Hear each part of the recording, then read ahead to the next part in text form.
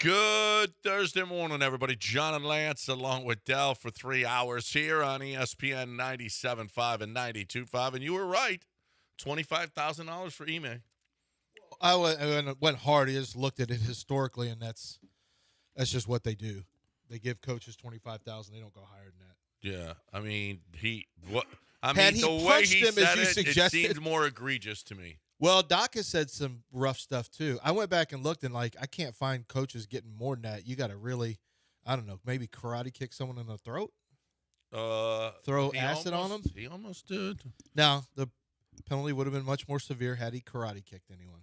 Yeah. Guaranteed. Yeah. Oh, yeah, if he karate kicked one of the rest, especially what if it was the female? I mean. Or the lead, Zach Zarber. Yeah. He probably could have kicked the Rawls guy. You think? He's not female, and he's not the lead official. And he's not a lead official, Yeah. So he's not protected class. He's So- just some guy making bad calls. So you think he could have gotten away with? Yeah, I could see that. But $25,000 hurts no matter what. Yeah. If somebody took $25,000 from me, I'd be pissed. Well, yeah, it's a little different from you and Ime. He makes a little more. He makes more, but he spends more. But he spends more. He does spend more. I don't know. Yeah. Does it? Does he? Well, I don't know. I don't know that for sure. Compared to my wife, I don't know. You seen the Amazon boxes rolling in? Yeah. Seen my daughter's skincare stuff just pop showing up at all? Like you're now she's 15, but she's been getting that. Like you're 13 at the time when it started. Why do you have a skincare regimen? Mm-hmm. What is because happening? She's a girl. Why does she have eye patches underneath for eye bags? For 14. What are you, Van Gundy? At 14? What do you mean? Yeah, you don't have that. No. They've got the mask under the chin to make sure, so do my boys. Yeah. So do these high school boys. Yeah.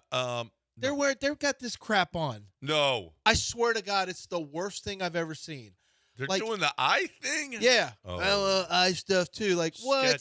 Sounds like sketch. Okay. All right. What about you and Dell? Did you guys hang out last night? No, I called him. I called Dell because I had a very important question about a former Miami player, Romello Brinson, who now plays for SMU. Just a guy.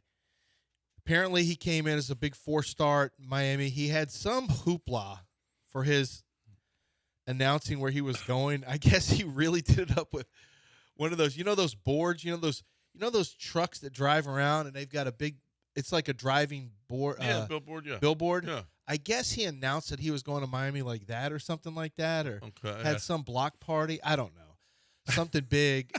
And he never really did anything in Miami. And then he missed. It looked like he was missing some time. He never really had any catches in 2 years. He transferred to SMU after 2 years. And so I'm like, was he hurt? Like, what was the deal on this guy? So I said, you know who would know this? Yeah. Dell. Dell watches Miami football. And he's helped me before with Miami players. So I call him because this is very important, obviously. Uh-huh. Nothing. And what happened?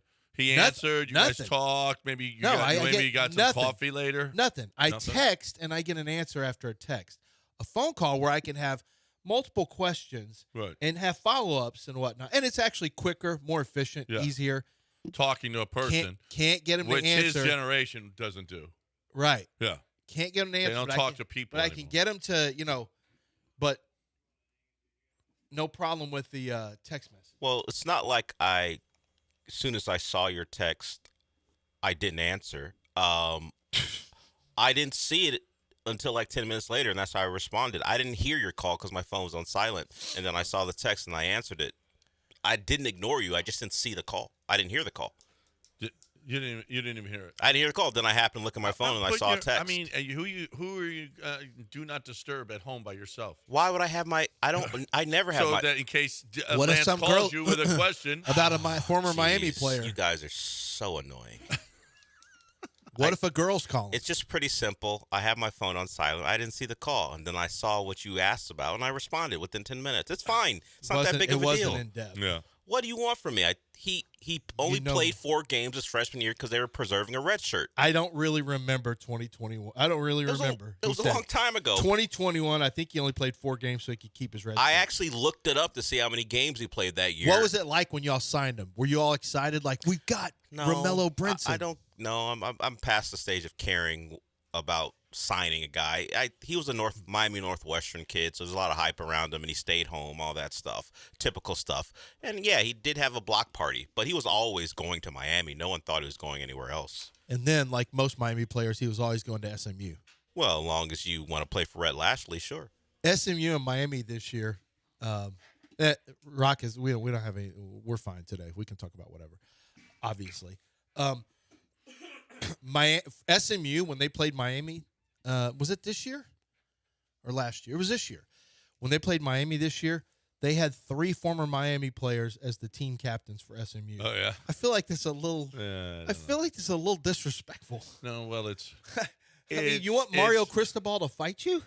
It absolutely is. You're trying to break. Feels like you're poking at Mario you're poking. Cristobal. Yeah, And absolutely. he's not the guy to poke at. Well, yeah, he is. He's a likes to fight coach. No, and what are you gonna do? What are you gonna do, Mario? What? And yeah, nothing. He ain't gonna do nothing. He's kind of mean. Man, Jeff Traylor went off on what's going on in college football. We got to play some of that. Oh man, coaches from schools like UTSA have no prayer, no prayer anymore. I mean, they can't keep any. If you are good at all, if you're just above average, you're going somewhere. Yeah, it gives them no chance because they'll never have the money to keep playing. And he said, I don't. Well, you know what? We should should poaching play it because the poaching and the leverage now with you. You made a bowl game. You want me to play? Okay, pay me. Oh, is that what's going on too? Yeah. You figured that would. Yeah. Or I going. know. Or so I'm going. the quarterback from SMU had some of that stuff going on last year in the playoffs. Yeah, in the playoffs. He found out what the Mensa from Tulane was getting at Duke, and apparently he and people close to him were like, and they reached out to people on the staff at SMU like, yeah. No, he's making that. What are we making? Yeah, right. And needless to say, I watched Jennings play while I was watching targets to Brinson, and I was like, I'm going to pay for these throws. Yeah. This kid, I'd have been pissed if I was Brinson. Like, I left like 5 touchdowns on the field because you underthrew because you can't get the ball out on time. Yeah. That's what SMU paid for, that? Well, and UTSA, they're in a bowl game next week. I don't know. But Jeff Traylor, you got that? Let's remember when he was the hot name? Yeah, well, he should be. He's a really good But think coach. about this. It's going to be a lot harder to be a hot name from a school like that anymore. It's harder to win when you don't have your good players very long. When they keep on leaving. Yeah. Every time you step out on the field, you're losing guys. Here's Jeff Traylor talking about what's going on with the bowls. We'll be a shell of ourselves, but whoever we got out there, we're going to go out there and play the best we can. It's just the numbers so big, and with all the tampering, all the agents, it's coaches too, it's all of them. Our kids are being they're being promised such incredible numbers. They're getting lured into the portal. I just hope all the things those coaches and the agents are promising they're going to do for my kids. I really hope so. And I hate it because I really want to coach them in a bowl game, but they're getting leveraged out of it. Their agents are telling them if they got to not play in the bowl and they'll get this number, they don't play in the bowl, so it's ridiculous. I hate what's going on with college football. I just think the numbers has gotten so large. You're talking about teams that have $26 million to $40 million, and the number's just too big. And who knows if they're being told the truth? It's sad. It really is sad. I never thought we'd be, punished for making a bowl game by being leveraged. That if you don't give them this certain number, they're not going to play in the bowl. But I'm going to celebrate the kids we have left. Whoever that is, we're going to go out there and play our tails off. And I'm very grateful for them. And again, I hate it that we're talking about the 10 to 15 that probably are not going to play in the game, or 20, whatever that number ends up being. We should be talking about the 90 to 85 that are going to go play with their teammates. It's like I have just woke up in another world as compared to where we were 6 years ago. The last time we went to the First Responders Bowl, how many of our guys now would show up at 5 a.m. to get 3 nurses stick Q-tips in your nose so you could practice that day? And now we're opting out because you don't get a certain number or you're not playing the bowl. It's sad what we're doing to kids. It really is. And I hate it because I swore I wasn't going to let y'all get me into this anymore. But y'all are smart. Y'all are seeing all the kids that are out there now of the game. What am I going to do, sit up here and lie to y'all? I mean, I can't lie to you. You got to comment on it. It's terrible what we're doing. Yep. There's no such thing as tampering. There's no such thing. Coaches talk to players. Agents talk to players. Oh, well, then turn them in, coach. You think those players are going to give me the coach that's actually talking to them? Why? It's driving the price up. The more they get driven up, the price goes up higher and higher and higher. And as long as there are people going to pay it, who's going to stop it? What's going to stop this? What's going to stop it? Easy. Only the free enterprise system is going to stop it. No, the only thing that's going to stop it is collective bargaining. That's the only thing. You have to allow them to unionize, and then you have to hope that everyone's an opt-in. Because unless you have collective bargaining, you won't have enforceable contracts. And you're right. You have to have enforceable contracts. And you know what? It should start with coaches. Should have enforceable contracts. So right off the front, I want to say that. I'm a big proponent for coaches having enforceable contracts. Since everyone else's contract, every other coach in every other sport, they have enforceable contracts. It should start there. And then from there, you get it collectively bargained. So, because it really is, like, I know people who just want chaos in college football because they just look at this as like, I just want the whole system exploded. They've been exploited. This is now a tremendous opportunity. The golden goose situation is here. You don't want to screw up all of college football because there's opportunities for guys who are never going to play pro football, who are playing at a UTSA level. You don't want to screw things up for them. You can't just say you want to see that when the middle class is who will eventually get screwed. The middle class of sports will get screwed if you keep squeezing the golden goose and you start to eliminate schools from having the ability to pay players. You know, if you ask too much of them, eventually they're going to contract. So you have to understand what the big picture is. The big picture to take care of more athletes is to make sure there's greater equity across all fronts. So it's a system that works. Right now, it's not a system that works. And you know what's crazy is, so I know a lot of agents who represent NFL players, but now represent college players as well in college. I know who represents DJ Lagway because he said the information you guys got the other day about him not making as much is incorrect. And so he, because he was listening to the show, some of these guys are. What did we say? Well, the text I got from someone else is that Lagway and Dylan Raiola were going to make less. Like they're not getting the same offers. Or that Lagway was going to have to compete for a job or Did whatever. you notice how he threw us on that incorrect information?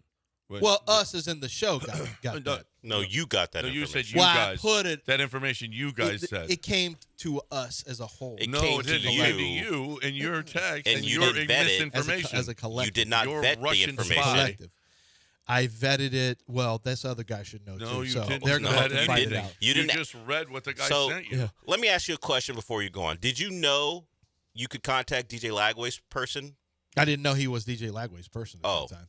I But- found out that day. Oh, I was like, geez, how do you know? some He goes, recon. what you heard was wrong. I said, how do you know all this? Because I'm representing DJ Lagway. I'm like, oh. So perhaps. Well, then, now an agent also can tell you whatever they want to tell you. Yeah. You know what I mean? But I just say that, knowing this guy for a long time, I'm just saying that because that's in general, agents can do that. Here's the problem with college football. The NFL accredited agents, they have to do business with teams and GMs all the time. So they may get into fights and all that stuff. But there's also contracts, like they may not like each other, but you have to work together. In college football, there's no rules. Anybody can be an agent. Anybody can promise anything they want to get you into the portal, and the agents there take 20 to 25%, not 3%. And so it's in the agent's best interest to try and get you out of a school from his own pocket. You know, these guys who are street agents or whoever who are not accredited and who don't have any hit, they don't know how the game's played. So they'll just do stuff like this. In the long run, you hurt your player, but they'll say, we want money to play this bowl game. Well, that's not something that a longtime agent who's accredited, they get the long game. They understand that, this is the right thing to do, is you want to do this, and I'm going to be working with, players from UTSA in the future or whatever. I want to have a good relationship when I recruit guys to go be NFL player. I want to be able to get into these schools and talk to them. But the street agents, when I say street agents, just guys who don't have any background at all, they're just hustlers who are just trying to get their 20 to 25%. They're not really in it you're just a mechanism for them to get a slice of pie. That's it. Yep. And they do damage to programs. They do damage to players. Because some players have been lured into the portal, Right. and then they haven't had a place to go, and they've gotten screwed. Well, what happened to you had to be an accredited agent Maybe that deal comes- with to deal with college students? That's got to come back. That's got to come back. That's got to come back. Yeah.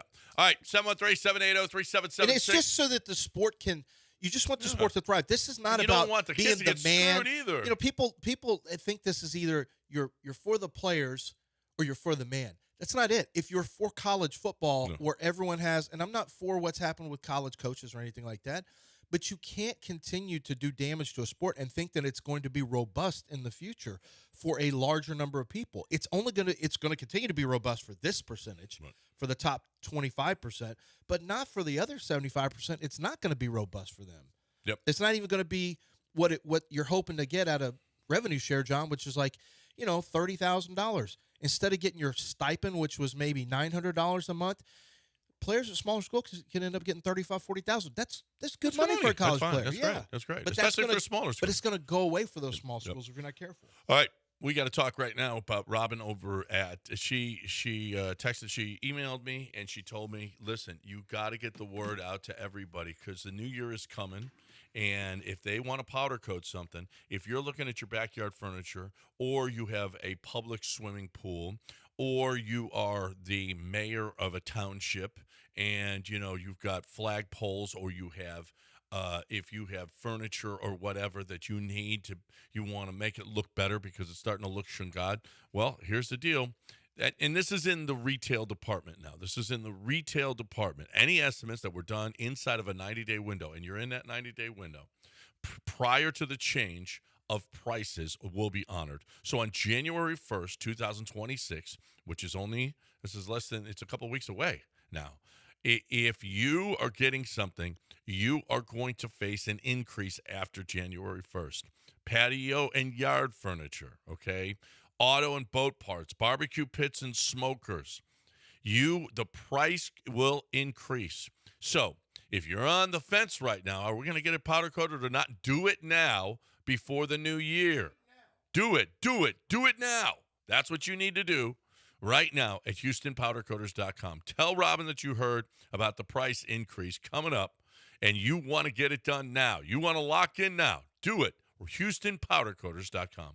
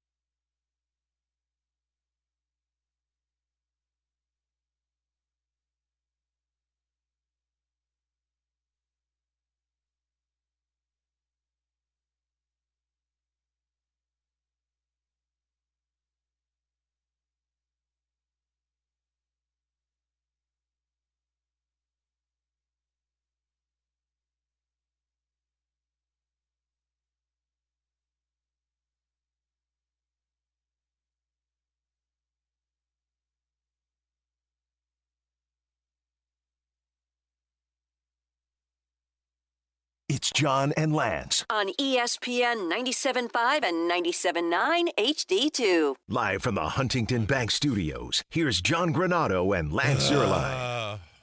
I'm looking. Oh, look at here. Kyle Pitts just had the best fantasy football game in half PPR scoring for a tight end since at least the year 2000. And that's who I played in the playoffs this week. And now I'm sitting here and not in the championship game, all because of Kyle Pitts. The one game you had in your career. Puka Nacua is having himself a week. Can we play his sound? Can we play it? And not only does he have this, but he's got something else on top of it. Puka's on a roll, okay?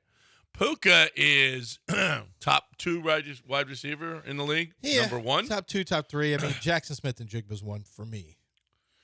Okay. He's pretty much unguardable. But, I mean, it's hard to – what do you say? Puka's like right at 100 yards a game. Yeah. So, I mean, he just isn't as healthy. Oh, they're probably – yeah. He just misses games. Yeah. There's 3 guys averaging 100 a game, and Puka's one of them. Now, Devontae's getting all the touchdowns. I think he's got 16. Devontae getting the touchdowns. Big game tonight. But in the midst of all that, Puka Nacua is standing there. I don't know. It looks like he's in the bowels of the stadium, maybe. Well, he was trying to get those guys into the stadium. So they're 2 streamers. Said, yeah, streaming, Aiden Ross, controversial streamer. Puka wanted to do the stream from inside the facility, and Sean McVay said no. Okay. We're not doing that. So I'm not sure exactly where they are. But either way, I think they did some of it in like a bus or something, and then at some location. This is an interesting week for the Nacua family because his brother is accused of stealing a car that a Laker owned. Ooh. Wow. Yeah. Jack and Lakers. That a Laker owns or owned? Owns. Owns. It belongs to a Laker player, and Puka's brother, along with another guy, are accused of stealing it. Well, that's probably not something you should do. No, and then Laker. I don't mind so much a Laker. It It's better than if it was a but Rocket. It was not like one of the real famous ones. It's like a guy who only has probably one car because he's a young player. That's even worse. Yeah, so steal it from a guy that's got a bunch. Yeah, of cars. it wasn't even a first round pick like Dalton Connect's car, who could just go buy another one. So that's a problem. But also Puka's going to be in for it for multiple reasons. Here's probably. Well, he said something about the Jags. He called them overrated as far as the AFC. He said the AFC stinks pretty much and said that the Jags are the most overrated. He also said the thing that might get him in trouble with the league, the refs. And then he also committed to possibly doing something anti-Semitic as well. Yeah. Yeah. So I want to ask what I didn't understand. It's what an internet meme. I'll try to explain it to you. The picture would be more would do better. But here is Puka Nacua on the refs and why the NFL might have an issue with this. Refs are the worst because they're just, some of the rules aren't, and like these guys are lawyers and like they want to be on TV too, bro. Like the game, you don't think he's texting his friends in the group chat like, "Yo, you guys just saw me Sunday Night Football." Like that was no way. Like that wasn't PI. Like, but I called it. I was like, seriously, they do that? I mean, these guys are normal human beings too, bro. Like, I don't know about that. That's really not what you should be doing. Streams aren't great. There's a lot of bad stuff that happens on streams where players, if you're given an opportunity to say stuff you shouldn't, you should. I remember one of the first times I realized this was MJD on Twitter, and I love Maurice Jones-Drew. Love him as a person. He, early in the Twitter stages, do y'all remember this? Jay Cutler, I don't know. Something happened with Jay Cutler and the Bears. He couldn't stay out. He was hurt or couldn't play, couldn't get back on the field. Yeah. And MJD later, and that was like that had never happened. Oh no, it was during a game. He took himself out or something. Yeah, and MJD lit him up. But that was unheard of back then. Yeah. That a player would comment on another player in a form, and that's when you realize, oh my God, this Twitter players aren't supposed to like. Now it's dangerous. It's not even a big deal, and I think MJD was still playing back then. And I'm pretty sure he was still playing. Now it's like it's not a big deal. People are speaking on each other all the time. Yep. And it's not just on social media. Now it's on streams and podcasts and video casts. Well, let's get to the point there on that he's making. Do refs come in, call PIs just so that they can be on TV for their buddies? Yeah, bro, I'm telling you. Did you see me? Did you see? I'm telling you, they got group texts. They're texting other refs, bro. No, Did you their buddies at home. Just their buddies at home. Some might be high school refs. Well, yeah, but look, did you see me? I was on TV. So I got a text string called Quetus group chat. We're Glory Boys. Yeah. I got another one marked named Quetus. And I won't even get into what that was in junior high. But that's like me. That's like me saying, "Hey, did you see what I did when I was on TV on the draft thing? Where I did it for y'all. Did you see? Yeah. Where I said I've made up a fake player's name and he didn't even really play football. I made up a fake prospect. Right. Did you guys see that? Did you see it? This is more. I think more. I'm just trying to get on TV. I want to so everybody can see me. He there is some truth to. They're just lawyers. This is not their full-time job. They've got not really, unless you're personal foul, unless you're the main ref. Yeah, but otherwise you don't get on. So if you're going up to talk to the ref and saying, "That's it," yeah, you got pass interference. That's it. That's all I got. Wow. How else am I getting on? Man, you really need to just get a podcast. If you need to be on if you need that much attention that you call penalties so you can get 3 seconds on TV. Yeah. Wow.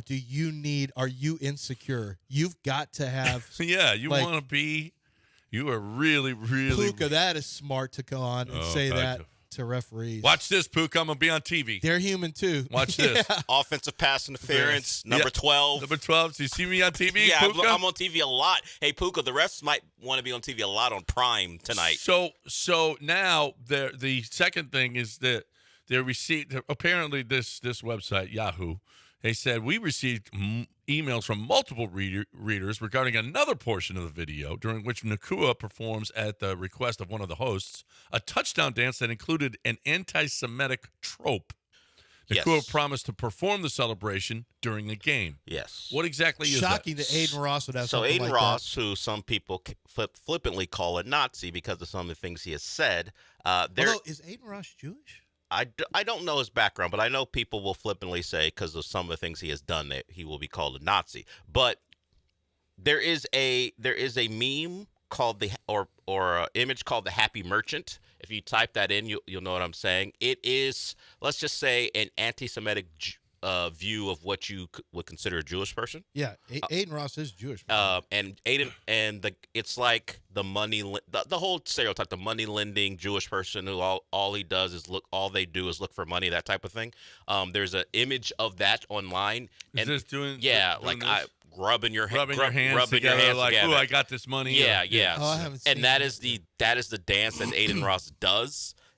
And Puka Nakua, apparently, he did that celebration along with Aiden Ross on the stream and promised to do it when he scores a touchdown, which won't go great for him. It's not going great for him right now. But so he's doing it on the video. Did he even know what it was, though, Puka? I don't think ignorance is going to get him out of this one. No, ignorance doesn't get anyone out of anything. Yeah.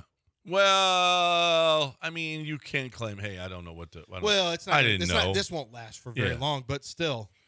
I mean, you're running around with Aiden Wait a minute. Ross. What do you think? Can't. What's next? What happened to like Snidely Whiplash? And he does this. But people know where this originated from with Aiden Ross, so that it's not just look, the guy on the cartoon did it. He probably hit you with the "I'm Jewish, I can do this" move. Aiden Ross Possibly. Probably I don't know his history in regards to this, but everyone who has context to it, I don't, because I don't watch his stream, knows apparently that it originated with the anti-Semitic image. So if Puka does it simply to, be in good with Aiden Ross, then he's going to have a real problem. Yep. Now he can't do it. The Rams have got to sit him down and tell him, dude. After that happened, Seattle immediately went to -2.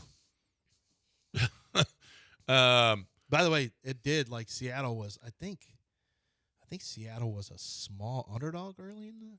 the Were they? week or whatever. It's at Seattle. It's moving towards Seattle. Whatever it at is, they're a 2-point favorite. That's kind of dumb. It's at Seattle. Yeah, and we're doing the But the it Taco- is Sam Darnold in a big game, so there's that. Yeah, well, we're doing Taquerias Around Us where you got a chance to win a $50 gift card in the 8 o'clock hour, and that's the game. That's a huge one. I'm really excited about this one. I will only see. I'll probably be keeping up with it by phone because I'm having some drinks with our friends who are in from Spain. Our old friend McCool and his wife are in town for a little bit. Oh, you're so- being out late. You're going to be tired Yeah, tomorrow no, while we we're got at Republic. Republic Brew Company. All right, so here's what we're going to do. Beat the Warehouse Live guy. Here, and we'll see how, if people remember. At exactly 8 o'clock, because it's a half hour from now, whoever calls in, caller number two, is going to play Beat the Warehouse Live guy, which, by the way, pillow fight this week. 2 wins beat Justin's 1 win, and he's going to the Texans game. So congratulations to last week's contestant who told Justin, right? Well, didn't he tell Justin, I was going to kick your – he said I was going to kick his – he said he was going to kick his ass, or was that the week before? No, I think this guy said or intimated that Justin was going to owe him a trip. Yeah. And he was right, but only because Justin was inept. Justin was, whatever couldn't it be takes. more inept. Yeah. Whatever it takes. Right. No. If 2 wins is a win, it's a win. It's a win. That's right. Okay. That was an 18-15. That's how the Broncos beat the Texans. Okay. 18-15 with 6 field goals. And guess what? It was still a win. So at exactly 8 o'clock, caller number 2. We'll see who remembers. If you don't remember, tough toenails. Okay. Yeah. The tough. man of the people told you tough toenails, everybody. Yeah. Tough. That's right. Man of the people told you. Lock tough. in. He's not going to remind you. We're not going to No, remind you. we're not going to remind you. 8 o'clock. As soon Caller as the phone 2. rings at 8 o'clock, the second caller is going to play Beat the Warehouse Live guy and possibly have a limo ride and 4 tickets to a For game. people who don't know, you need to have 5 picks at least. If Justin takes your pick, then maybe you need 6 or 7. But you got to be ready tomorrow. Yeah. At 9:30. Call in today at 8. Be ready tomorrow at 9:30. That's it. All right. Yeah, you got to be available at 9:30 tomorrow. John Daspit is always available. Yeah, John Daspit is 24/7. I mean, he really is. 713-CALL-NOW or daspitlaw.com. And it's important because, look, accidents at the workplace, accidents on the roadway. You're hit by a semi-truck. Oh, that only happens in business hours? No, that can happen at any time. In fact, some of the worst accidents can happen late in the evening when it's dark, when the weather's not as good, whatever the case may be, when somebody has been drinking. That's when a lot of accidents can happen. And so you need to be able to get a hold of a lawyer quickly so that you can start the process of making sure that you're protected. And when you're in a hospital with medical bills piling up, you can't work, not to mention, obviously, your pain and suffering. You need someone to protect you because what the insurance company is going to do is reach out to you very quickly, and they're going to try to throw a settlement together. And what you'll do is you'll sign that paper. They give you a check. You think everything's gravy. And then you realize, I have no recourse after this. And I had no idea that this was still going to be going on 3 months later, 4 months later, 5 months later with physical therapy. I'm not getting any better. My back requires another surgery. Well, that's on you now because you signed that paper, so you're done. John Daspit, he'll wait it out, and he will make sure and tally up everything that you need to account for and get you a legitimate pain and suffering claim when you are injured at the workplace or on the roadway by these 18-wheelers or people who just are negligent, and you're paying the price for it. It's 713-CALL-NOW. Call them anytime you want. 713-CALL-NOW or go to daspitlaw.com.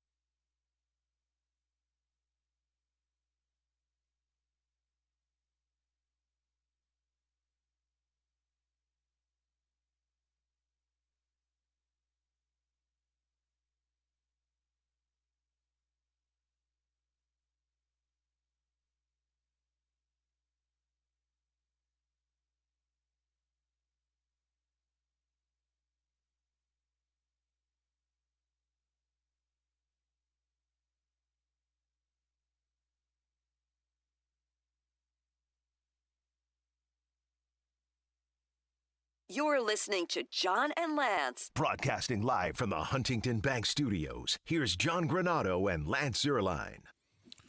All right, we're coming up on the game. Dell, are you a little, okay, honestly, you a little worried about the game on Saturday?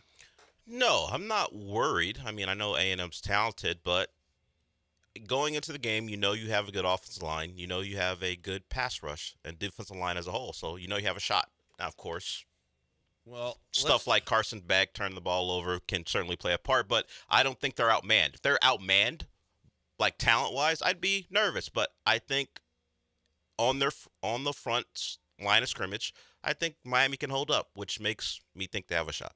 two schools that played underwhelming schedules. And I think that's one of the reasons that Miami got in the last minute. A&M moved down from 2nd to 7th with one loss team, but they were probably exposed and what the criticism of their schedule, not having to play any of the top 7 teams in the SEC before Texas, and it bore out. But this whole you've got a good pass rush thing, not according to the Aggies' offensive line. Yeah, I heard that. We'll see. A&M faced a pretty good defensive front in Texas. I don't think people would say they're better than Miami's, and they couldn't handle that. Auburn gave them all they wanted in their building. Auburn's got a pretty good defense.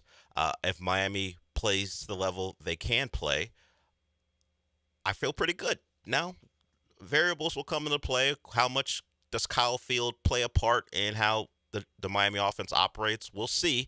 Carson Beck has played in big environments in the past, but the rest of that team, hasn't. So I'm not nervous. We'll see how it plays out.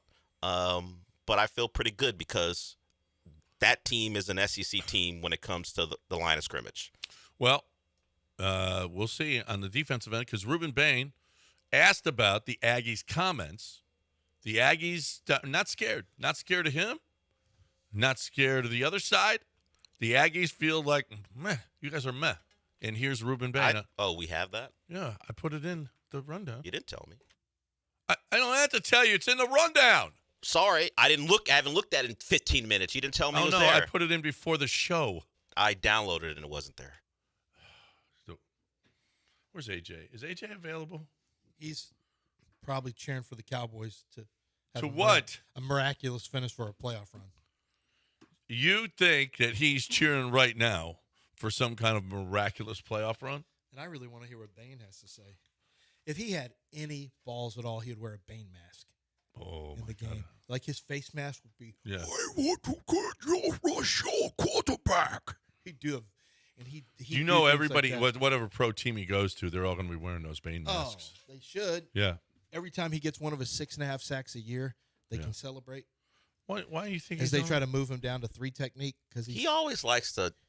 He always likes to rip on players if they don't fit the metrics that he's looking for. Everyone says he's going to be 290 pounds, but who he cares? We're talking about college football right now. You had Aaron. I'm just saying. As he gets older, people are going to celebrate. We are talking about him as a college player, not as what he's going to be as an NFL player. I know your NFL brain is always, hey, he can't be that good because he's got short arms. What about him on Saturday? Wait a minute. Yeah. How many sacks What about did he have you had Aaron Donald in the 4th The round. All-American you're talking about that way? I wasn't doing it during Aaron Donald. Oh. I guess I'll be the guy who asked the question. You know, Texas A&M's been talking a little bit, and I know you have your own little notebook there.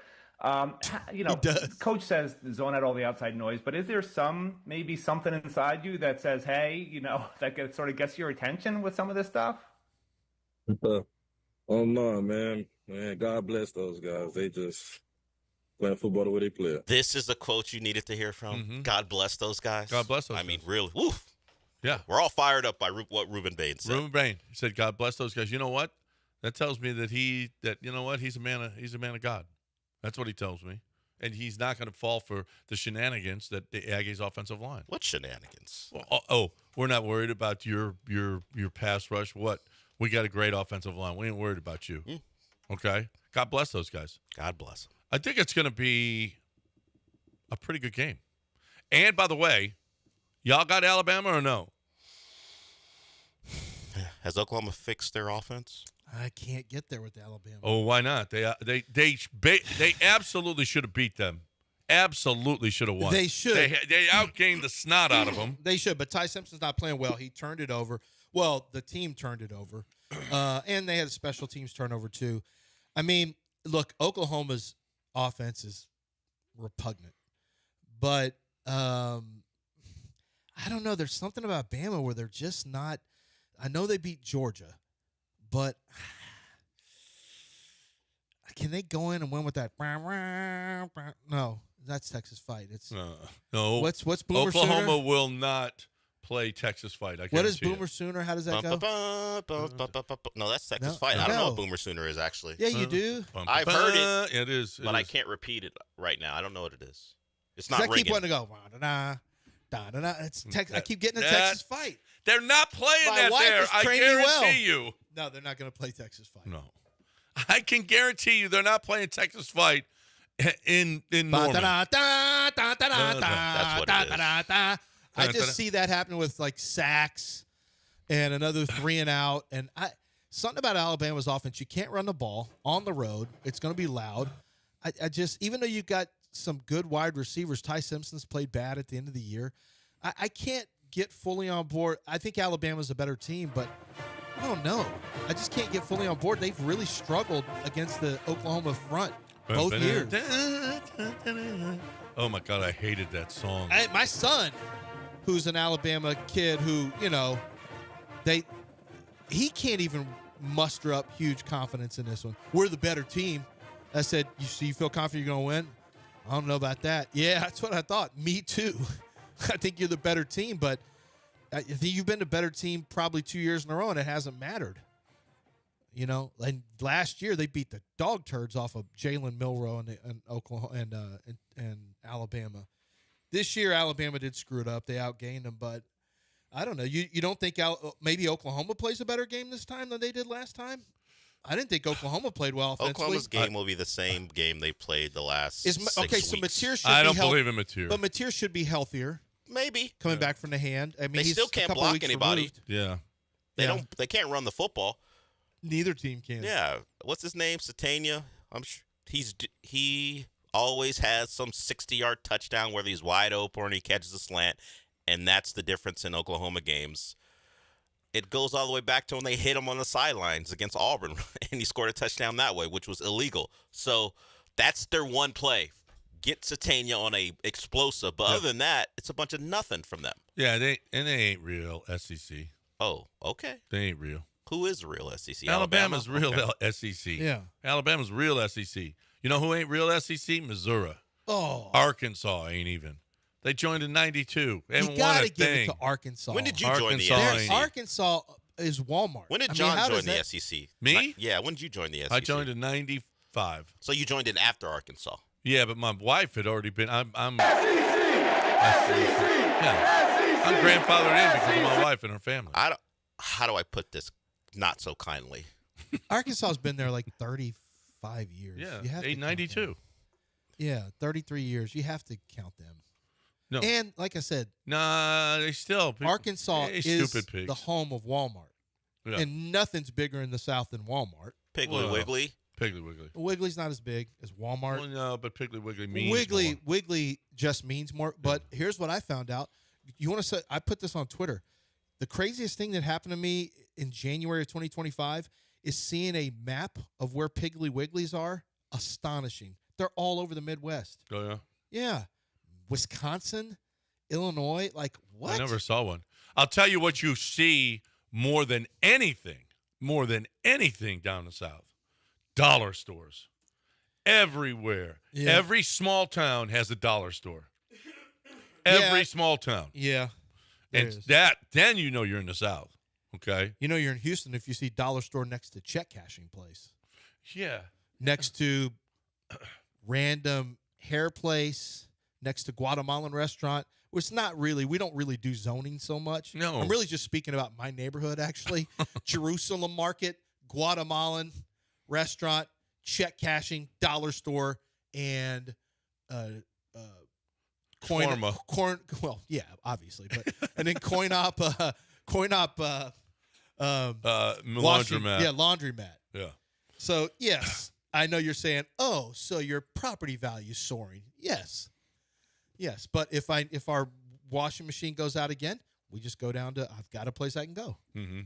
If I'm looking for hummus, I've got lots of places in the area. There's a lot of homeless in your area. Wait, did I say homeless? What are you talking about? I didn't say anything about homeless. Oh, I thought you said homeless. Hummus. Oh, Yeah, I said, wait, what? Did I say something about the homeless? Oh. But, however, they are posting up at a place that was going to be a restaurant Got depot. them too. So they're posting up. They got a new spot that they're posting up Got them too, right around the corner from my house. Unhoused. Yep, that's what I always say. Oh, I learned a new word. I forget. Oh, God, I got to remember. We'll remember it on the other side. But right now, you and I are going to talk about Republic Boot Company because we're going to be there tomorrow. And it's a great time. You know what? Don't waste today. If you got an opportunity to get over to 111 East Studewood, get there today to pick up whatever gifts that you want to get for somebody. I think you might be running out of time if you've got 10 or more of any object that you want to put your logo on. You're getting close now. Okay, you're getting close. I think it may be you've run out of time to get that done. But that doesn't mean that you can't find somebody something that they would love. And it's not just, oh, those boots are all beat up and look how shabby. No. Those are the best boots. You have just People one pair of love tennis those. shoes? No, you got more than one. Yeah, if you love boots, get some. If somebody you know loves boots, get them another pair. Men's boots, women's boots, leather goods, performance shirts, belts, buckles, knives, drinkware, blazers, T-shirts, all kinds of gifts that are Texas themed. Boot care. I mean, they've got it all. And of course, being able to custom fit that 1836 boot to your specific type of foot. So this is what's going on at Republic Boot Company. We will be there tomorrow. We want you to come out and visit us. But while you're there, I strongly suggest taking a look at something either for yourself or a loved one from Republic Boot Company. You can go to see all of everything that they have in stock, republicbootcompany.com.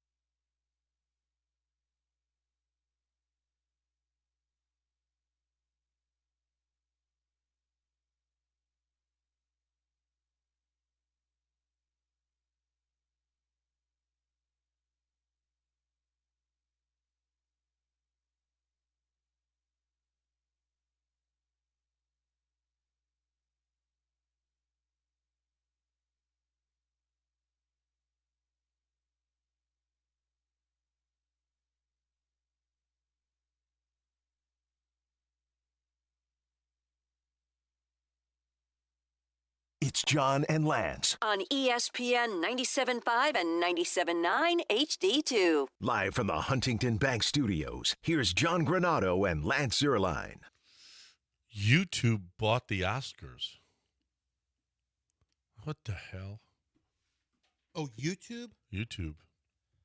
We're all just going We're streaming. screwed. Yeah. Like, YouTube is the biggest by far now. Streaming.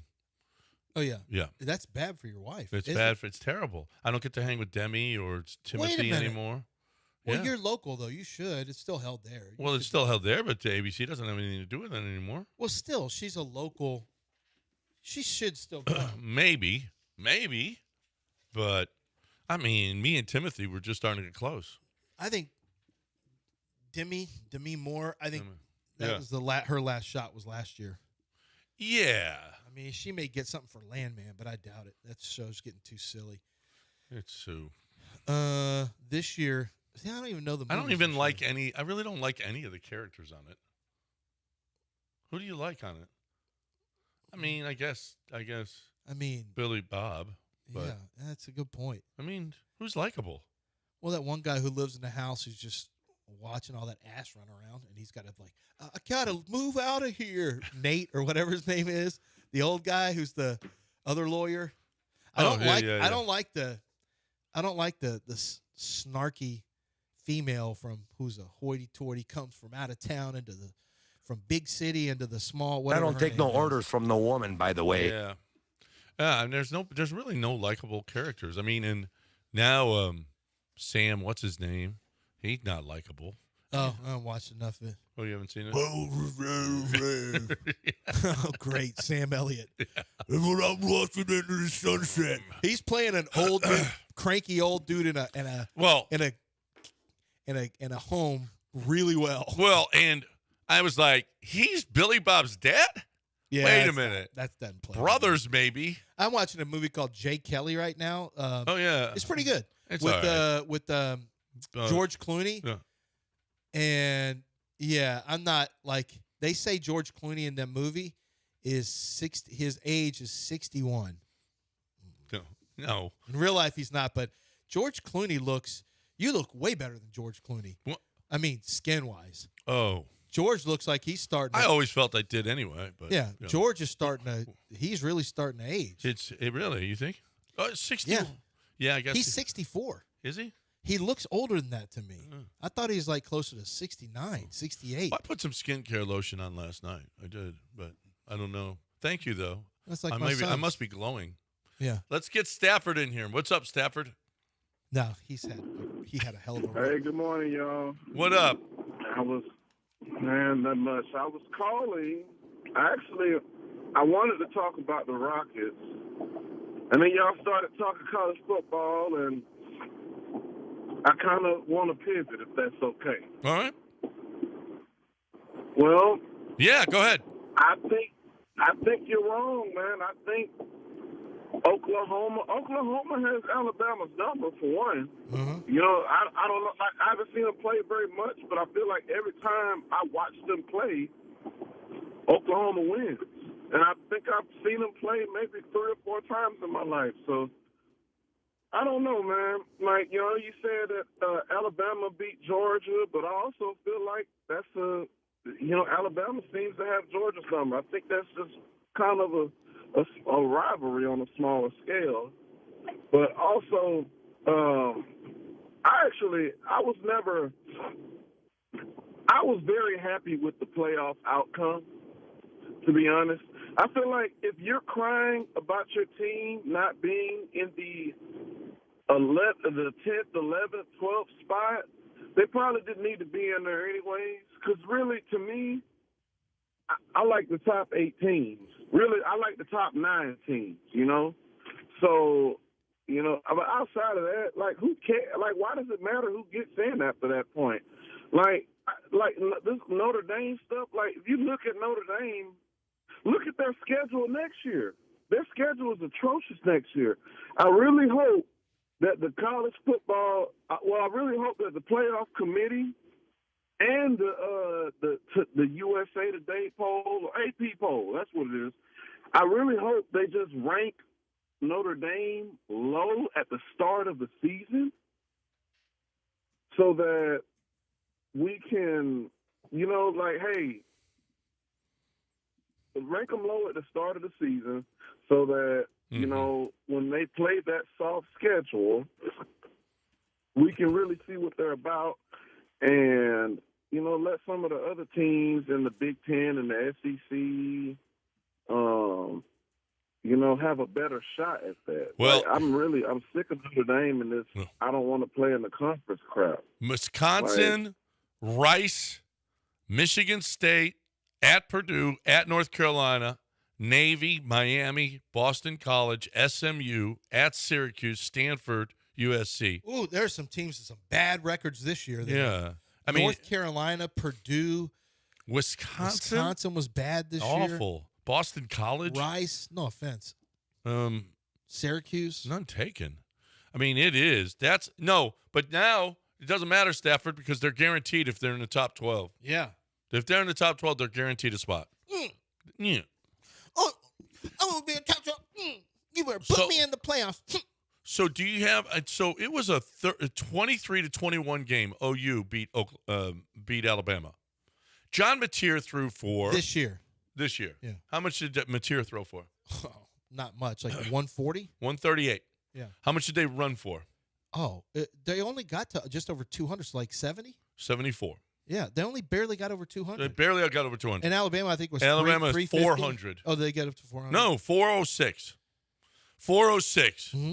And Alabama loses. No, Alabama was disgusting. Yes. I mean, they had a big special teams turnover. They had 3 fumbles in the game. Uh-huh. That's, I think they lost the penalty battle. And an interception. They lost 2 fumbles and an interception. Not just an interception, a pick 6. Yeah. I mean, so, you don't make those mistakes, you win the football game. You win the football game, you hold on to the football. Well, supposedly. No, really. I know. You really do. You really do. One mistake. I mean, the special team, they just, all you had to do was, but, Alabama is their own worst enemy because they don't, if you run the ball well, you control clock, and you don't fumble. If you run the ball well and you don't fumble, it shortens games. It makes it easier to win on the road. You have less chance of bad things happening on the ground typically than you do through the air. You'll see. I mean, you're going to have more interceptions in a game potentially than fumbles. Well, it really depends, I guess, but I don't know. But and yet it's 2 straight games that they've lost to Oklahoma, and I don't know why. I don't know why we think it's going to be different on the road. Like, I think there's a good chance Oklahoma's better on offense this game. I don't know why they won't be better. Alabama won't turn it over as much. Okay, then Oklahoma's going to play better on offense. Why? Well, because typically it's like the division flip-flop concept, the old handicapping axiom where if 2 teams in the same division, and this is their second, and basically 2 teams they played twice, whatever happened in the first game, the team who, however it went, there's going to be a kind of a regression to the mean. So Oklahoma didn't do well. So Oklahoma has tape where they can say, why did we do poorly? We can do this, we can do this, we can do this better. They're more likely to play at a higher level. Similarly, if somebody plays at a very high level, they're likely a team has tape and say, okay, now we got to take this away, we got to take this away, we got to take this away, we do this differently. So it's like division flip-flop. However the game went the first time, there's a greater chance it changes. And then there's other times where that team is just not very good, so they're not going to get – I don't believe in Mateer. I just don't. I know, and he was like all the rage. Every quarterback that was all the rage has sucked. It sucked. It's unbelievable. Yeah. I've never seen anything like this.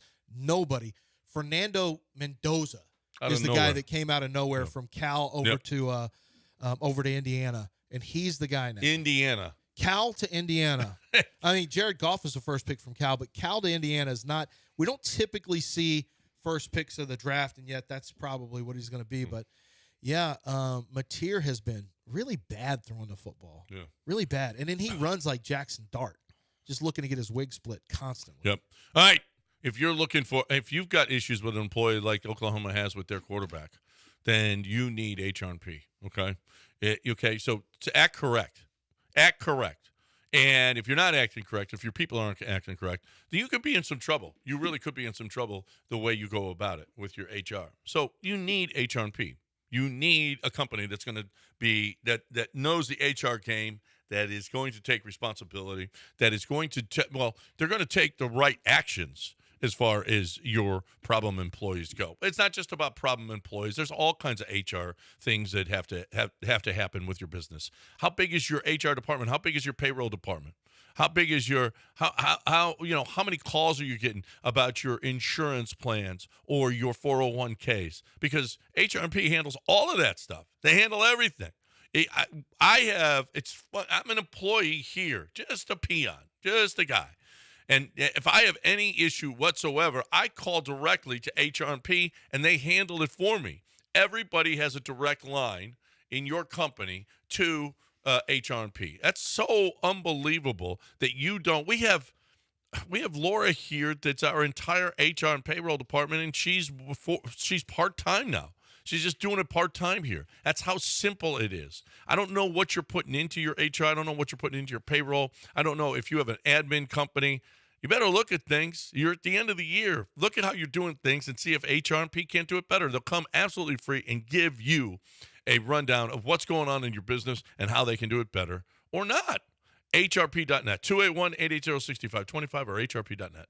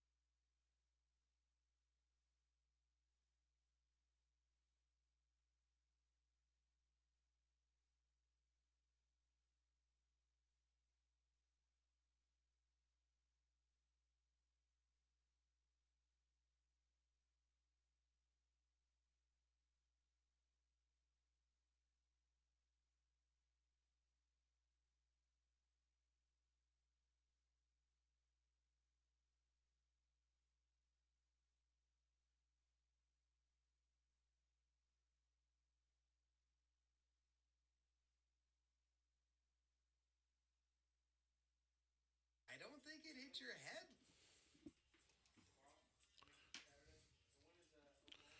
All right, welcome back. We got a winner, Dell. Somebody, we got a contestant for Beat the Warehouse Live guy. Nice. We got you here. If you want to get in, the lines are back open. 713-780-3776. Is there anything that we said that pissed you off and you want to comment on? I'm sure there is. I'm positive that there is. Ime got fined $25,000. Let's hear from the coach. I think he got away with. I know it's a standard fine, but dude, you trying to get our coach fined more? I just feel like he cared more. It just meant more the way he put it the other night, and it must have hit hard on that crew. I'm not sure that they feel great about themselves today. Okay. I don't know if they've worked another game since then. I don't know what their schedule is. But if I was them, he hurt their feelings. I don't care.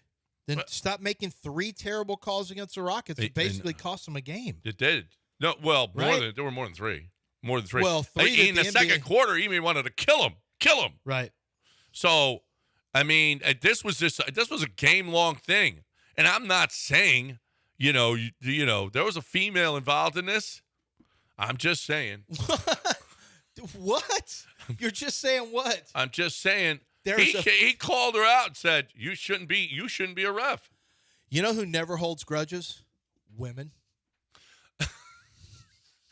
Do you know the next time Ime could step my wife has 2 inches out onto the court, beep, T, get off the court. Bang. I hate the ones who give you the T with the 2 fingers like this. No, Ding. it's supposed to be boom. I know when they do this, it's like it hurts more. But I hear something. Do you hear this? I do too. There's little drums or something. There's drum roll. Oh, it's over there. Listen, what do you everybody. mean it's over there? Is it down the hall? No, it's not. This is in this my is headphones. in our ears. Oh, there. Probably the intro music still going. Oh, okay. Oh, okay. So my Keep wife it going. My We wife had a good has, drum. My wife has 6 to 8 things at any point that she can just, bring up, just recall. No, that's not right. That's not right. I didn't say it's right. It's what it is. Yeah. I'm the only one who I deals heard with a this? woman No. talking about how, we can't have that anymore. Do not hold something against a man. That's what makes them. Okay. I'm sure we're going to fix it. I'm sure. No. That's what makes them. You can't go back to something that they said or did 3 years ago. But you can, and it's done all the time. No. Yes. No. We changed that. We got to change it. What do you mean we got? Yeah, we got to change it. It's not changing in our lifetime. But do you think this NBA referee's going to be like that? What if she's just like your wife? I think there's a great chance she is. What do you mean? He's not. I don't understand. Why? Because all women are the same? You just said all women are the same. I think as a general statement, women hold grudges longer than men. Wait. This is not even by the way, that's not a hot take. It's not controversial.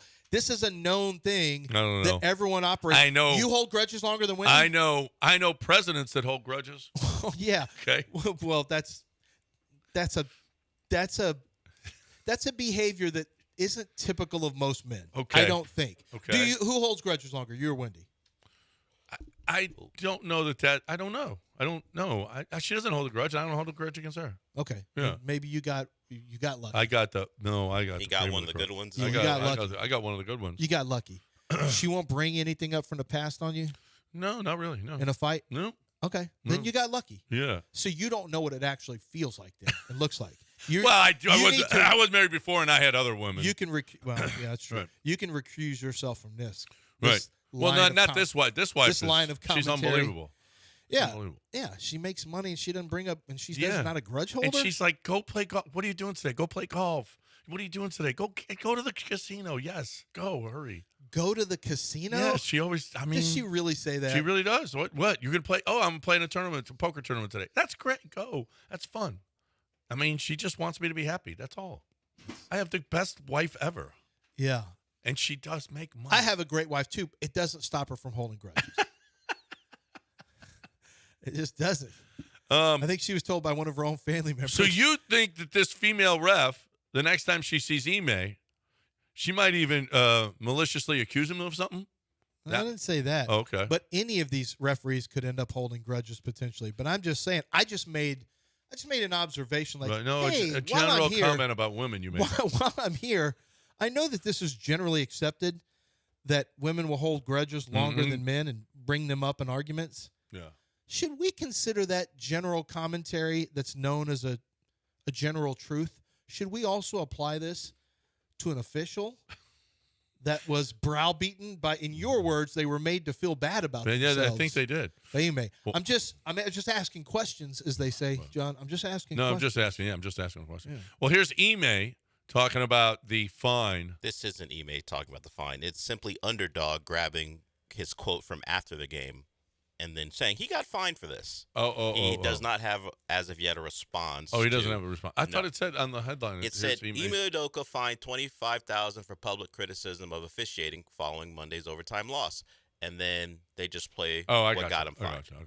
Should we play that again? I mean, if you want it was to. pretty good.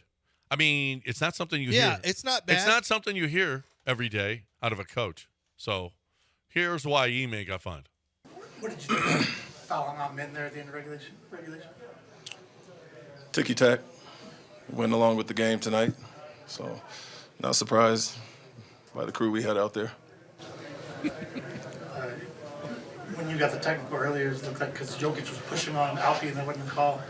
Is that part of the BPL, I guess? Yeah, I guess. I mean, just in general, I think it's poorly officiated game I've seen in a long time.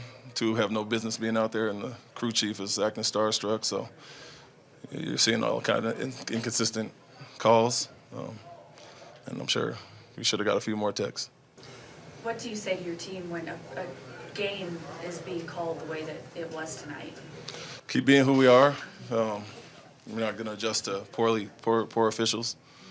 So we're going to do what we do, and hopefully they can adjust and call it the right way. Against two physical teams in a high-level game. Alpi had a triple-double, even dealing with some of the physical defense. How do you think he played overall? Is Jokic a big enough star to get that the referee gets starstruck with him now? I don't know. I think that's just him. That's just him taking a shot. Yeah.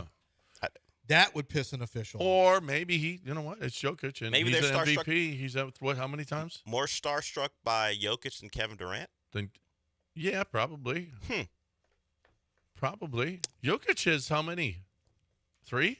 I believe so. Kevin Durant is a 2-time Finals MVP, one of the top 20 players of all time. Yeah, but he's not as physical. There's not as many calls with Kevin Durant. No, I understand, but starstruck would suggest the mere presence of Jokic, not how he's playing. Right. Well, they're going to give him star treatment. Well, all stars get treatment. Yeah. Well, maybe not. Clyde Drexler didn't get treatment from Jake O'Donnell. Clyde Drexler, superstar? I'm asking at the time. Clyde Drexler at the time was a big star. How many All-Star games? Yeah, Clyde Drexler was huge. But you're talking about one referee treating Clyde Drexler certain right. They had gotten into Clyde had said some ugly stuff to him in the past too, and Jake O'Donnell's like, "Man, F this MF. I'm gonna get him." Yeah. The league. It was so bad that the league never let Jake O'Donnell work again. You know, Scott Foster and Chris Paul have their issues, but generally speaking, Chris Paul is, when he was great, treated like a star. But there was one guy who wasn't going to take any of Chris Paul's nonsense. It just happened to be Scott Foster. Yeah. Well, Scott Foster. Why did he and Donaghy exchange, I don't know, 12 phone calls a day? Good friends, John. When Donaghy was in the middle of all that. They love supporting his friend. That's all. No, apparently not. Scott Foster just walked clean and continued to make horrific basketball calls. I can't talk to my friend when he's going through something. Can I tell you? No, it was before anyone knew. Can you imagine if Dell? It was when he was at the height of his. He's my good crime. friend, John. I'm allowed to talk to my friend. What would happen if Dell was an NBA ref and he kept trying to call? And, he wouldn't call anyone. And Tim Donaghy kept trying to call Dell. Dell. Called anyone, there should be an investigation. There'd be no call log. They'd just be missed calls. Right, missed calls. Donaghy trying to call his friend Dell. Missed calls. Well, first, never picked up once. First, it's the false assumption that anyone would be my friend. Yeah. I would allow a friendship, so that's the first thing. So that would never happen. Forget about me being a crooked ref. Yeah. I wouldn't have any ref friends, because why would I? We're just here to do a job. Right. Right? We're just here to take that into account, Lance. Just here to do a job. And since you're not paying me for my insight on Miami football, maybe I don't get to you as soon as you'd like. You want to start cutting checks? Then you might get an answer to the call. You're the one getting paid for this. Why ain't Dell getting paid if he's going to be your? Every time you ask me about Miami football, how come you ain't I'm breaking giving me you a off chance something? to talk about the team you on the love. phone? Oh, with you? How does that help me? Yeah, that doesn't help him at all. Helps you I'm get with him things on off this one. your chest. If you want, if you're going to call me about Aggie players, LSU Aggie players, Aggie players, Texas players, all my teams. Oh, okay. U of H players. If you're going to call me about West all my Virginia teams, then I'm going to say, hey, Scratch a little something over here. A little something over here. You're Scratch a looking check. for insight. I'm not gonna get any credit in your write Yeah, up. You're nothing. not gonna. You're not. Per Dell. You're not even Is it gonna say per Dell? Not a chance. He Yeah. won't even say per source. He'll just act like it's his own information. Yeah, and it's not. That's so cut you it know out. What? Yeah. Stop already. You guys are. You better send me some Venmo. Time for me to talk Hit about my Venmo if you want me to answer the phone. Oh, I'll tell you what. If you send me Coors Lights, I'll do it. I'll help you out with your guys. No, I don't need to help you guys. All right. If you send me Coors Lights, What Dell would have. I will do whatever. That's the key here. Coors, cold, clean, crisp, refreshing Coors Lights. Whatever. Like Robert Downey Jr. and no. Okay. No. What was Not that like movie? Robert Downey Jr. Less than zero. Less than zero. No. Not like that. Not like that. Okay. I'm not doing Not like that. Fire Festival when the guy got No. water. Okay. No. Or wanted water. No, but listen, short of that, I'm in. Whatever it is. Cold, clean. Listen, this holiday season, make sure. I hope Republic, they got a bar there at Republic Brew Company. I hope they got Coors Lights there because I'm going to start to imbibe. It's going to be Friday morning tomorrow. We're going to be at Republic Brew Company. I would love some Coors Lights. If they got Coors Lights, boom, it's on. I know at Nick's place on Monday they're going to have Coors Lights. Boom, it's on. I am really thrilled about the holiday season because it's time to drink. It's time to have a good time with your people. Everybody sitting around, having a nice time, watching football, having with the family. Nothing says the family like having a bunch of Coors Lights and hanging with the fam and having a fun, playing games, video games or card games or whatever kind of games y'all are going to play. That's just fun. You're looking for the best way to celebrate this holiday season. Make sure that you got cold, clean, crisp, refreshing Coors Lights on hand. Especially if your boys come over, they're going to want them. You're going to want them. Coors Light. Let's climb on this holiday season.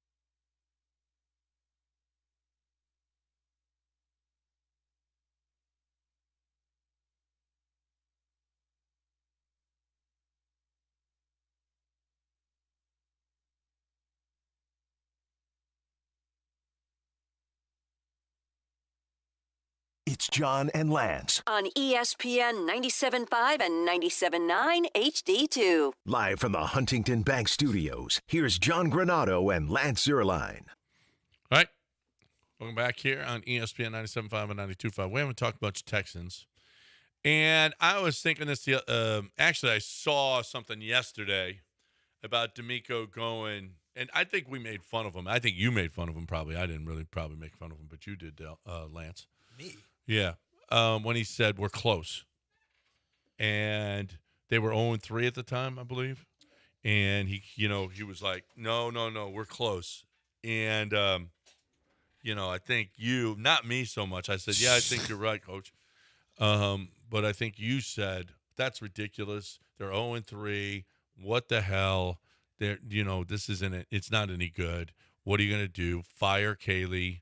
And I think you said a lot of stuff that maybe Didn't say any you of that. said start Davis. Well, I did say that I thought Kaylee might be dead man walking, and I'm not 100% sure he won't be.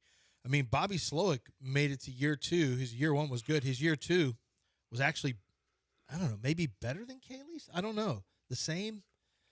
And they were like, this just isn't good enough. Well, it's better now, though. CJ's not getting killed anymore.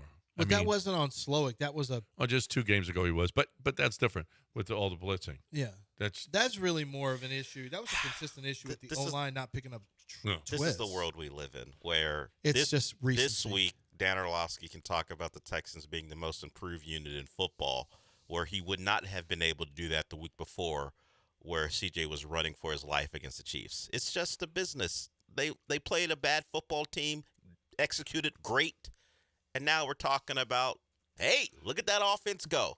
Yeah, they still won though. The week before they played well, and the week before they played against the Bills they played well. How many points are they scoring against teams you consider legitimate? Because that's what they're going to see in the playoffs. I agree with you. Their defense gives them a chance to beat any team they're going to face. Yes. I struggle to allow the Cardinals to affect my opinion on what their offense is, because they had no answers against the Chiefs. Are fine. I mean, they're not looked at as an elite defense, but they're fine, and they had no answers. So their offense is better. I will, no doubts from before, but there's some hyperbole going on based off the opponents they beat up on. They're bullies. A bad opponent, they'll be bullies. Yeah, but I still feel like this offense isn't, while it hasn't shown out, at least it was better this week against a bad team. If it would have been bad again, then you go, wait a minute, they're still bad. But at least they were better. But I feel like even against good teams, they haven't shown their full potential. But they did against San Francisco. When are they going to do that? San Francisco had a lot of people hurt. Denver, CJ got hurt.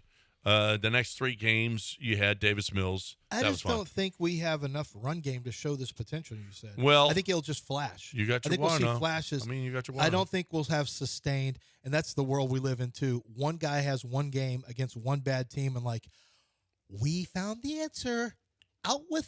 Now everyone's ready to get rid of Woody Marks. No. Woody Marks is so slow and sucky.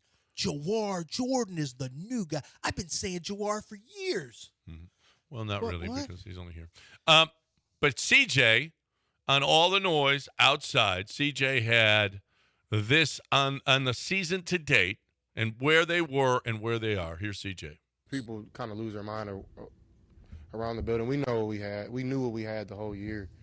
My process hasn't changed. It's just we're starting to finish better, close out games. So, I really never lost faith. I think we're a heck of a team, and just like everybody loves us now, they can hate us in a week. So who knows? It doesn't really matter. So we're just focused as a team. We're focused on what we can control, and that's how we play each week. So whatever that looks like. So we're going to continue to have faith in one another and trust in one another and keep playing hard.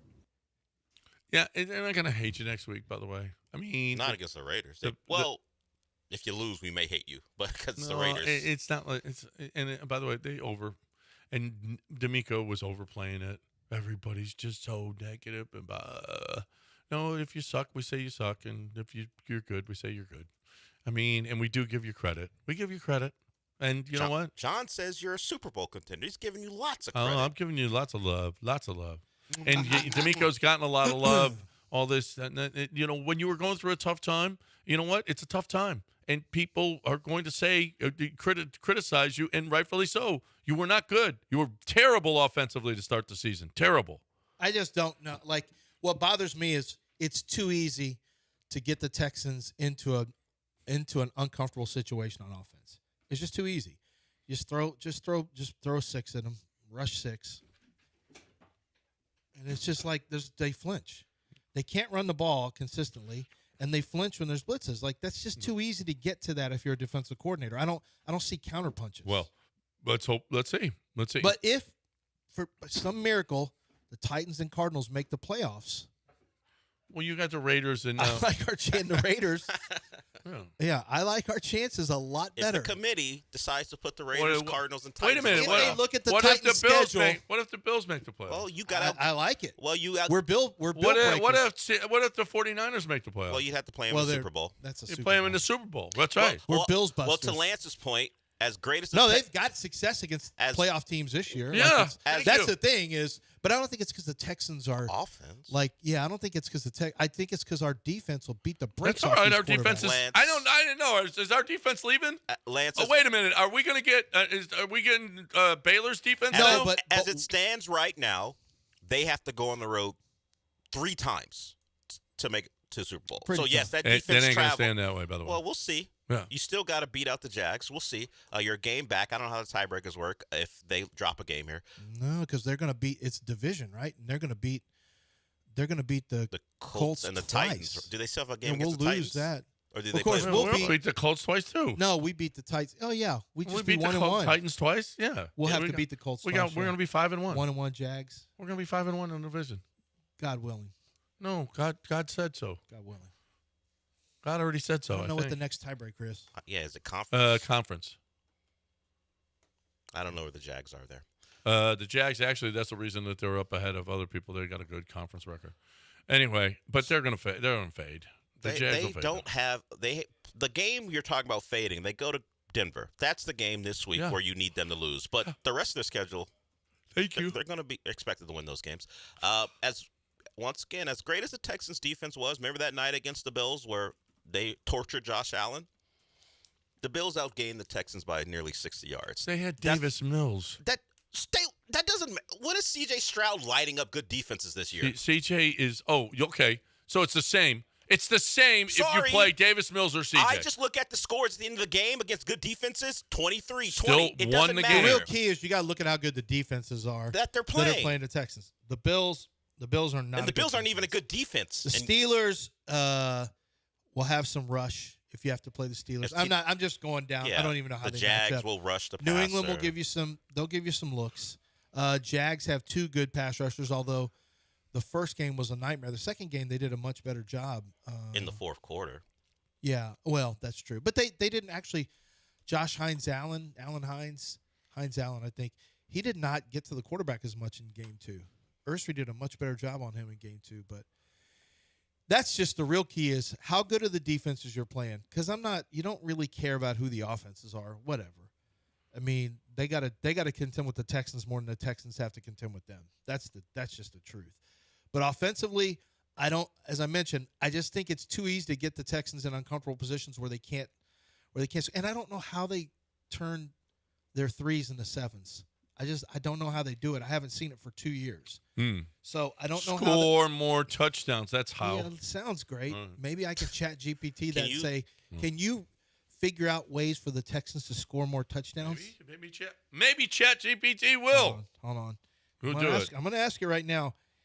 Can you tell me how the Texans can score more touchdowns and quit kicking so many damn field goals? We'll see. You swore in there. It doesn't care. ChatGPT doesn't care. It's thinking. It's thinking right Who do you now. like better, ChatGPT or Nick Cayley? Coming up with things.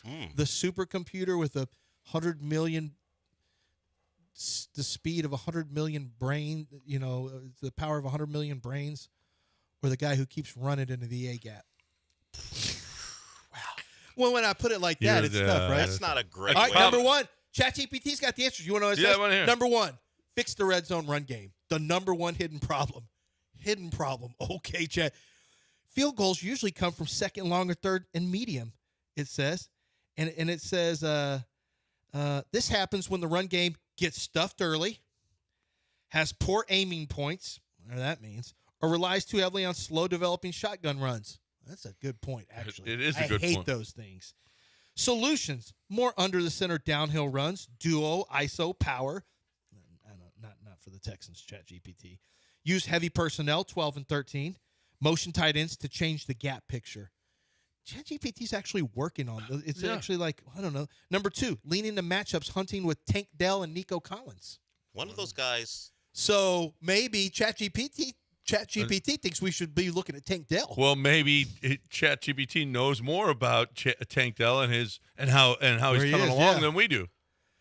More early down shots. Yeah. Touchdown teams take calculated shots on first down in high red zone, 30 to 20. That's actually a really good point. That is a good point. Use Stroud's mobility as a tool, not a lifestyle, says ChatGPT. Yeah. What is this? Not a lifestyle. That means don't make it. That's not all the time. It's just Don't Sprinkle worry. it in. We were never going to have CJ And Stroud. you know what? And it's a change of pace. ChatGPT is onto something here. Improved sequencing, the hidden OC skill. It says most field goal drives come from bad sequencing, not bad plays.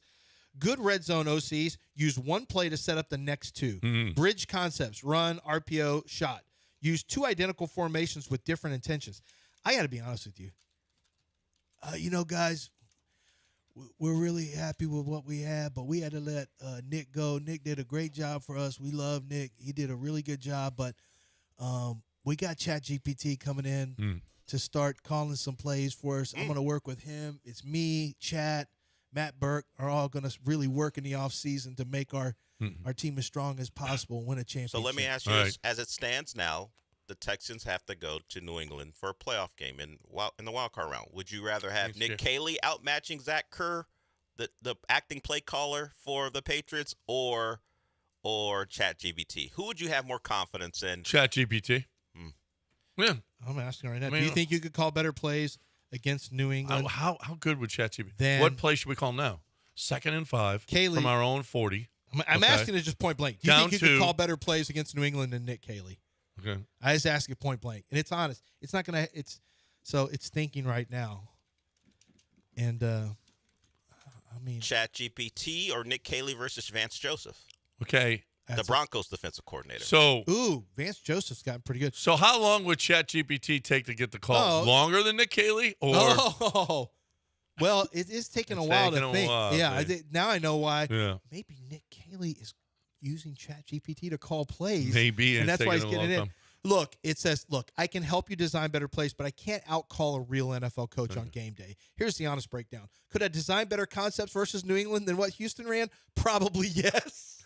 Did it say that? It says probably yes. I can break down their coverage tendencies, generate optimal route combinations, identify linebacker matchup weaknesses, create red zone sequencing. This is exactly what we need, if I'm being honest. And script high percentage answers versus New England's pressure looks. Could I call better plays in real time than Nick Caley? No. And here's why. Sideline communication, down-to-down defensive substitutions, injuries, OL fatigue. I don't have access to this. Well, what if I got you access to that? We got it right. Well, okay. Should I sell my car to ChatGPT? My God. Can you design a better game? Now, if the question is really, and this is ChatGPT saying this, but if the question is really, can you design a better game plan than Nick Caley Caley will run against New England? The answer is yes, 100%. Game planning is information, structure, sequencing, leverage manipulation. That's my wheelhouse. If you want, I can build a Texan-specific game plan versus New England. I'm like, cool. Yeah. I'm going to send this to D'Amico. Forward it over to the Texans. I'm going to send, if D'Amico needs to sell his car or anybody else needs to sell their car, they go to givemethevin.com. That's my guy, John Clay Wolf. I sold him a car. I loved the process. I loved The result was more money in my pocket, and the result is going to be more money in your pocket. If you sell your car to John Clay Wolf, you will have more money in your pocket. Dude's been doing it forever. He is the best in the business. He will come to you. He will pick up the car, deliver the check. He'll do it all. You don't have to move. All you need to do, there's one thing that you have to do. You have to go to GiveMeTheVin.com. You have to if you're going to sell your car, because there's only one place where John Clay Wolf guarantees that he's going to sell it for more. He's going to buy it for more. He is going to buy it at a price that the other guys can't match. And if they do match it, you go back to him and say, look, they'll give me this. And maybe he goes up, or maybe he goes, dude, that's an incredible price. Go get it. But if you are going to sell your car, don't just walk into the dealership or CarMax or wherever you're going without the knowledge of how much that car is worth. You get that. You get the highest value at GiveMeTheVin.com. That's GiveMeTheVin.com.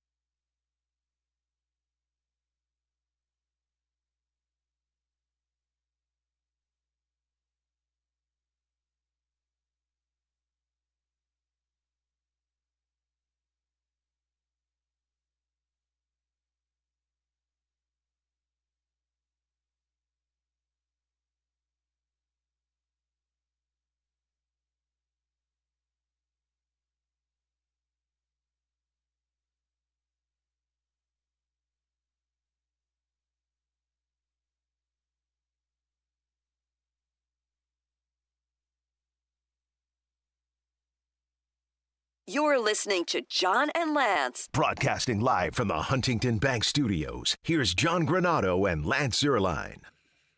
All right. 842 ESPN 97.5 and 92.5. Why don't you get a contestant for Taquerias Arandas? Let's do that. 713-780-3776. We'll take caller number 3. 713-780-3776. Here's what we're going to do. I'm going to give you the point spread and the over-under for Seattle versus the Rams tonight. And if you pick correctly, you are going to win a $50 gift certificate or gift card to Taquerias Around Us. You can use it at any of the locations, any of the 20-some-odd locations around the city of Houston. If you lose, however, you get nothing. Boop, boop, boop. Not Nothing. one single thing. Nothing.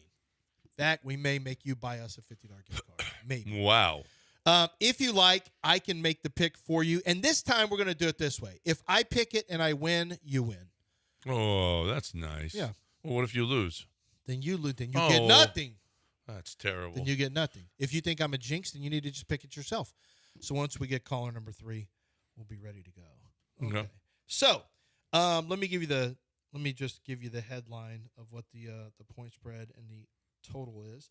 So tonight we're going to make the Seahawks -2.5 and the over/under 42.5. 2.5 and 42.5. Seattle versus the Rams. Seattle's at home against the Rams. Del, who is I can't see the name up there. Who is Omar? Contestant? Omar? Okay.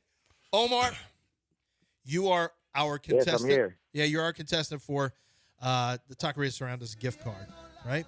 This is winner chicken flauta dinner.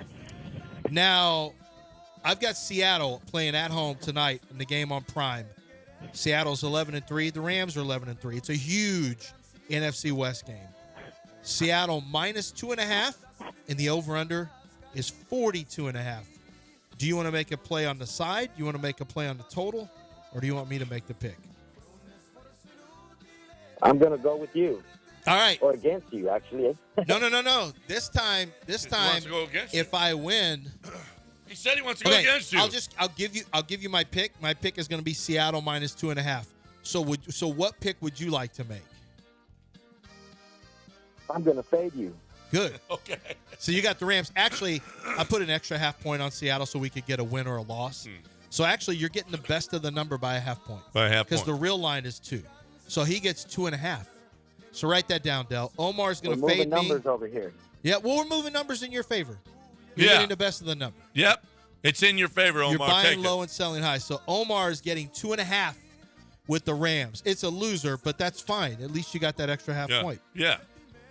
So how about that? We'll find out. So you are a fan of Matthew Stafford tonight. By the way, I also like him going higher than 228 yards on passing total. I don't think the Rams are going to be able to run it all that great against Do you Seattle. have a number for the amount of times Puka Nacua does the anti-Semitic celebration after scoring a touchdown? Do you have a number for I'm that? going to say lower. Lower than and a half? Lower than a half? Lower than a half. Okay. Yeah, I think he's probably had a talking to. Now, had he not had a talking to, he would have done it, and it would have been. Although I would have seen it and been like, "What? I don't even know what this is." No. Probably most people wouldn't have, but the internet would have. Oh, the internet would know. The internet would know. All right, so Omar. There you go, Omar. I'm hoping that you. Best of luck. If you win, that's fine. I agree with you, Fade and Lance. Nice job. Nice. Well done, We'll sir. find out. Well done. Do we have Josh Pate at the top of the hour? Yeah. Okay, so we got to take a break so that we catch up. And we appreciate you, Omar. Thanks for listening. And we got Josh Pate, top of the hour. So right now, underdog. Time to talk about Fade. Oh, higher or lower. We just talked about that. And I use the terms higher or lower for underdog because that's what I'm supposed to use. And that's what we're using for our Thursday Night Football. And that's what we're doing. We're talking about football. We got football. It's not just today. You got football going on this weekend as well. So I'm looking right now. You got Missouri State. You can pick if you think they're going to win or not against Arkansas State. That's available. Ty Simpson, 237.5 passing yards against Oklahoma. Carson Beck, 236.5 passing yards against Texas A&M. I think they're going to run the ball. I think Beck is going to go lower. And so I would go lower there. You got, Ryan Williams, 45.5 yards receiving. I'm going higher on that one. Look, you got college football, too. So while you're watching, why don't you mix and match your college football with your pro football while you're watching your football tonight and then over the weekend? Look at all these different stats. I'm just giving you the basic stats, but keep in mind that I'm looking right now in my lobby, and there's a 50% profit boost right now for any of my picks. I have to make a minimum of 3 and a maximum of 8 picks. I can go all the way up to 8. You know how much money that's going to be if I hit that with a 50% profit boost? And they throw you profit boosts all the time. in your lobby. So that's why the more you play, the more you're going to see these profit boosts, the more you can win. Pick higher or lower on stats. Pick teams to win. You can do that right now with Underdog Fantasy. The more players you pick and the more picks you make, the more that and if those all hit, you're going to win a big chunk of money. It's legal here in the state of Texas, and it's just a lot of fun to play. Download the app. Use promo code Lance on your first deposit. You are going to get $75 of bonus entries when you make your first $5 fantasy entry. But you must use promo code Lance when you sign up. It's Underdog Fantasy, promo code Lance. Play along with the football games you're watching tonight and all weekend long.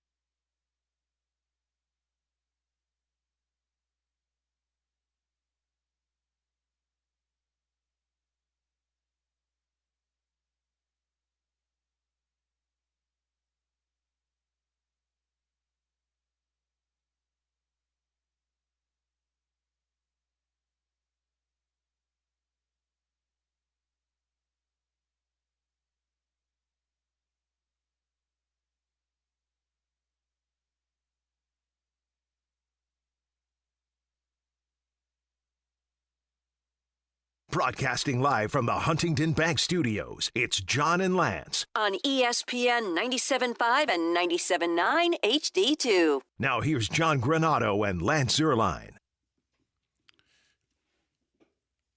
All right, welcome back. ESPN 97.5. Tomorrow, Republic Boot Company. We want you all out there. Come on, hang with us. It'll be fun. We're going to be at Nick's place on Monday. Tomorrow, so it's the holiday season. It's starting, okay? You can get away from work. You can get away. And just in the morning or whatever. If you get to Nick's place all day, that's great. We're going to be at Republic Boot Company all day, too. So here's the deal. You're looking for a great fun. Hang with us, end of the season. I know we got a lot of, did you see the people that broke down how many people listen to the show every day on podcasts and everything? And, we got a lot of loyal people we really appreciate. So if you got a chance, we'd love to say hello. We'd love to hang with you this holiday season. You've been listening all year. You want to come on by and just hang. We love that. Well, So, you're talking about the holidays, and you mentioned the loyalty. Let's reward that loyalty. We got something to give away to people. We're going to be at Nick's but we have other people who want to get you set up for the holidays. So let's go caller 4 at 9 o'clock. You're going to win a $250 gift card from My Jewelry Outlet. You have to. We're going to give you the address because you have to go there to pick it up. They're at 3841 Bel Air Boulevard. They're near 610 Bel Air and Stella Link. The gift card must be used by January 15th of next year. But a $250 gift card to them to, treat yourself, treat someone you love. Of course, they got some deals going on. They got 50 to 70% off of platinum engagement rings, diamond studs, diamond tennis bracelet, diamond hoops, loose diamonds, and more, plus thousands of lab-grown diamonds, all at wholesale prices. Caller 5 at 9 o'clock, a $250 gift card to My Jewelry Outlet. Thanks for listening to us. We're going to be giving away something on my show, and Jeremy and Joe are going to be giving away something tomorrow. That's as well. nice. Yeah, $250 gift card. How about that? That's nice. That's real nice.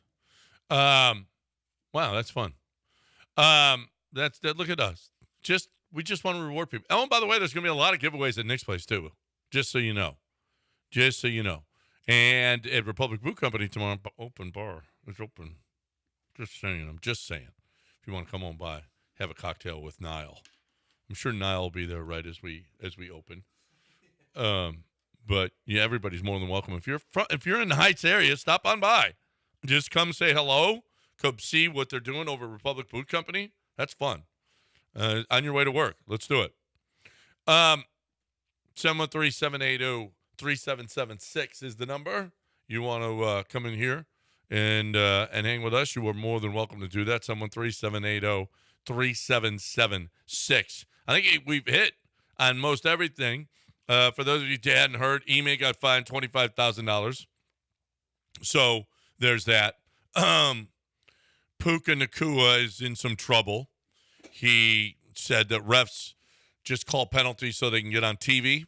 And then he was doing an anti-Semitic dance that he said he was going to use for a touchdown. I'm not sure. I don't think he's going to. Well, he was told to do this. I don't even know if he even knew what it was. Probably did. But a streamer never do what streamers tell you to do. It just in general. Like if you're walking around, if you find yourself somewhere and somebody's got a camera on you or a phone and they tell you to do something, just don't do it. Especially if you don't know what it is. Because streamers will have you doing crazy stuff. And you don't need that in your life, do you? No, you don't need streamers telling you what to do. No. I mean, honestly.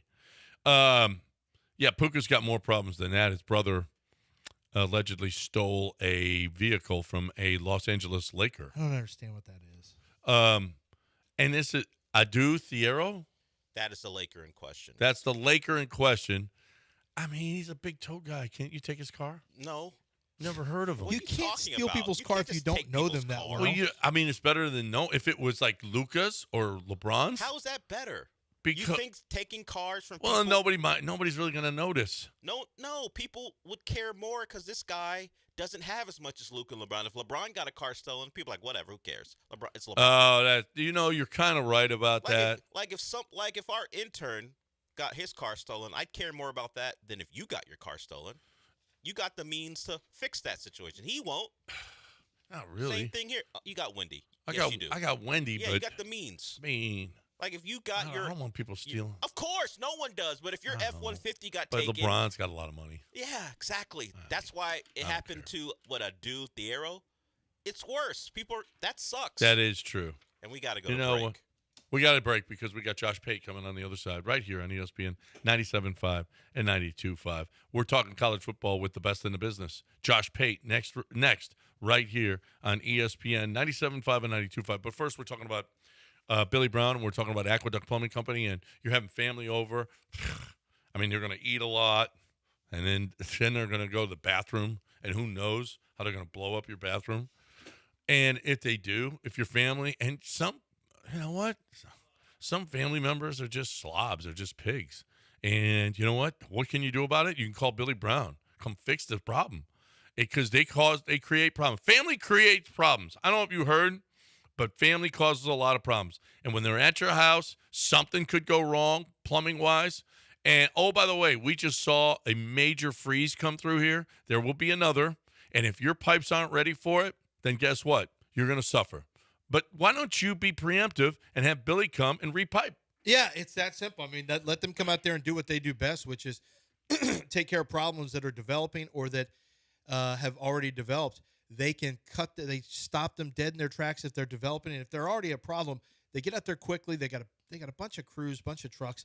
They come out, they diagnose what's going on. They get it fixed. They do it at a fair price, and they do it right the first time. It's aqueductplumbingcompany.com. For all of your needs, go to aqueductplumbingcompany.com and look at all the services that they offer, aqueductplumbingcompany.com.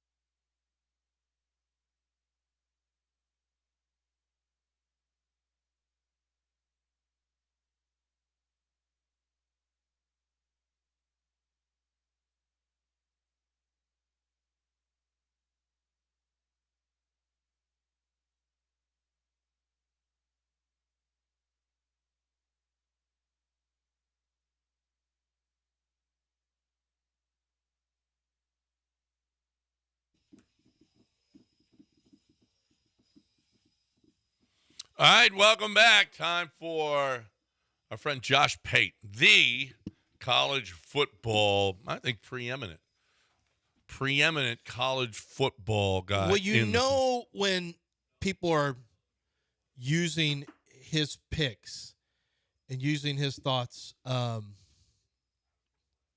think Adele's getting them right now. You know when somebody starts using your picks in conversations. Well, Josh Pate says that Texas A&M can do this and this. That's when you know you've made it. Or when you start arguing, Pate is always biased. Once you hear that you're biased against an entire conference, yes, a school, right, but especially a conference. The biggest in the game, Herbie gets it, right? Kirk Herbstreit gets it. He hates every school that well, mostly he hates Ohio State. Well, yes, where he went to school, but he hates every school. Yes, I mean everybody thinks he hates their school. Well, everyone thinks the SEC is always getting preferential. Yeah. Well, they do though, from Peter Burns and Paul Feinbaum. Well, that's the SEC network. Right. Josh Pate, College Football Show on YouTube. Josh Pate presented by Walmart. No, Walmart you thought you knew is now new. Who knew? Do we not have him? You didn't? No, we don't have him. You didn't talk to him this week? Well, no. What's Dell saying? Oh, no. I was talking to our winner. Our intern called Josh Pate. He didn't answer. Josh Pate. Let You me just talked check. to winners. That's all you talked to? I talked to Brian. He got the $250 gift card to my jewelry outlet. Oh, congratulations to him. All right. Well, we don't have Josh Pate, but you know what? Well, we'll see if you. Question mark. I just said you up. What's the big deal? You just. Josh, you up? You didn't. No, I said calling. Are you open? Anyway, maybe Josh Pate didn't. I'm on ESPN again. We wouldn't know because we Not have. just ESPN. He appears on Dan Lebatard. He appears everywhere. He really does. Like, I give him a lot of credit. He doesn't say no. Yeah.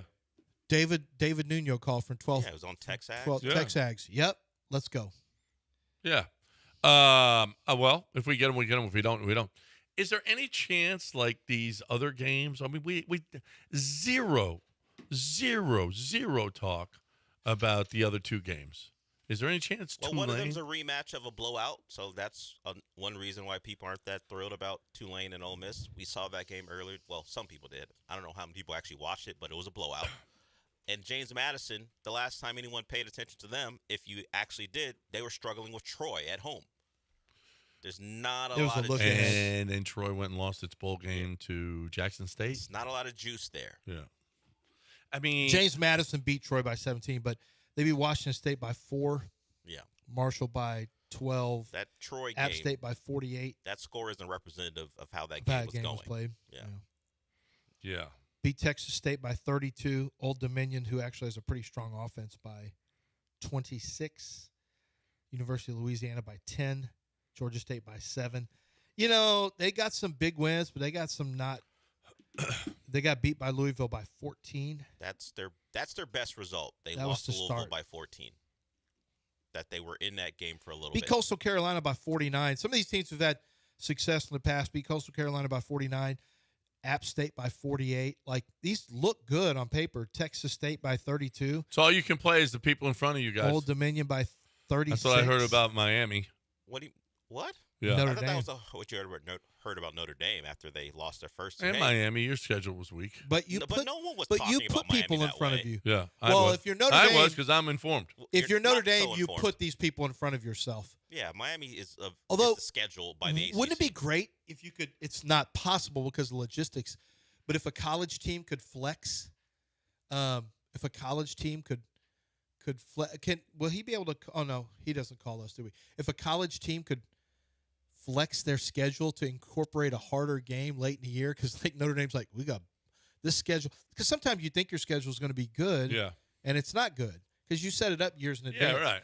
And so, what if they could flex their schedule for a different game? Like, yeah, we're trying to get in the playoffs. That's what Vanderbilt tried to do. Clark Lee floated it to see if he can get a team to play them. People thought it might have been Miami he tried to play. On their bye, or when would they have done No, it it? would have been on championship weekend. Like while the SEC title game. Oh, just add another He game?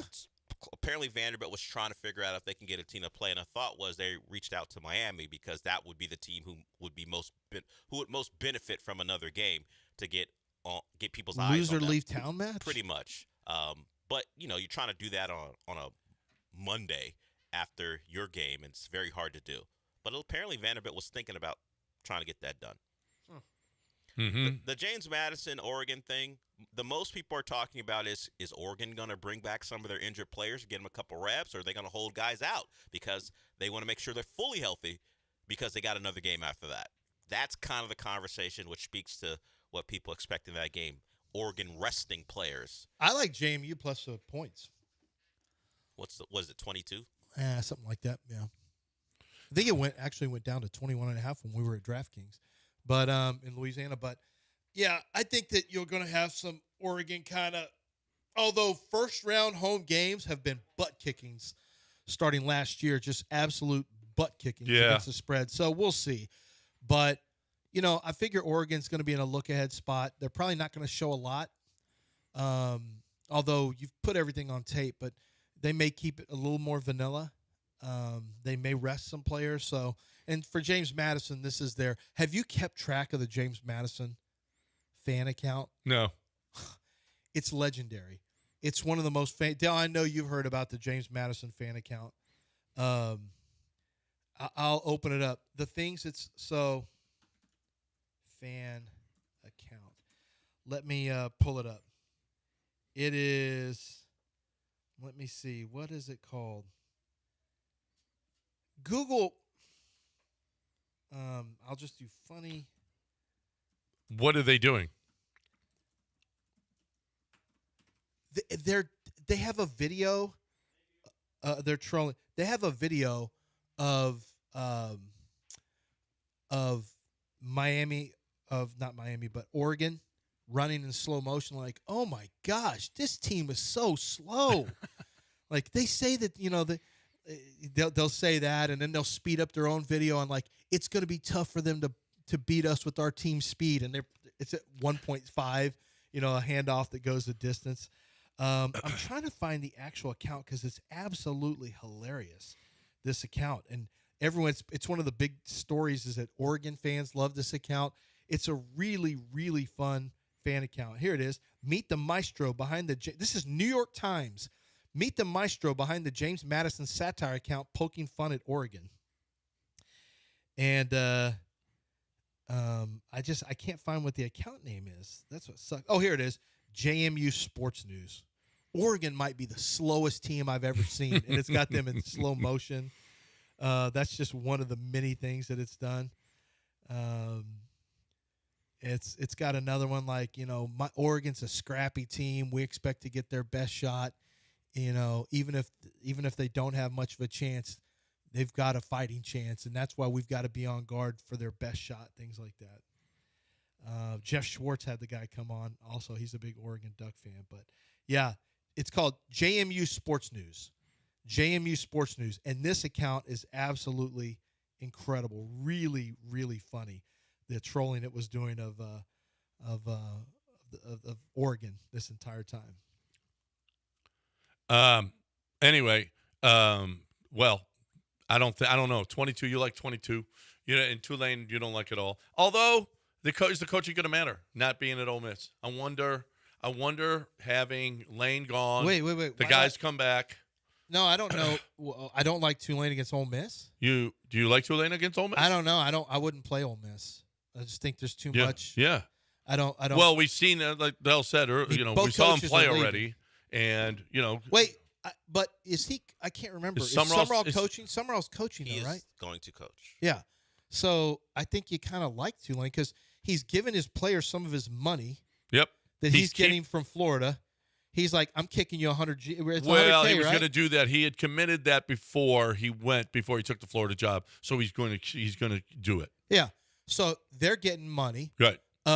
He's not leaving them on bad terms like Lane Kiffin did. They've played well. I don't know. Ole Miss is a really good team, really good on offense, not great on defense. But I have a feeling that Tulane will probably be a little more focused on Ole Miss, even though I thought Ole Miss this entire time kind of was a dark horse to potentially get into the finals. That's how good their offense is. And Chambliss is really good at quarterback, and they've got a great word running back. is he's going to be headed to LSU for some reason. Mm-hmm. Yeah, and Kewan Lacey. After this, yeah, couldn't imagine that. I didn't see that coming. Yeah, I didn't either. I didn't see that coming when Lane was literally negotiating the future NIL structure so that he could steal some of his own players. Huh. Never saw that coming. Well, we see how good they are in the SEC and where they finished. Is Nussmeier homegrown? Does LSU ever actually recruited, and developed a quarterback? You got Jaden Daniels, Joe Burrow. Now you're probably going to get Trinidad Chambliss. Do they ever sign and? Yeah, once in a while. Nussmeier, was he signed? Yeah, before that it wasn't. Do you call it though. Development? Jordan Jefferson and no. Nussmeier's not great either. Nussmeier's not great. No, but Joe Burrow and they get him from other places. Yeah, right. Well, right. Do they develop quarterbacks? Listen, every quarterback now in every playoff game is a transfer. Not saying, but well, no, because a transfer too. He never played at Alabama, but he. That's right. He was at Alabama. Yep. That's right. So technically, he is a transfer. Saban left.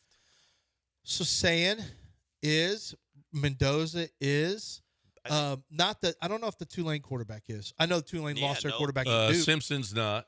Simpson's not. Mateer is Washington State. The Tulane quarterback, Jake Reslov, was at BYU.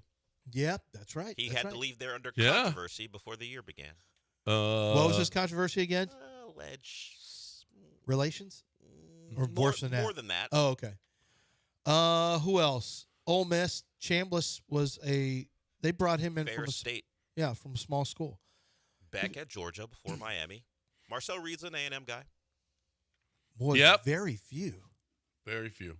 But the winners have been the last few years. JMU, I bet that's not a transfer. Well, that could easily be a transfer. Who knows? So you're right. I would say a minimum of 8 of the 12 teams have transfers. Yeah. A minimum. Tech doesn't. I believe Morton started at Tech. Did you see Tech's getting Sorsby? Yeah, Sean and I talked about it. His girlfriend is a volleyball player who's going to play at Tech, which is the first clue. The girlfriend from Ohio is heading to Tech. You might think that Sorsby is going to be there too. This is a real question for anybody from Texas Tech, and you can call 713-780-3776. Is there anything to do? And don't lie, I grew up in Richmond, Rosenberg.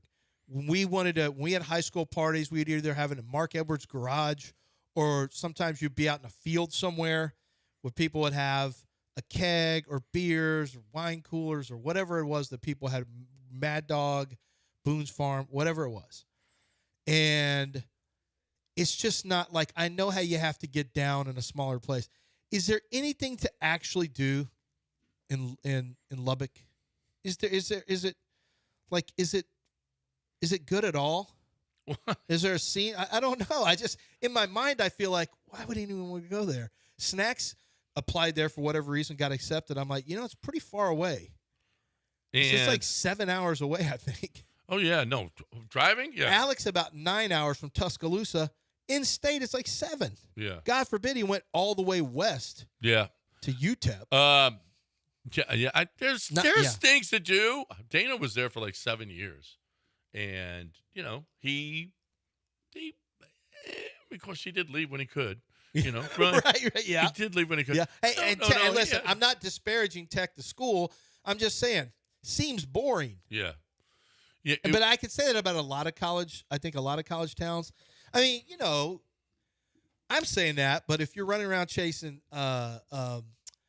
co-eds, that's probably, wherever. You don't care whether it's at the Buffalo Wild Wings or somebody's, some party that's being thrown behind a dumpster. Well, and there was a time when there was the number one in STDs, but I think those days might be over. I think they might have been passed. I remember those by. bellwether days. Yeah. I mean, that was the height of Texas Tech and stuff going on. At least on our show. Yeah.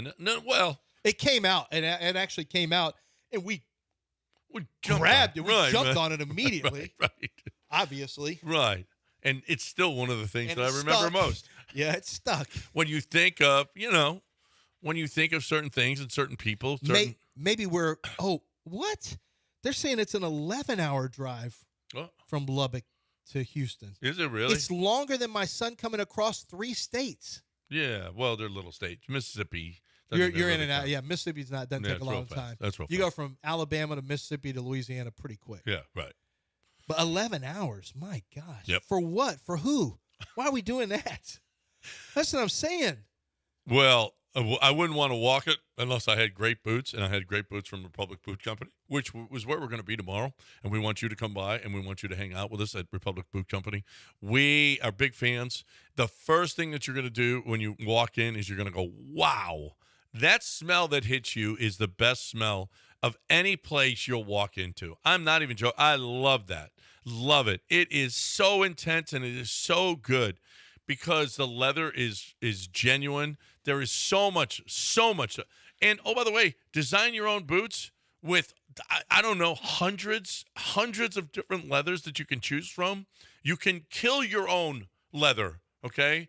They go on a gator hunt, and you can kill your own gator and make it into your boots. This is something that actually happens. Find out if you want to do that, because it happens every year. This place is great. And it's for specific needs and for specific people looking for specific things.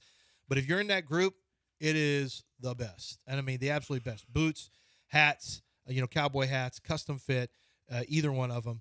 And every type of Western wear you can possibly imagine, and everything that says Texas is in there. And and they're growing as a location. It's getting bigger and bigger. They have the top bootmakers in the world happen to be in that one shop in the Heights. It's really, really cool. Stop in and enjoy it yourself. Come by and see us tomorrow. If you're headed into work, stop by, grab yourself something, a quick gift on the way out. It's republicbootcompany.com.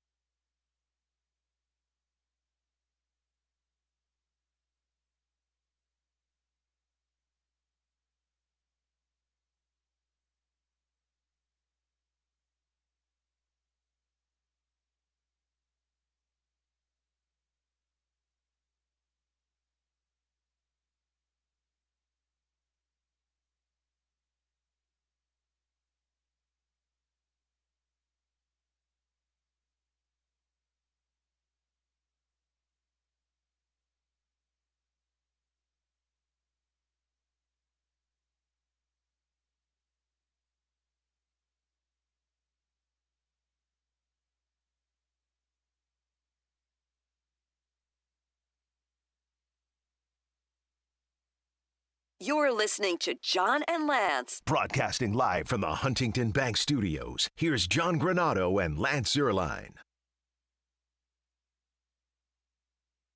All right, 921 ESPN 97.5 and 92.5. We got John Chill joining us at the bottom of the hour. Yeah, they pulled Josh Pate on to first take.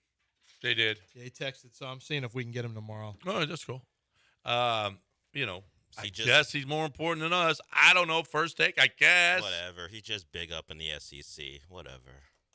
Yeah, I mean, he's an SEC guy. Well, he's from. You think he's an SEC honk? He's from a little place in Georgia. Of course, he's an SEC guy. What are we talking about? That's where he grew up. Now he's based in Nashville, but he's from like some small town in Georgia. Of course, he's SEC. Yeah. Yeah, you're probably right about that. Talking about how scary Kyle Field is and how that might determine the game. Tell it to South Carolina in the first half. How scary that place is. Tell it to everybody else that played there this year. What? How'd they do? You mean Auburn? Those great teams that walked into Kyle Yeah, Field? that's all right. Yeah. Did any of them? How'd they do? I don't know. How'd they do, John? All those average teams they got to play. The only team in the top 6 of the SEC they played, they got beat by. Yeah. Well, guess what? They kicked everybody's ass. No, they didn't. They barely beat Auburn. Beat South Carolina. Oh, how'd South Carolina in the second half? How'd they taste? South Carolina's a terrible football team. Huh? South Carolina was a bad football team. That was not a bad football team. Yes. A lot more talent that's fine. than they showed all year. Well, who cares if you don't put it together? They were a bad football team. Yep. Didn't beat anyone. And that was a team who was top 15 in the country to start the season. Well, look how they turned out. Aggie schedule. Get out of here. Oh, it's on with him. I don't want to hear. I like it. I mean, if they want to talk about, I like this energy. If they want to talk about how great their talent is, I will accept. Wait you a got minute. you got good players, but I don't want to hear about how you were tested by the SEC. That's nonsense. Okay, wait. James Madison beat Louisville by 14. How? No, Miami they lost to Louisville by 14. And how? Oh, okay. Yeah, sorry, you can't get that one off. Okay. They lost to Louisville by 14. And so if you're a playoff team, basically, if you lose to Louisville, it doesn't matter. Yeah, clearly. Okay. Louisville beat 2 playoff teams. When they're healthy, Louisville is pretty good. Then they got all banged up. But look, I respect A&M, but I'm not going to listen to them talk about how the SEC got them ready. They didn't play anyone in the SEC this year. Missouri and please. Missouri, are you kidding me? Missouri didn't beat a team with the winning record all year long. Stop already. No, you Missouri stop it. was a ranked team all year. To bump up the other teams who got to play them. Don't you see the game of cards they're playing, the shell game? We'll see on Saturday. Let's keep Missouri ranked, even though they're not good, because anytime someone beats them, it helps the resume. Well, let's see on Saturday. Yeah, let's see. Okay. I respect A&M's talent. I will not sit here and allow them to lie to me about how tough it was to get through that schedule. He's so bitter. We'll see on Saturday. Let's go. You ready? Dell's already ready. It's only Thursday. I told you this would build. Well, what's coming up? Yep. It's 2 days away now? I'm ready. I'm ready to see Gig'em and those thumbs and all that other nonsense, the rhythmic milking that those guys do. I'm ready. I'm sure Please don't show the milkmen in during the game. They're going to show them. Please don't show them. Is tonight when So they do their yell embarrassing. practice, or is it Friday before the game? It's the night before. Night before. Okay. It's 11 o'clock game. Why would they do that and put the Tulane and James Madison games Because in? you know why? Because better time slots. Because the NFL's on Saturday, and they were like, "Hey, let's throw these." Yeah, but there's only one. Or was there two? There's multiple games. Oh, Let's multiple. throw these 2 games that we don't expect to be good against the NFL. Yeah. Yeah. Now comes the time of the year where you have no idea what day a football game is on. Yeah. Late December, you're like, I don't know when Well, an NFL game Tuesday, is on. Wednesday, there's bowl games. Thursday, Saturday, Sunday, Monday. You got 4 of the 7 days and then you got Christmas, which it's a Thursday this year, right? Yeah, it's Thursday. No, it is Thursday. Christmas is 22. Thursday. Yeah, Yeah, Christmas today's the Thursday. 18th. So that falls on one of their regular days. Although they're gonna be doing how many games are on Multiple? Christmas? I 2 think or like 3? 3, maybe. Yeah, we did 3 last year. Boy, the NBA is so pissed. Yeah. There's nothing they can do about it. Taking a whole day. Nothing you can do about it. The games aren't good though, right?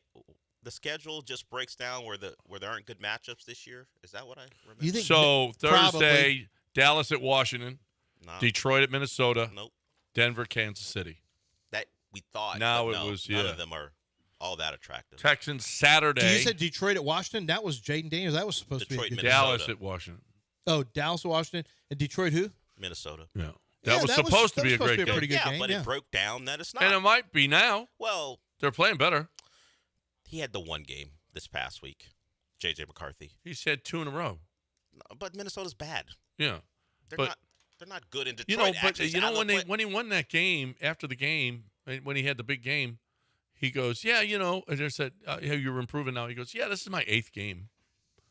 I was like, "Really? It's just your 8th? It's just his 8th game?" Yeah, it's just his 8th didn't NFL play game, all of last and year? everybody's already decided J.J. McCarthy can't play. No, I didn't. I mean, Yeah. he's a rookie. Yeah, He's a rookie. He's a year. rookie. I don't count last year, and he wasn't around most of this year. There was already talk about if they need to move on from him if he was a bust after the first 3 or 4 games. I know. It's like, what are we doing? How do you have any idea?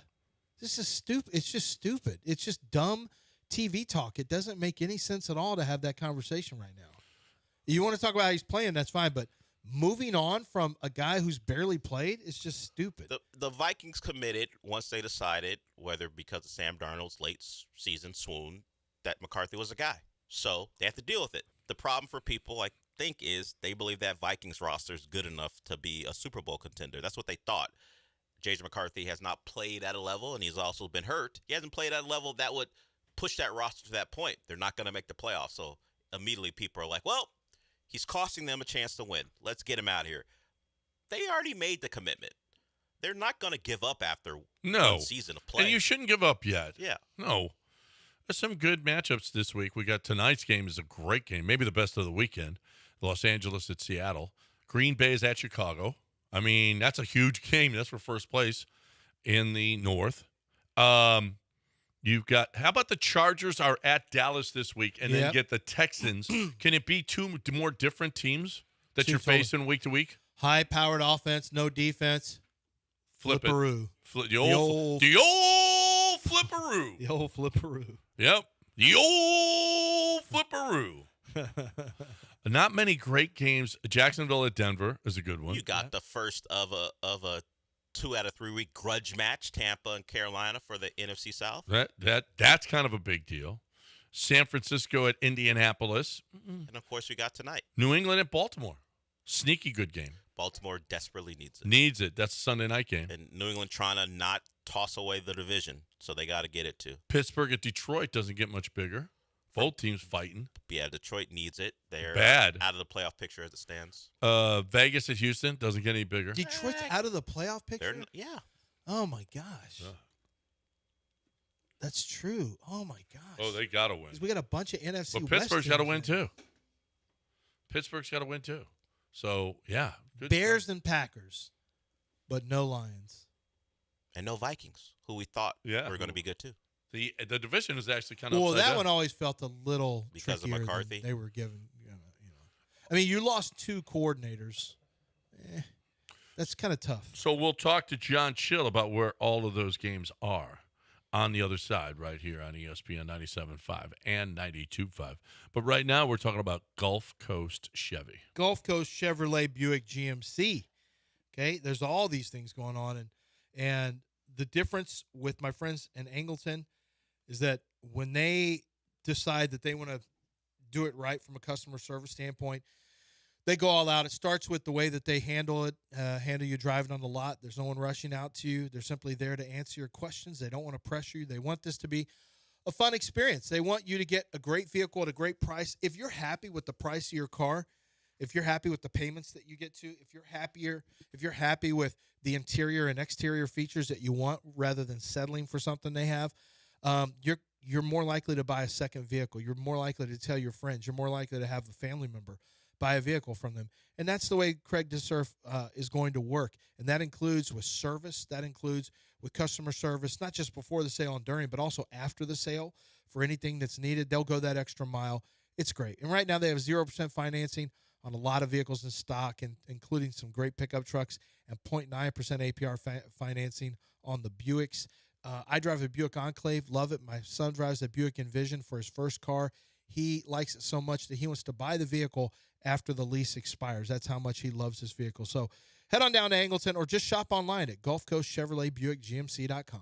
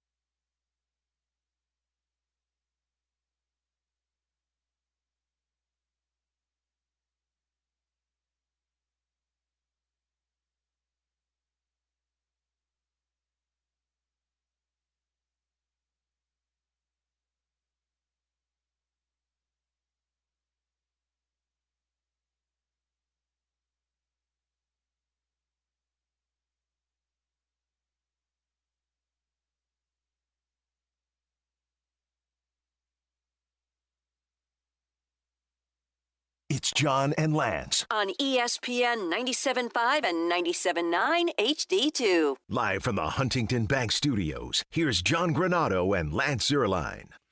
All right. Time to bring in John Chill. We saw him earlier this week. We didn't get to talk numbers. This is the one we talk numbers about what's going on with all of the games, and there are some big games this week. And it starts tonight. John, welcome back to the show. Great. I miss you already. My favorite place in the world, okay? If I was here in Houston this holiday season, I'd definitely drive down I-10. We were just talking about how between Beaumont and the Louisiana border, it's 75 miles an hour, so you can do 85 there. You know, and before from Mont Bellevue to Beaumont, there's a nice long stretch there where you can fly 90 or so. So it's 2 hours down the road, you know, and you get over there and you start betting and you go to the DraftKings Sportsbook. And what's it look like tonight? What's the game look like tonight? Where's the money? Tonight it looks like Rams are seeing a little bit. They're close to 70% in the handle today, and then big money on the over at 42.5. So wow, so it looks like over and Rams. Yeah, I'm kind of shocked on that the amount of handle on the over. Well, I don't know if I'm shocked on that. I'm shocked on the number. I guess Seattle is. They're both really good defenses, I guess, but this is and Sam Darnold doesn't play well in big games, so I think that's probably why the Rams are catching, you know, all of these people betting on them is because Sam Darnold's got to prove it in a big game. Yeah, and I think the last time they met, he had 4 interceptions against the Rams, and you know, he does. He's got to prove himself here today, and you know, as far as the Rams, I think if Stafford wins, he gets MVP, and you know, I don't know if they lock up the 1 seed or not. If with a win today, I got to look at the scenario, but they'll be pretty close to that as well. So, interesting matchup. For some injuries, I think for me, I was kind of looking at the weather. I think they still have 30-mile-an-hour gusts. I know the rain stopped yesterday, but the wind might be a factor tonight as well. So, ooh, yeah. If wind, give me the under. If it's wind, give me the especially wind gusts. Yeah. Yeah. Wow. Yeah, and the majority of people are on the over. Yep. Well, still liking at 42. So you know, Golden Nugget. You know, the Golden Nugget wasn't built on a lot of smart bettors. That's for sure. Right. So. So that's the big matchup tonight. Shocking as far as handled. Titans are seeing over 80% against the Chiefs, and I get Mahomes is down, but to me that's a lot of money on the Titans right now, and I know they're playing better. You know, they're getting better here this year, but you know, Minshew's not bad. You know, I mean, he can throw it, but we're seeing a lot there. And the Houston Texans are catching. They're over 80% right now as well. That opened up at 12.5. It's gone up to 14.5. Wow. You know it's a lot of points, and I hate the hook at 14.5. So if I was playing that, I'd buy that hook down and just get it at 14. But it looks like that's going to creep up. It might hit 15 by Sunday. That's crazy. There it is, Dell again. Given 9.5 last week, you were like, "Are we sure the offense can do enough?" Now, what about giving 14.5 to the Raiders? The Raiders are pretty bad. Yeah. Raiders are a bad football team. Yep. They might be. Yeah, playing for the number 1 pick. So they are really bad. But 14.5. Gino will be back. I don't know if that makes you feel better or not. Instead of having Kenny Pickett play. Gino. I mean, they didn't. You know. They have, but they weren't great last week against Brissett. They're not good no matter who is in. Huh? The truth is, they're just not good no matter who's in. No, that's a bad football team. And you think D'Amico was waking them up a little bit this week by criticizing the defense? Yeah, probably. Well, it's one of those things where he's just basically telling the whole locker room, "Hey, everyone's accountable." When really he's like, "Well, we did beat him by 20. We were never. We did win by 20. It was never in doubt." It was really never in doubt. That's funny. Tampa and Carolina. Are you seeing any action? Yeah, that's about dead even right now, that's another one. It's split down the middle there and split down the middle in the over-under as well in that game as well. Okay. So, Any other? That's interesting. Any other big leans? Yeah, Denver's seen a lot of love. That's a big game there. Jacksonville's been playing really good here the last few weeks. I know the competition, who they played, is not the best, but they're over 80% right now. Denver at home. Why is this just? Why is this just a 3-point game? So on a neutral field, they'd be even. I don't think Denver and Jacksonville are even on a neutral field. No, I agree. And then, Denver controls their own destiny. I think if they win out, they get the number 1 seed. So, yeah, I don't see that as the big separation there as far as handle. But, Denver's seen a lot there. And Baltimore's seeing. Baltimore's over 70% as well, so against New England. And, Lamar's saying he's getting healthier by the day. But, New England's they're a good team. So, we're seeing a lot there. As well on Sunday night there. So those are the big ones in the NFL. We're seeing one of the big ones for over-unders is Chargers over 49.5 against the Cowboys. So. Oh yeah, that should. Yeah. 40. Yeah, that's not enough for these two teams. Yeah. That's not nearly enough. I mean, Dallas. Dallas is going to score, and the Chargers have been good despite that offensive line problem, and the Dallas doesn't have any way to get to them anyway. So that is interesting. Pittsburgh, your team, Pittsburgh and Detroit.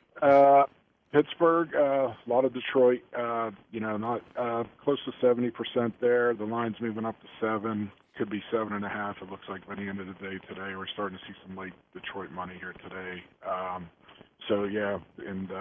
Plus 7 could go up to 7.5.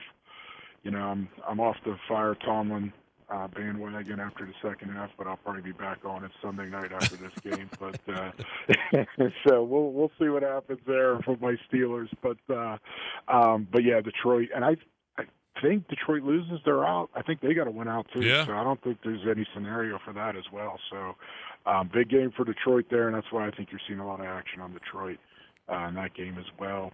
Bengals, it was shocking. Bengals, Dolphins, we're still seeing more money on the Dolphins than the Bengals, even with all the starters and, all the changes they're making in Miami after the game. But,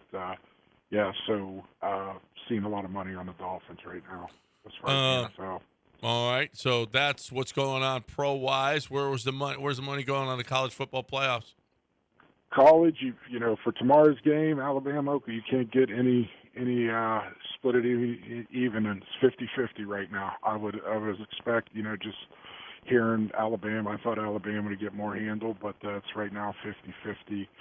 When they met, Alabama had 400 yards versus 200 in Oklahoma, but that's definitely an even there, and also it's even on the over/under at 39.5. So interesting there, I think. That game probably will go to the wire, but I like Alabama in that one. I like them getting the 1.5, and I think Alabama's offense is just way better than Oklahoma's, and I think they'll outscore in there. The big one, everybody's on the U. That's still trending. Yeah, it's still trending up close to 80%. I like A&M. I think. The only issue I have with A&M is, Texas ran all over them, the last game. But, it's about 80% right now on the U. And we're starting to see some future bets on the U as well, which is interesting to go all the way and go to the finals. So everybody's on Ole Miss. Ole Miss is a big play. I kind of like them. I think with all the coordinators there, I don't think Ole Miss misses a beat, and I think they'll cover that 17.5. And then James Madison, they're seeing a lot of love. So James Madison, that's down to 21. I believe that opened up at 22. But we're seeing James Madison money coming in. So, that's this weekend, and I kind of like Oregon in that game. I just think their offense is too much for James Madison, and I think they'll be able to outscore them and cover that 21. But I was shocked to see James Madison. Usually in the playoffs, we see a lot of handle on the favorites, and kind of seen that trend a little bit with Ole Miss. But definitely playing the dogs right now. Well, yeah, I mean, the Miami thing is interesting, and you're seeing futures on them. Yeah. Yeah. I don't. We'll see. The Aggies are going to kick their ass. That's all I'm saying. You like the Aggies in this one, then that's all I need. That's all I need. That's it. That's Right. See, John. Yep, I'm on my heater right now. That's So right. yeah, take the Sorry, Aggies. Dell. Yeah. Dell's a big Miami guy. Sorry about what? Sorry that you know what? John Chill just called it. Well, all right. I guess Ruben Bain shouldn't show up. Well, no, he should show up, and he should take his medicine. Hmm. Yeah, from Le'Veon Moss. Yep, and Marcel Reed. I don't know if those two meet up. Le'Veon Moss is winning. He better hope Trey Zune is giving Bain the medicine. I don't think Le'Veon Moss wants to meet up with Ruben Bain. Oh yeah, no. He's gonna run past him. He won't be able to see him. He better run past him. Ruben Bain ain't gonna be able to see him because he's running past him, and so is Marcel Reed. You're talking a lot about that All-American. You're talking very flagrantly about an All-American. Is all I'm saying. Whatevs. Ain't scared, and that offensive line ain't scared. And neither am I. Aggie John is at it again. John just writing checks. His Until ass he doesn't makes- care about cash. Until he makes Doesn't fun of care. the L leaders. Just watch and You can't learn. be a full Aggie if you're going to make fun of Yale leaders. Yeah. No. You can too. You can be a 2%er. No. Yeah. See, you're already calling yourself some. 2%ers aren't even fans of the Aggies. Huh? Yeah. 2%ers are like They just don't drink all the Kool-Aid. That's all. So you're a 2%er? I'm not drinking all the Kool-Aid. You're a 2%er? He's not an Aggie. He's nothing. He's I'm not a an 2%er. Whoop. He's nothing. Whoop. Thank You're you, not John. I just Chill's whooped. enjoying I'm an this. Aggie now. You're not supposed to do that either. Yeah, I can John do it. Chill's still on the air. I know. John Chill. He's learning. He's learning about what it is to be an I'm Aggie. learning. Yep. That's it. I'm learning how to be an Aggie. That's it. So You don't want to do that. Dell says, not this week, you don't. No, Not this week. There'll be Buckeyes next week. I know that. So we'll find out who we're playing. Yeah. So, All right, John Chill, as always, man. Love it. Appreciate it. This is a big week. College football playoff and pro football weekend. It's awesome. It is on. So get to the DraftKings Sportsbook like we were there and get your money down. Put your money down. Put your money where your mouth is. Thanks, John. We appreciate it, man. all right. All right. Thanks, guys. And I'm talking about that Golden Nugget Lake Charles. I'm talking about how much I listen, if I was here, I would definitely, you know what? Take the kids, give them a little money. Here's what you do. You got older kids, they're able to gamble, okay? You take them to Golden Nugget Lake Charles, you give each of them, money. However much money. Whoever comes back, okay, with the most money, they got to take all their other money away from them. And whoever comes back with the most money, then they win whatever else money you can give them. And that is a fun way for everybody to enjoy that. Yeah, that's I do that with my kids. Whoever comes you back. can now because they're 21 and Yeah. Well, 27 now. Yeah. I mean, so yeah, that's a great way. Okay, whoever makes the most, now you get another boost, another bump. So yeah. But you could sit on your money and say, I think they're all going to lose, and I'll just sit on the money that you gave me. That's the play. That might be the play. That's probably the play. That's probably Depends the play. on what they're playing. Or you can win one bet. Go and win one bet. You're running a game show with your kids. That's right. Yeah, That's right. I like it actually. That's I think fun. It's That's not a bad fun. idea. That's fun. So if you're looking for a great way to enjoy, I mean, nothing says the holidays like, going to a casino and gambling. I mean, everybody's having a great time. The drinks are flowing. Beautiful casino. The hotel is awesome. The pool, the golf course. What do you want to do? You want a poker room? You want to go to the you want to go to the nightclub? You got the Blue Martini. You got 12 different restaurants to choose from. You like Chinese? You like steak? You got Italian? You want seafood? Whatever it is, they got it all at Golden Nugget. We love it, and I hope you do too. If you're looking for the best way to just 2 hours and 15 minutes at most down the road, it's the Golden Nugget Lake Charles. GoldenNuggetLC.com, GoldenNuggetLC.com.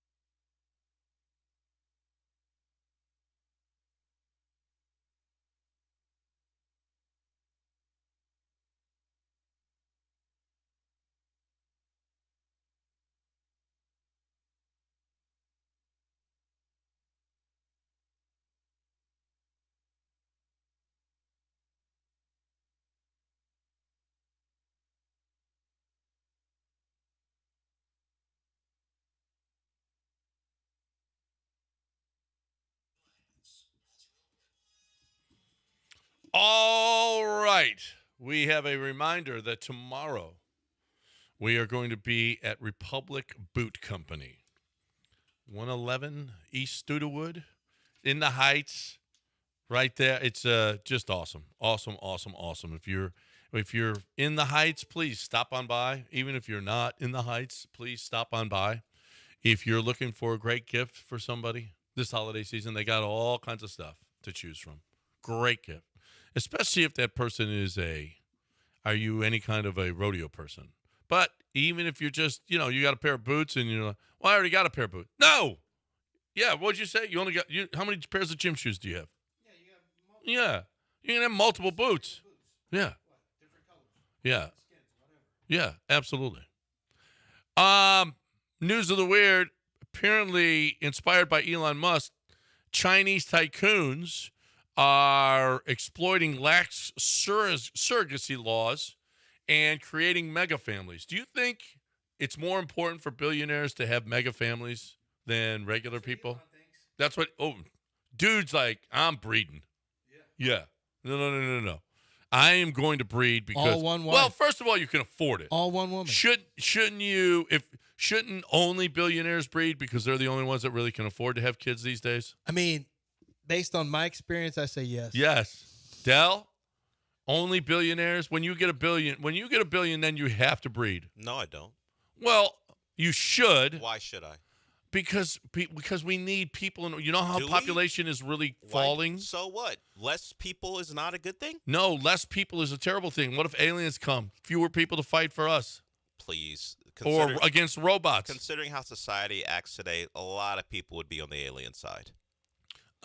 Well, a lot of people would be. They would see. Do you know? They would wait to see who the other side was for, Sure. and then if they But weren't also- for the aliens, they would then be for the aliens. But also, don't you know human history? As soon as the aliens put their foot on some people's necks, we'd have collaborators everywhere. Look, people would be immediately collaborating with the aliens, informing on their own people, siding with them. Stop it.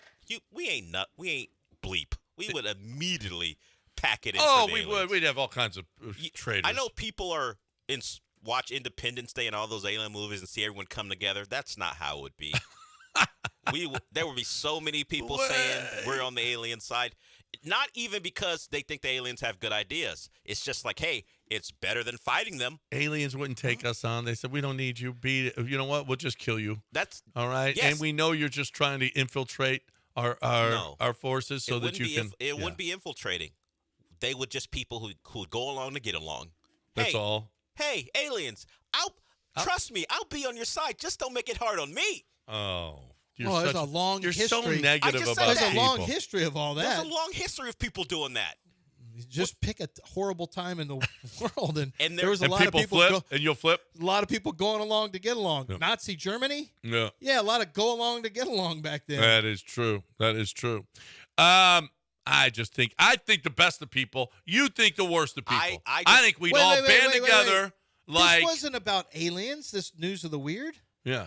Well, no. If the aliens come, we have fewer Chinese people. Birth control. Right, but we have fewer people if everybody was like Dell.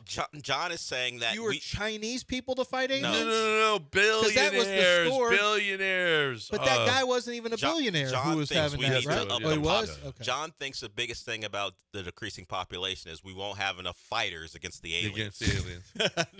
Yeah.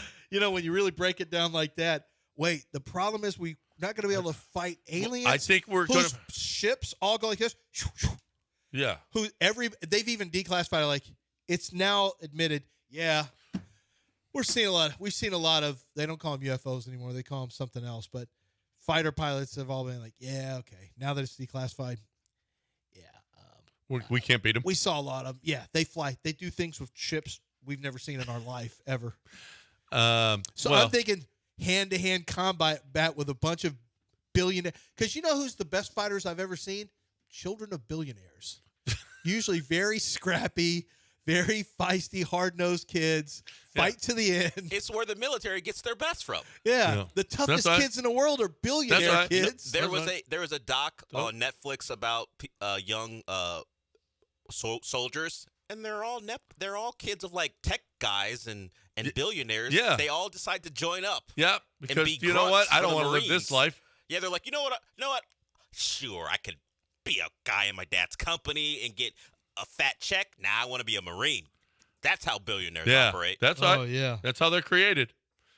Rescuers saved a hiker stuck for hours in near freezing quicksand in Arches National Park. Wait a minute. Quicksand is always in the jungle. Yeah. Wait just a minute. I'm going to freeze too? Do you know anyone that's ever seen quicksand? No. I've never even heard of anyone who's ever seen it in real life. No. Nobody, ever. No one's ever seen quicksand.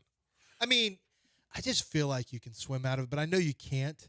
I mean, it must really be. Well, if somebody throws you a branch, then you can. A vine or something. You can Yeah. get out. Quicksand is like Michael Myers. Like it concrete? feels fictional. Like, sure, every time I see it, it's always in a movie where someone's near death or about to die. I've never seen anyone run into it in real life. I feel like it's not that quick, actually. Yeah, It's a very slow process. It is. I don't know why it's called quicksand. It takes forever. Yeah. It's like a fictional killer. Yeah. Like, sure, it always gets you. But how about that? But not in real life. Now you freeze too? I didn't know that was a thing. Oh, I didn't know either. Wait a minute. I'm walking around in the snow, and all of a sudden I'm in quicksand. I was always worried about black ice in cold temperatures. Now I got to worry about quicksand. I guess. I mean, I guess you have to worry about, once again, none of us have ever heard of anyone who's even seen it. Well, I saw it. So I guess you have to worry about it. I don't know. Let's look. I'm going to look up while I mean, while you're lightning talking. strikes, I'm worried about that, and those are real. Number of deaths from quicksand a year. I'll bet you it's under 4. Quicksand deaths a year? Yeah. I'll bet it's 250,000. Plus, who would know? 250,000. Like stolen packages off porches. Dell found something. No, I'm just like AI overview. Very few people die from quicksand because it's impossible to sink completely due to density. Yeah. But trapped individuals can die from exposure, hypothermia, or drowning. I'm tired of this. The quicksand gets you lobby stuck. has been creating fear. The big quicksand has been creating fear Big for years quicksand and has been years. creating fear? Yeah, those big quicksand and big killer bee and those, Oh, yeah. those people have been And killed. Y2K. Big Y2K, yeah, big tech. And getting stuck in the well, that lobby. Oh, you might get stuck in a well. Who dies from getting stuck in a well? You know how big a deal everybody makes every time some kid gets stuck in a Baby well? Jessica, way back when. That'd be scary to get stuck in a well, especially if there was somebody above you going, put the lotion in the basket. Oh, well, That's the worst would be well to the be in. worst You don't die The from being worst stuck well, in so a there's a well. little poodle looking over you into the well at you, like, oh no, I bet somebody's going to ask me to put this lotion in a basket. We're done. So no one actually dies from quicksand. You die from the elements Right. after you're stuck in Yeah, you quicksand. get stuck in quicksand, and then you get your You get face an pecked off infection. by birds. You get an infection, right? Snakes swim out to you. Oh, look, I got a zit. You get a zit. You get die an from a infection. zit? Yeah, you could. You don't know. I think An I got to ask infected a zit. doctor. You don't know. I feel like this was a really half-assed show. Today, you think? Well, this is what happens when we're playing the Raiders. Yeah, see. I mean, it's Nobody not our even fault. cares. It's the schedule maker's fault. I know.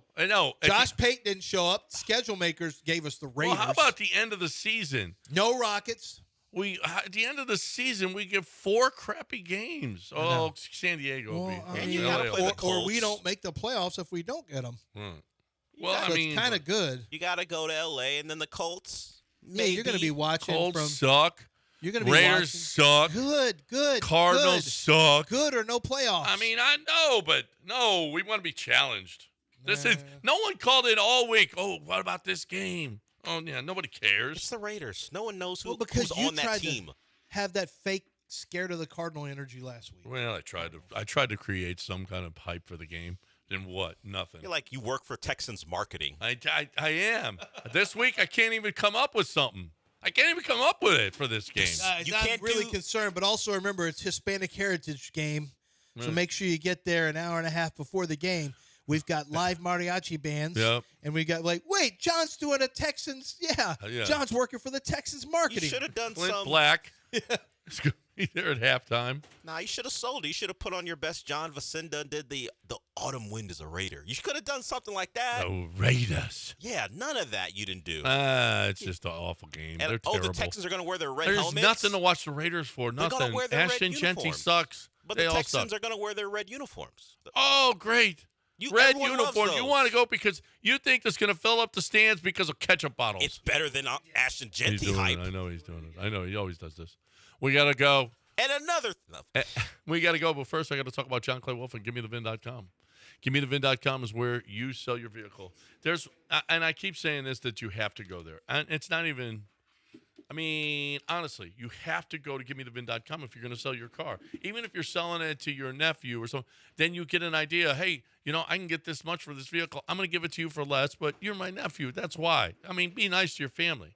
But if you're, other than that, why are you being nice to anybody? Why are you selling your car for less than you can get for it? It's a piece of metal, all right? Well, I want to know where. You don't want to know. You don't care where it goes. It's a piece of metal, all right? That's all it is. Sell it to John Clay Wolf because he's going to pay you more for it. His philosophy is simple. He pays more for the vehicle, sells it for whatever he can get at auction, makes less than the other guy, but he does it in volume. And the reason he does it in volume is because he pays more. It's a very simple process. And John Clay Wolf is great at it. And here's the deal. You're looking to sell your car, make sure you go there. So even if you go armed to CarMax or your dealership with that number, now you know where you should be. GiveMeTheVin.com. It's where you have to go to sell your car. GiveMeTheVin.com.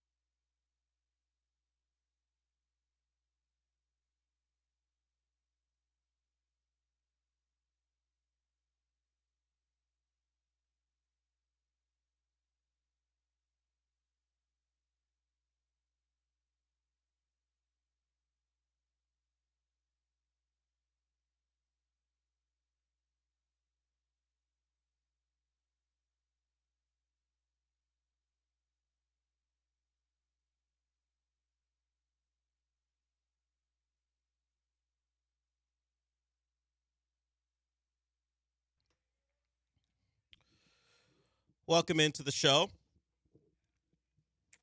And the Texans are back at practice yesterday. We'll hear from CJ Stroud in a little bit here, as he's got a very mature approach to the conversations around his team that fluctuate from week to week. We've talked about it, how depending on the game and how they perform, opinions can sway wildly on the team. People will ignore the totality of evidence of, at this point, 14 games, and allow 1 week, depending on how it goes, to affect their overall opinion. CJ, not so much when it comes to that, so we'll hear from him in a little bit. But I bring it up early because the graphic, everyone likes to use a graphic. The graphic is out of where the Texans stand as far as fewest points allowed. There's no real question, no debate about how good the defense is. Anytime you hear a conversation with the Texans, you have to try to be different to start with the offense. That's what Dan Orlovsky's on right now. But right now, the Texans have given up 228 points this season. They are 14 points clear of second place in Seattle. The next team up is 261, the Rams. And the next team after that is, well, they're tied. The Broncos are at 261. So, does that sound a little bit familiar? The Texans are 1, and 3 teams they've played already are 2, 3, and 4. Some might say the Texans' offense contributed to how good those defenses have been, but still, the Texans' defense is great. It just so happens that the Texans' offense has faced the 3 toughest defenses after their own as far as points given up so far. So it led me to start to look at how the Texans' offense not only performed, but how they did as far as penalties were concerned, because penalties can short-circuit an offense that's fairly limited in what they can do. Texans have difficulty overcoming their own penalties. A lot of teams do, but the Texans are uniquely positioned to struggle because they don't generally create a lot of explosive plays. Their offensive line is something you could consider average as far as how they perform, and they can't run the football. So the Rams, as I said, are on the list. They're number 3, tied with the Broncos at 261. The Texans committed 7 offensive penalties. Now, that's week 1. You know, Nick Caley's first game, I think the first play of the season was a penalty. They committed 7 penalties in week 1 against the Rams. So you're already playing a good defense, and then you self-destruct. Against the Broncos, in a game that was close, the Texans' defense played really well until late, where they gave up a couple scoring drives. The Texans only committed 4 penalties. The problem is they're all on the offense, and they're of the holding and procedural penalty variety. 4 penalties for 29 yards. Not a lot, but in a game that you lose 18-15, when your offense is doing not a lot, self-destructing penalties like that are a problem. Okay, I mentioned Seattle. That game was on Monday night. It was against a team that we didn't know was going to be as good as they were. We thought Seattle would be pretty good, but we were still questioning Sam Darnold. Against Seattle, the Texans committed 10 penalties. But this was a group effort. The defense committed 6 of their own, and the offense committed 4 against Seattle. So that one not as bad as the offense. Not as bad on the offense, but they still committed their 4 penalties. The holding penalty thrown in there, and of course the pre-snap penalties as well. That always seem to find them when they're playing a good opponent, particularly on defense. And of course, the last team on that list was I just talked about the 3 teams: the Broncos, Seattle, and the Rams. So those are teams, because of how good they are defensively, can pick at your weaknesses. And when the Texans have come up against teams who can do that, not only don't they score a lot of points, but they do things to hurt themselves.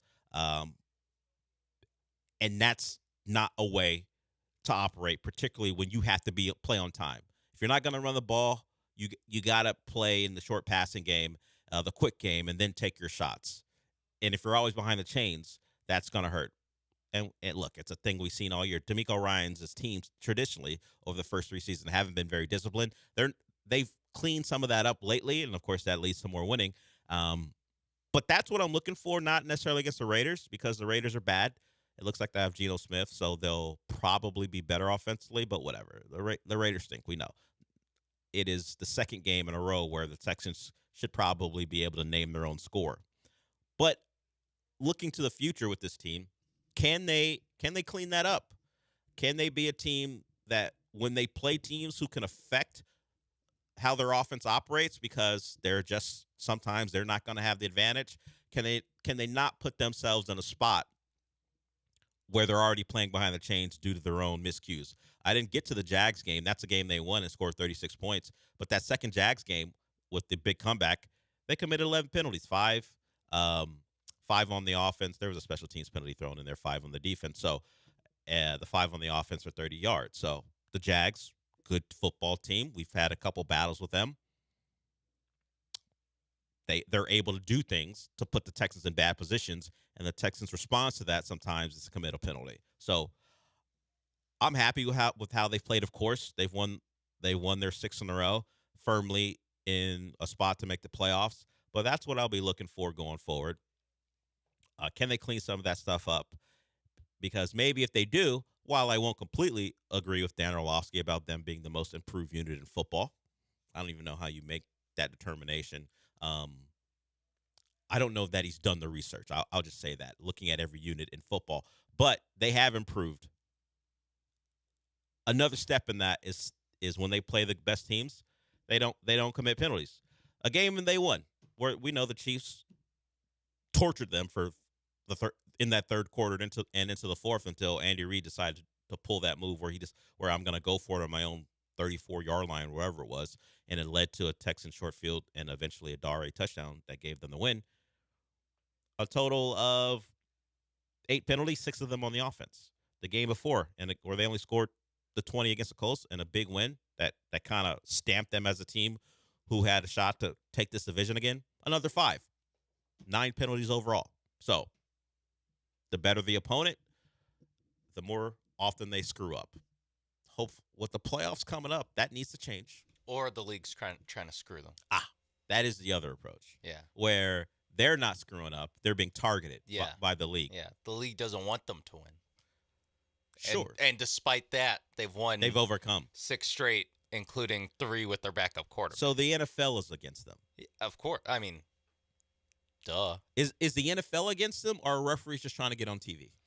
I've heard conflicting things about that. That's really interesting you bring that up. We'll play that when we come back. If you don't know what I'm referencing, it's been a big week for the Nakua family. A very big week. Man, we'll talk about it when we I mean, the Nakua family probably thought, one of their kids being involved in a robbery was going to be the low point of the week. And then the Puka was like, you know what? Hold on, wait a minute. Or maybe Puka's doing the distraction game. If I distract from what my brother's up to, people will stop focusing on what he did, and then I will be the focus. And I'll just, I'll issue an apology or just wave it off. Hey, man, I didn't know what I was doing. I would never think to do something hateful. We'll do that when we come back. If you missed it, a guy who's generally not upsetting to people, unless maybe you're a San Francisco or Seattle fan, you have to deal with him over the last several years. There's not a lot to Puka where you think, man, controversial. That's until he decided to stream with the help of a very famous streamer. You're gonna play some sound, but I'm gonna tell Puka something. I'll wait till after we play it. But there's a couple clues that you're in trouble just by the response of the person you're talking to. If a person responds in this way to something you said, you're probably in a bad spot when you're a famous person. We'll get to that when we come back. Sean and I till noon. Of course, you're welcome to join us, 713-780-3776. We will be giving something away. We've got a gift card, a $250 gift card from My Jewelry Outlet. We're going to give that away. So if you need a little help getting yourself something or getting something for someone else, we're going to give you a chance to do that sometime later in the show. But before we do all that, I want to give you an opportunity, or at least the information to take advantage of an opportunity, and that's with the people at Monument Chevrolet. They're doing their 12 days of Christmas. You can check out the deal that they have today at monumentchevrolet.com. And I say the deal that they have today because the deal changes every day in honor of the 12 days of Christmas. So a deal that you might see today may not be the deal that they're offering tomorrow. So you need to take advantage. I'm looking at the 2026 Chevy Equinox right now. 0% APR right now. Red tag sale. Red tag deal courtesy of Monument Chevrolet. Check out the entire spectrum of deals they have. Whether you're looking for an Equinox, or maybe you want a Silverado or the Colorado, or maybe you're looking for an EV vehicle, they're going to have a price that's right for you. And then when you get on out there, which is in Pasadena off of Beltway 8 and 225, you're going to be treated well by great people. They're going to get you through the car buying process at the pace that you like. Maybe you know what you want. You don't want to be held up. They'll do that for you. Or maybe you need to be walked through the process because you're not sure about some things. They'll do that for you too. When they've been in business for over 50 years, that means they can tune their service to whoever walks in. There's a lot of experience over with the people at Monument Chevrolet. So go to the website, monumentchevrolet.com, and then head to Pasadena. They're off of Beltway 8 and 225. Chevrolet. Together, let's drive.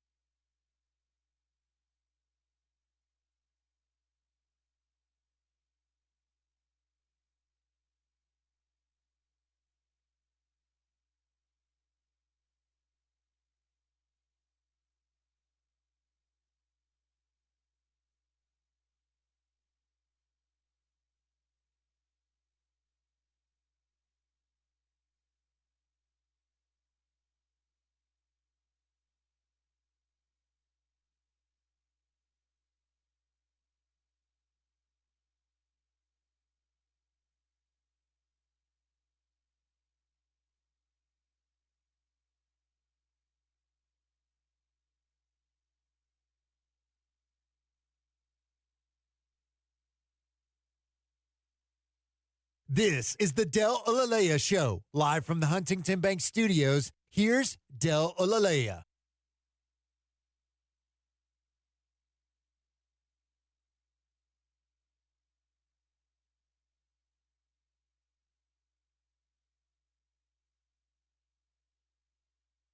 So we've got former players and current players doing podcasts.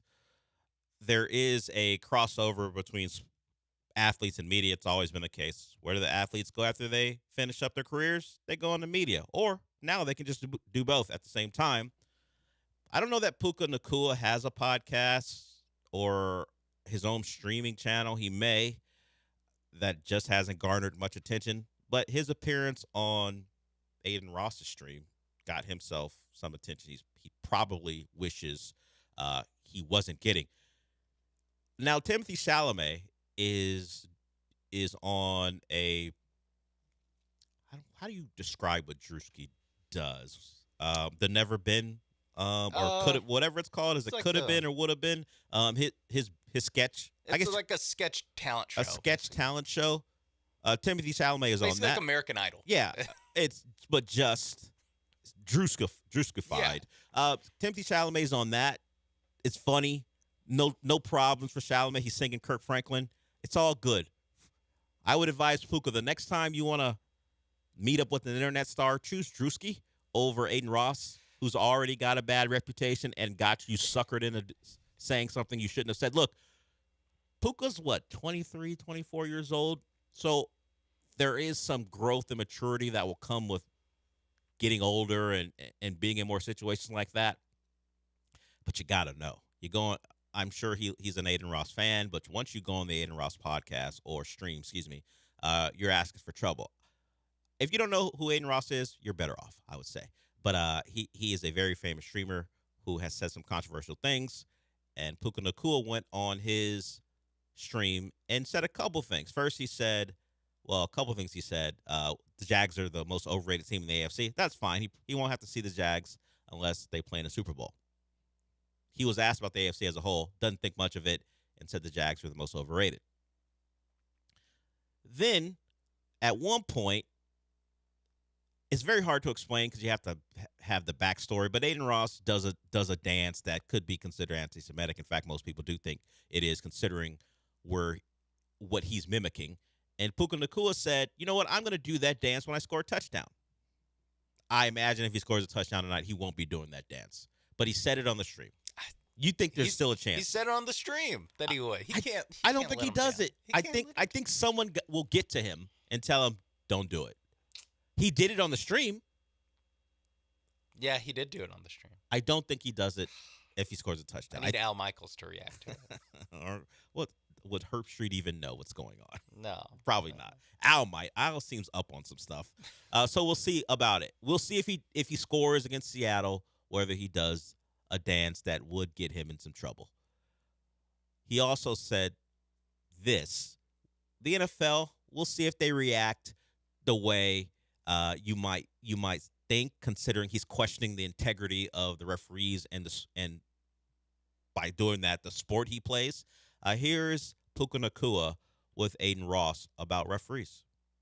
Refs are the worst because they're just, some of the rules aren't that like these guys are lawyers and like they want to be on TV too, bro. Like the game is, you don't think he's texting his friends in the group chat like, yo, you guys just saw me Sunday Night Football, like that wasn't No way. like that wasn't PI, like, but I called it. I was like, Seriously, they do that? I mean, these guys are normal human beings too, bro. Like when you hear, look, maybe it's because I'm older, but if I was in a conversation with someone and their response was, seriously, no way. Okay, where am I? I'm probably not talking to the people I should. They're all the same age, so that's what comes with it. But it's the first clue. When you get a lot of bros and no ways in response to something you said, pick a different spot. Pick a different spot. You're just like, wow. He's telling the truth right now. Like, he's not. Like, when he says something like that, I think even in his mind, he's kind of performing for them. Yeah, he's saying stuff because, I'm with these guys. Let's be a little entertaining. He's just trying to get a laugh. Yeah, but when he gets that type of response, when they're like, Really, man? They do that? That's come on. crazy that they do that. You're in the wrong spot, Puka. What you should have gotten was a chuckle. Yeah. Ah, Puka, that's funny. But Yeah. a response to, man, he's probably telling the truth. Yeah, if he was just on the Draymond Green podcast, he would get a laugh. Yeah. Draymond would laugh and then rip into NBA refs. Sure. That's what he would do. Instead, he's getting guys who think he's very sincere. Either way, it's gone poorly for the Nakuas all week long. If you missed the other part of that, his brother is accused of stealing a car that belongs to a Laker, not one of the famous ones. I mean, so it's not getting the type of attention it might get otherwise if it was, I don't know, Austin Reeves' car or something. But his brother's being accused, along with another man, of stealing a car from, let's say, Adu Thiero. He's a bench player for the Lakers, generally gets in during garbage time. But Puka Nakua's brother has been arrested. So the Nakuas, the last couple hours or the last couple days, not great. So I have a question. Yeah. Do you think Puka Nakua's appearance on the stream helped or hurt his little brother with the news? Because I actually think it hurt. I think there's more eyes on the Nakuas, and this just drew more eyes to it. I would agree. I did not know that Puka Nakua's brother had been arrested. He's a football player himself. He played for BYU. I was unaware until I saw the Puka story, and then I just saw all the other associated stories, and his brother's story came up as well. Yeah, there's also a Adam Schefter tweet about the Rams travel situation. Where they had some equipment issues. Yes, and you know the picture he chose? He chose a picture of just Puka Nacua. I know. Not the Rams. Yeah. Not a Rams logo. I feel like that's or even I don't know, their starting quarterback, their head coach. I feel like that's the clue of like, ooh, you kind of made yourself too big of a story. If in something completely unrelated, Schefter's like, we'll get people to stop scrolling and read this paragraph about logistics. A picture of Puka Nacua right now. Yeah. So his brother's name's Samson. He plays receiver in the UFL. I don't know if this is a joke on Mike Florio's part, but he is suggesting that Puka's brother hotwired the car. I don't think people do that with cars today, right? Not with a car that a 20-something-year-old is going to have. I don't think those cars get hotwired. Aren't they all computers? I wouldn't know. I've been out of the carjacking game for years. Go watch Gone in 60 Seconds again and get yourself caught up. That's my era. Of stealing cars. It wasn't. Yeah, it's a little different today. I could not. I don't know. I'm picking NBA player from the 90s. I couldn't adjust. Al Herring. He's probably 2000s guy. Yeah. PJ Brown. Yeah, I'm PJ. I can't adjust to what these kids are doing these days, stealing cars. Yeah. So probably need an iPad to steal a car. So Samson and Puka both in trouble. One for stealing a car, allegedly stealing a car with another guy. Puka for comments and a potential celebration he may be doing. I think the least controversial thing is him saying the Jags are the most overrated team in the AFC. People are like, yeah, pretty much. Yeah, no. People would agree. If he had left it at that, while that is something the Rams probably wouldn't want you to say about any other team in the NFL, at least they're on the other side of the you're not going to play him. You're not going to play him. That could have been, oh, I can't believe he said it, but everyone's moving on because it's the Jags and people would agree. The other stuff, he's going to have to answer for. Yeah, and you mentioned Timothy Chalamet. With Drewski. I will say the difference, or one of the differences. Timothy Chalamet is like literally on a press tour for a movie. Yeah, what is Puka doing? You got a game. Puka, what are you have doing? A game tonight. Yeah. What? What? He wanted to bring the streamers into the Rams facility. And Sean McVay had to be like, no, you're not we're not doing that. You got a game. What's wrong with you? Like, this would kind of be okay if this was a bye week. If it was on the off season or a bye week, sure. You want to show up on on Aiden Ross's stream? Even if it was like a Monday night game, it's like, okay, they got an extra day. They can whatever. This is like, what? They play You got a short week. The next NFL game that happens is your game, which could decide whether you get the 1 seed or not. Honestly, do it on Friday after coming off the game. You can do it. You got a lot of time. Why would you do it now? Well, he's a 20-something-year-old guy, and they don't make the greatest decisions all the time. No, I mean when you have a chance to be on Aiden Ross stream, How can you have pass to, it up? You have to. How can you pass it up? Who cares that you're like a top 5 NFL receiver? Yeah. You have to. You must. Drop everything to be on a stream. And try to sneak him into the facility until Sean McVay says no. All right, let's hear from Gary. Gary wants to talk about Puka. What's up, Gary? Hey, what's up, guys? Obviously, I guess, controversial subject, but my opinion, I think the NFL should suspend him. I don't know for how long, and I actually think, like, podcasts are just overall bad. I don't know if you've seen Michael Porter Jr. and all these dudes that hop on these podcasts. Like, it's just ridiculous. And it's kind of one of those things where when I grew up, it was like it's better for people to think you're stupid than to open your mouth and let them know you are. So I do think he should be suspended. It's not a joke. It's not a game. And it's ridiculous that he would even go on that podcast. And I just think the NFL should send a message. Like, hey, you can believe whatever you want to believe.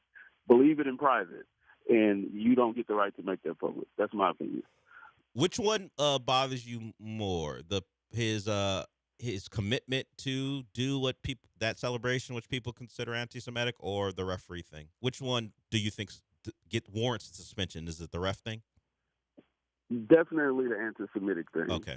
Right. Like, it's just one of those things where this whole, I'm not going that deep on this call, but this whole thing has just kind of been normalized. There's nothing normal about that. There's nothing okay about that. It's definitely not anything that people are saying things like that publicly nowadays, and that's a huge problem. And I just think they need to make a statement, Puka and whoever else, like, if you want to be a closet mini Hitler, that's fine. But you can't be doing it in public, and you're going to get suspended. And I think that's what they should do. Appreciate the call, Gary. For people who don't know what exactly Puka is doing, it's an image of what you would say would be a stereotypical anti-Semitic version of a Jewish person that you might have seen as propaganda in Nazi Germany. Yeah. It looks like a propaganda photo of a Jewish man rubbing his hands. A very racist version of a Jewish person. And apparently Aiden Ross has adopted that as a dance, and Puka Nacua committed to doing the dance after a touchdown. And he's already done it on stream. And, of course, the other thing that for whatever reason, the other thing that caught people's eye, I guess, because of calling into question the integrity of the NFL referees, was his dumb statement that guys call penalties to get on television. Gary is right, though, that, like, I don't know the exact percentage, but I'll just say, like, 75. No, actually, like, 80% of people, or athletes, let's just do athletes, that go on podcasts, like, I think of them it's less. Not great. Yeah. After, like, there's only one Jeff Green, or Jeff Teague. Yeah. There's only one Jeff Teague that's, like, actually... Like, what are the good podcasts that athletes do? Like, I think Richard Jefferson and Channing Frye, like, back in the day with the, what was it, the Road Trip podcast, like, that helped boost their profile. They're both on TV now. Yeah.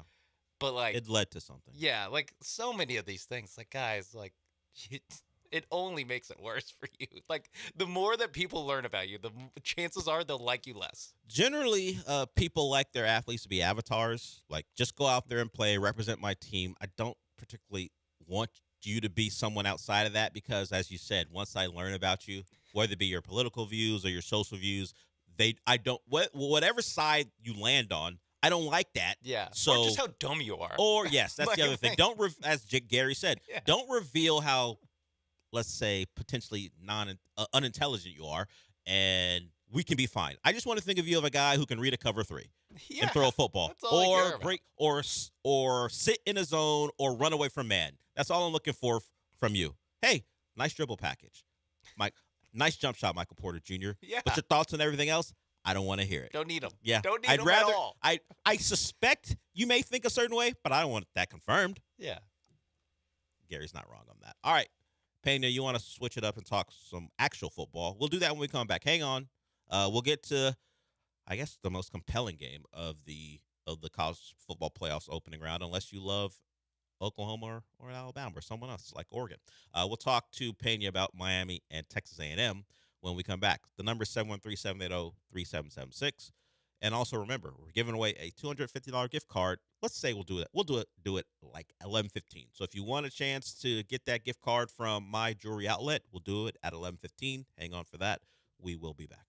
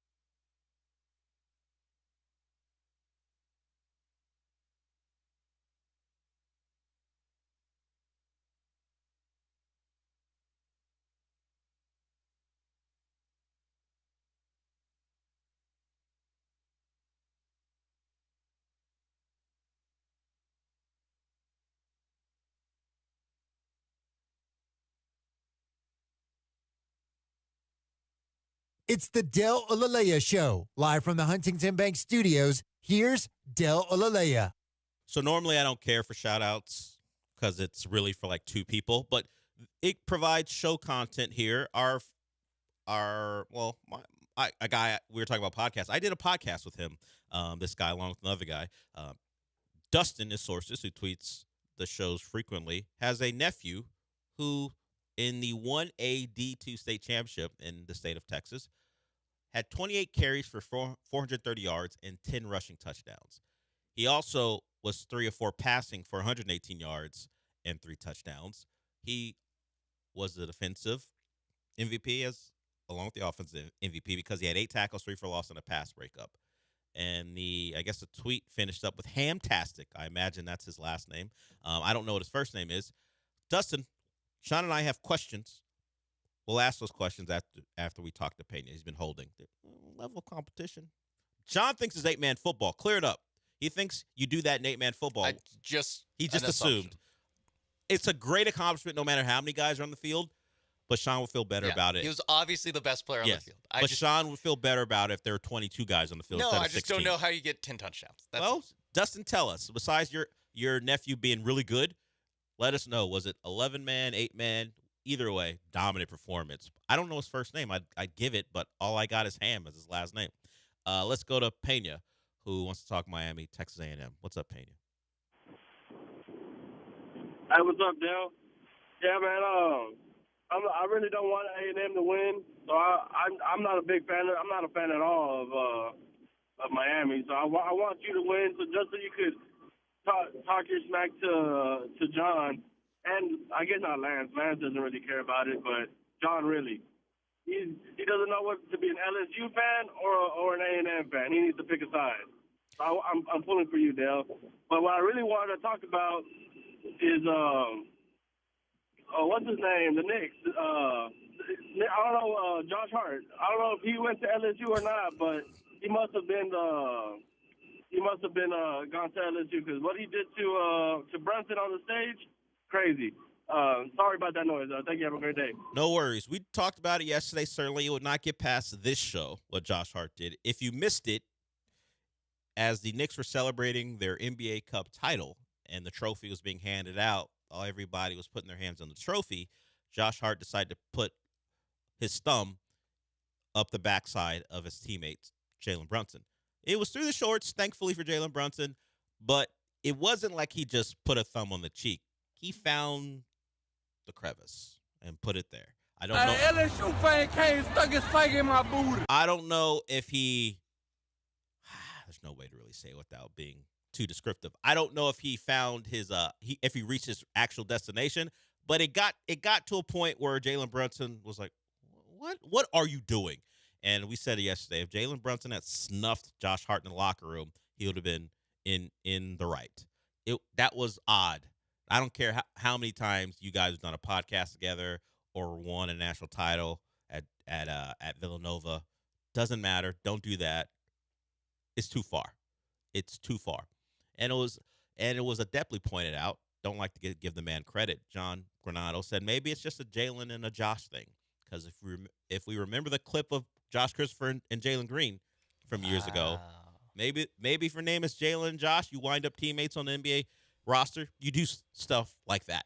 Don't know. Because you guys are just having fun with each other. Yeah. Wow. But shout out to John for putting that together. I didn't even think about it. I think we mentioned Josh Christopher, didn't we? Or maybe it was when I was with Joe. Maybe you did. Joe mentioned Josh Christopher. Yeah, but in that instance, that one seemed like both were consenting to the act of what they were up to. They both had clothes on. It was just odd for two teammates to do that. Yes, they're both playing a role. Yes, they were playing a role.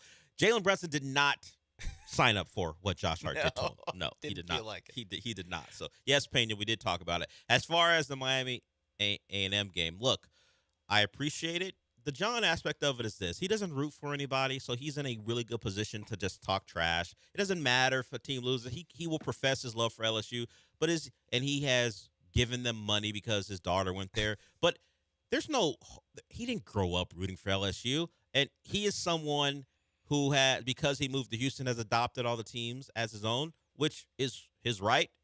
But for most people, and it's unique because in radio, guys have to move. Now, he's been in Houston. He was in Houston for a long time. Of course, we heard him in studio today, but he now lives in L.A., but he's a Houston guy. It's unique for a sports fan to move to another city and then adopt the team of the city he moved to. But because of his relationships with the players, because he used to be in the locker room more, of course, we know he was a sideline reporter for the Texans, he had a different relationship than most. So he came to love those teams and love the players he's around. I'm not built that way. I could be the sideline guy for the Rockets, the Texans, and the Astros. I could be doing triple duty. It's a lot of work. Don't want to do that. But if I did it, I would want the teams to be successful because I imagine I would start to like the people who work there. But if it came down to it, yes, I'd keep my fandom quiet because I want to keep a job. But if those teams wound up playing my favorite teams, I wouldn't root for them, not against those teams. John's different. He's all in.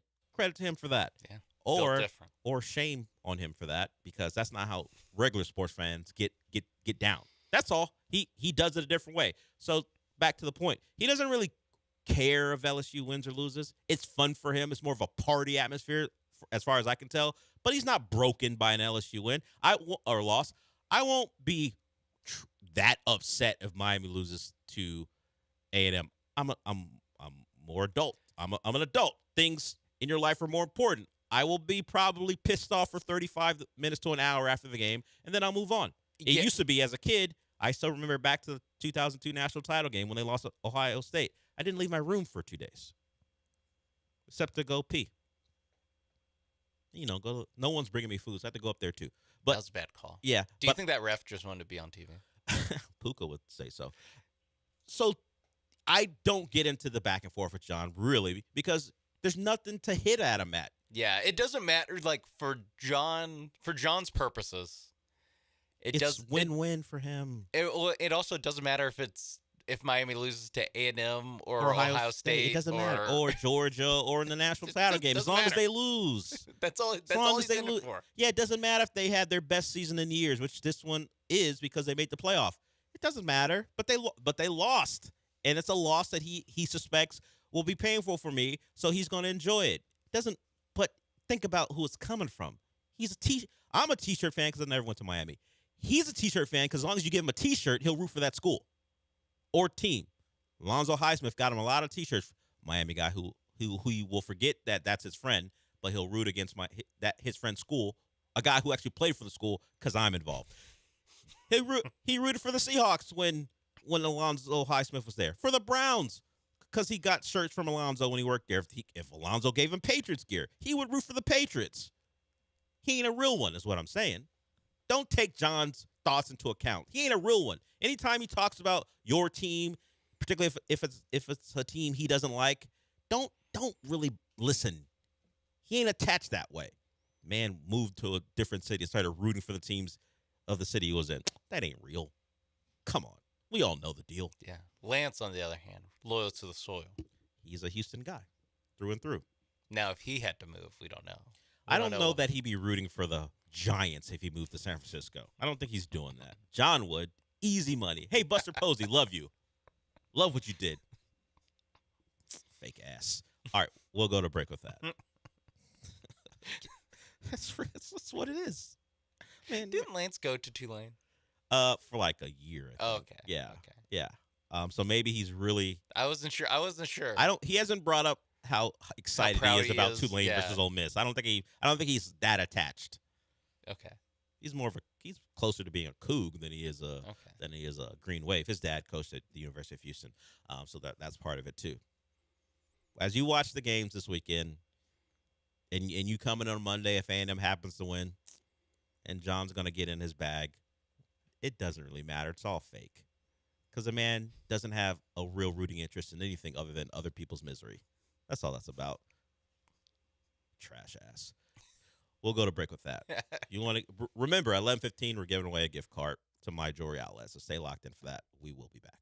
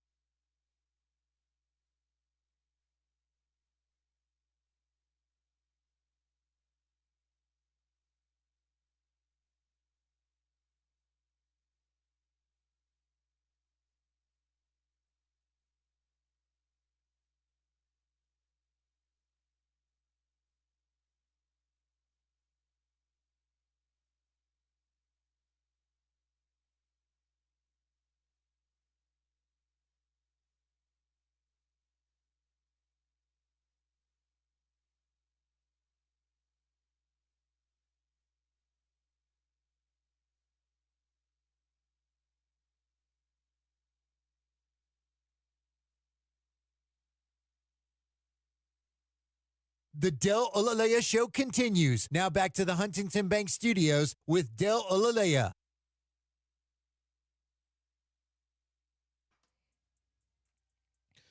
We'll close out the hour hearing from C.J. Stroud. We have pointed out a couple times that analysis of any team is strictly based off the last time you saw them. We won't, or at least people won't, use the entirety of a year to make conclusions. Hey, you played well last week, then things must be completely fixed. Oh, you played awful last week, then things are going down the drain. Ignore all the evidence previous before making a clip on television or from your home and putting it on Twitter. It's from the guys at ESPN to local people who cover teams. It's all, everyone does it. And CJ's kind of aware of it. So here's CJ Stroud acknowledging that people got after them early and are now praising them, and not really seeing, at least not putting much into that. Here's CJ Stroud. People kind of lose their mind around the building. We know what we had. We knew what we had the whole year. I mean, my process hasn't changed. You know, it's just we're starting to finish better, close out games. So, yeah, I really never lost faith. You know, I think we're a heck of a team, and you know, just like everybody loves us now, they can hate us in a week. Like, so who knows? It doesn't really matter. So we're just focused as a team. We're focused on what we can control, and that's how we play each week. So, you know, whatever that looks like. So, you know, we're going to continue to have faith in one another and trust in one another and keep playing hard. They got the Raiders. I don't see a path where we're going to hate them after playing the Raiders. Hate's probably a strong word either way. But another name your score type of game, I would think. If we get what the Raiders have been the entire year, to be honest with you. We talked about it.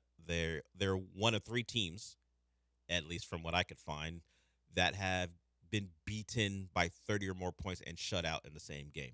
The 2021 Texans are on that list too. We were hoping for a Kenny Pickett joint, so maybe we could wipe the Texans off the leaderboard for that, and the Raiders could be by themselves at the top of that list. Geno Smith will throw some picks, but he's kind of like Jacoby Brissett. Well, he'll just stand in there and fire it. I don't know that he'll get jittery. Kenny Pickett, I think, has plenty of jittery in him. That could have been fun to watch. I guess picking off Geno Smith will be pretty fun too. He'll throw it to you if you give him the chance. That's the thing. It's that Kenny Pickett would have probably just been like 3-and-out city and checking down. And where Geno Smith is going to be turnover city. Yeah, it's going to be like he'll move the ball more, but then drives will probably end with turnovers. So. Yeah, the Raiders do have Brock Bowers, so if we go by what Trey McBride did last week, that might be of some concern, not in a way that will cost you a victory, but maybe a little frustrating. Maybe Brock Bowers picks up a couple third downs you're hoping to get off the field on just because he's a talented player and you actually have a professional quarterback out there throwing him the football. But other than that, walking out of here with a dub and probably a very convincing one, and then we get to the real last couple games of the year to determine maybe the division and seeding. Right now, I looked it up because I was unsure. The Jags and the Texans both have 7-2 conference records. The Texans have the clearer path to finishing 10-2 in conference because, sure, they have to go to L.A. to play the Chargers, but they have the Colts at home and, of course, the Raiders at home. The Jags have to go to Denver this week, and they have to go to Indy, and then they have the Titans. So while the Colts are compromised because it is Phillip Rivers playing quarterback, and the Titans stink, so you could say the Jags could be favored in those two games. The Broncos one could be the difference, and maybe will be the difference between the Texans hosting a playoff game because they won the division again, or going on the road someplace. So while the Texans are in the late window and the Broncos are as well with the Jags, let's just hope that we're allowed to turn our attention to Denver relatively quickly and pray on the Jags' demise. Yeah, I mean, the Texans pulled that off last week, where it was immediately like, oh, okay, this can go on the second screen. Like they're up 10-0 with 50 55 minutes left in this game. You feel pretty good about that. I mean, there really is nothing like there's teams that will just play to the competition, across all sports, football, basketball, whatever. I feel like the Texans aren't that team. Like they just bury bad teams for the most part. They just okay, this game is not going to be competitive today. Cool. Thanks for letting us know. Against Baltimore, it was that way. Against Arizona, and now against the Raiders, I have that suspicion. Even against the 49ers, like a very injured 49ers team, like on offense, they're just moving the ball however they want. So, like this defense is good against everybody. The offense really is like they're bullies. Like they if they're better than you, like they'll lay on the gas because in most games it is ugly. Like against average or above defenses, it is ugly. It's a struggle. So So when they want to let their frustration out against the dregs. When they sense a lack of resistance, they take full advantage of it, and we would expect that. Nick Haley gets to like puff out his chest a little bit, call some plays with some bass in his voice. And he can tune into NFL Live on a Wednesday and watch Mina Kimes and Dan Orlovsky big up his performance again. Now Max Crosby, of course, could be a bit of a difference maker, but there's a question of whether he'll play. He's a bit banged up, so we'll see if Max Crosby is available. While Max Crosby or no Max Crosby, we clearly expect it to be a win. I prefer to not see him hit the quarterback. He's the most likely guy to put a hit on C.J. Stroud if he does play. So if he decides or injuries decide for him that he's not available, great. Because while he made it through it, there was one play early in that game where C.J. got slung backwards and his head banged against the turf. I was like, oh, that's nasty. I've seen a particular quarterback who just lost his job have his head saw him sling backwards and the head hit the ground, and well, unfortunately for him, that was a whiplash and a concussion. He had to be carted off the field. Thankfully, CJ got up, and of course, with his concussion past, I'm always a little concerned anytime I see that type of whiplash type of motion. But he got up and he was fine. He also took another hit later in the game where you can see him wincing. It was one of the few moments where he was bothered by the Cardinals, but they got a couple good licks in on him. So let's remove Max Crosby from the equation. There's one more guy who may get a touch on the quarterback. Yeah, and it might be a situation where it's like, doesn't really hurt you in this game, but might hurt you in the long run. Yeah, with what he does to your season. Yeah, so we're if he doesn't want to play, great. Max, you know what? Take the week off. You play hard. 3 games off. Well, I mean, I don't care if he plays the rest of the way. Any game he plays, I don't think affects the Texans' chances. But if he wants to sit out this one just for health reasons, whether it be one of those mental health days he wants to take for whatever reason, go ahead. It's fine. Yeah. No, it's just that Max Crosby's one of those, like, it's like Myles Garrett, where it's like, I only want to play for this organization. And I go, why? Well, Myles Garrett did it until they coughed up all the money. That is true. You remember early in the offseason, Myles Garrett wants out. Then the Browns broke him off. What he wanted broke off, and he stayed. Now he's a sack away from setting the record for sacks in a season. Yeah, but I don't know. I always have a little bit of like, some of the loyalty seems performative, and some of Max Crosby's loyalty seems like it's like, I know being loyal is the right thing to do, so I am loyal to this organization that deserves none of it. Yeah, what are they doing for you, Max Crosby? Cut it out. How many coaches has Max Crosby played for with the Raiders? How long has he been a Raider? Let's see. When did he get drafted? Did he play for Del Rio? He got drafted in 2019. Okay, so he didn't. What's the Raiders head coach? I think it's just Gruden. Bisaccia. Let's see. They have a handy dandy list on the Raiders website. Antonio Pierce. It's Gruden, Bisaccia, Josh McDaniels, Antonio Pierce, now Pete Carroll. So he is up to 5. 5 coaches in 6 years. Yeah. Not great. And yet you want to be loyal. Whatever. Hey, maybe Las Vegas. Maybe he doesn't want to live anywhere else. Maybe that's part of it. All right, we'll go to break with that. We're way past due for a break. In about 10 minutes, you'll get your chance to win a gift card from my jewelry outlet.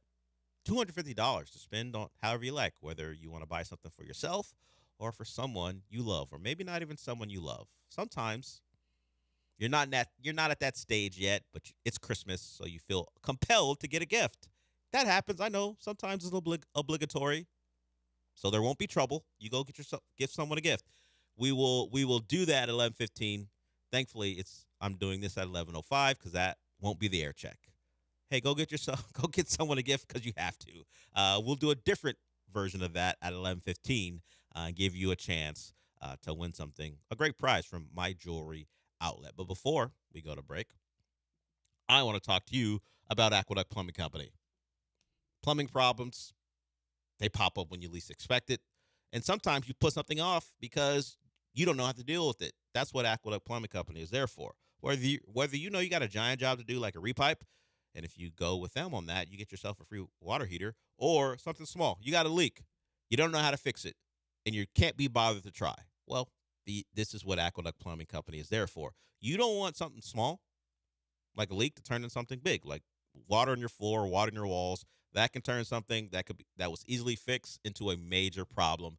So let the great people at Aqueduct Plumbing Company take care of it. Go to aqueductplumbingcompany.com and check out that drop-down services menu to see what they do and how it fits your problem. Or you can call them at 281-488-6238. Get yourself a free quote. You see a problem, you're not sure how much it'll cost, they'll tell you, and they won't charge you for the estimate. Pretty nice, right? No one wants to get charged for just figuring out what the problem is. That's what the people at Aqueduct Plumbing Company are there for, to help you out, fix your plumbing problems, and do it at a price that you like. That's aqueductplumbingcompany.com. That's aqueductplumbingcompany.com.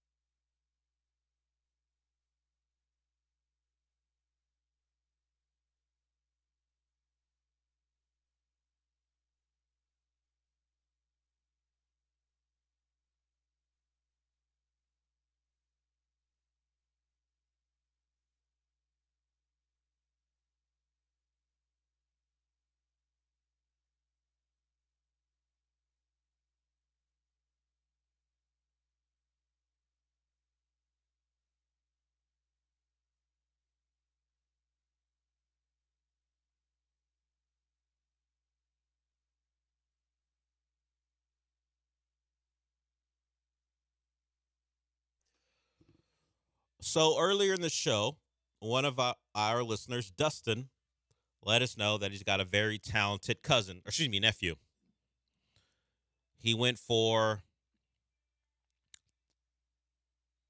13 touchdowns in a state title game.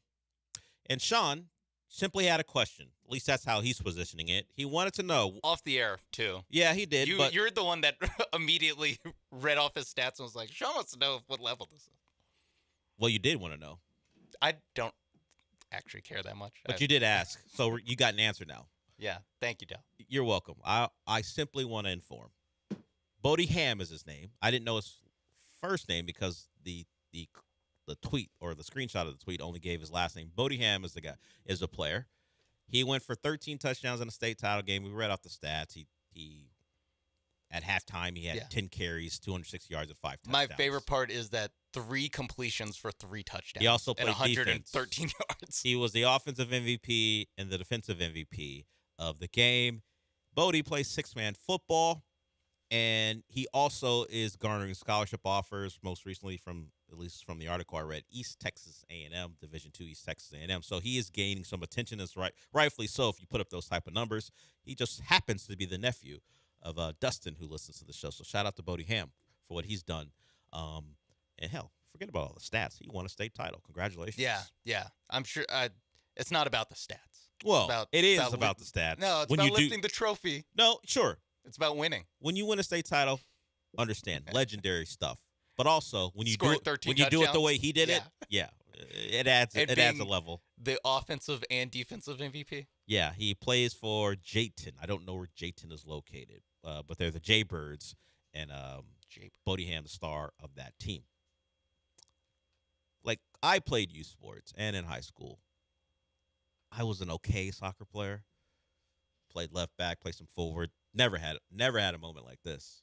No. If someone did that in, like, I don't even know what, like, what would be a level so low that, like, we wouldn't care about it. Like, if someone did that in PE, we'd be like, "Oh my god, you're a playground legend if you do that." Yeah, if you did that, like, whatever, after school we're playing on the field, like, we'd just be like, "Oh my god." Yeah, 13 touchdowns, no matter what you're doing, no matter what competition level, is nuts. At some point, you would think someone would get a stop. Not against Bodie Ham. Congratulations. Sticking with football a little bit, as we get closer to the CFP, a guy who left his team during the last playoff to go find a job is now looking for another one. Bo Perbula enters the transfer portal. Quitting on his team. Well, selfish. There's no games left, so he's gone. Oh. He's not actually quitting on anything other than, I guess, Eli Drinkwitz. No, he's quitting on, I don't know, the Xbox Bowl. What are they in? Oh, are they playing? Oh, yeah, they are playing in a bowl game. I forgot. But they're eligible for a bowl game. Did they accept? Yeah, I don't know. He was. Remember, this is a kid who got hurt, and he tried to come back. Wasn't himself. He played against. I think his first game back was against Oklahoma in a game where you could see he could barely move. Gator Bowl, Tex Slayer Gator Bowl. So one of the remaining ones that I can recognize by their sponsor and name. And you know it's in Jacksonville. So Bo Perbula, his team's going to play in a bowl game. He won't be there for it. He's going to look for another place to play. Let's get to this.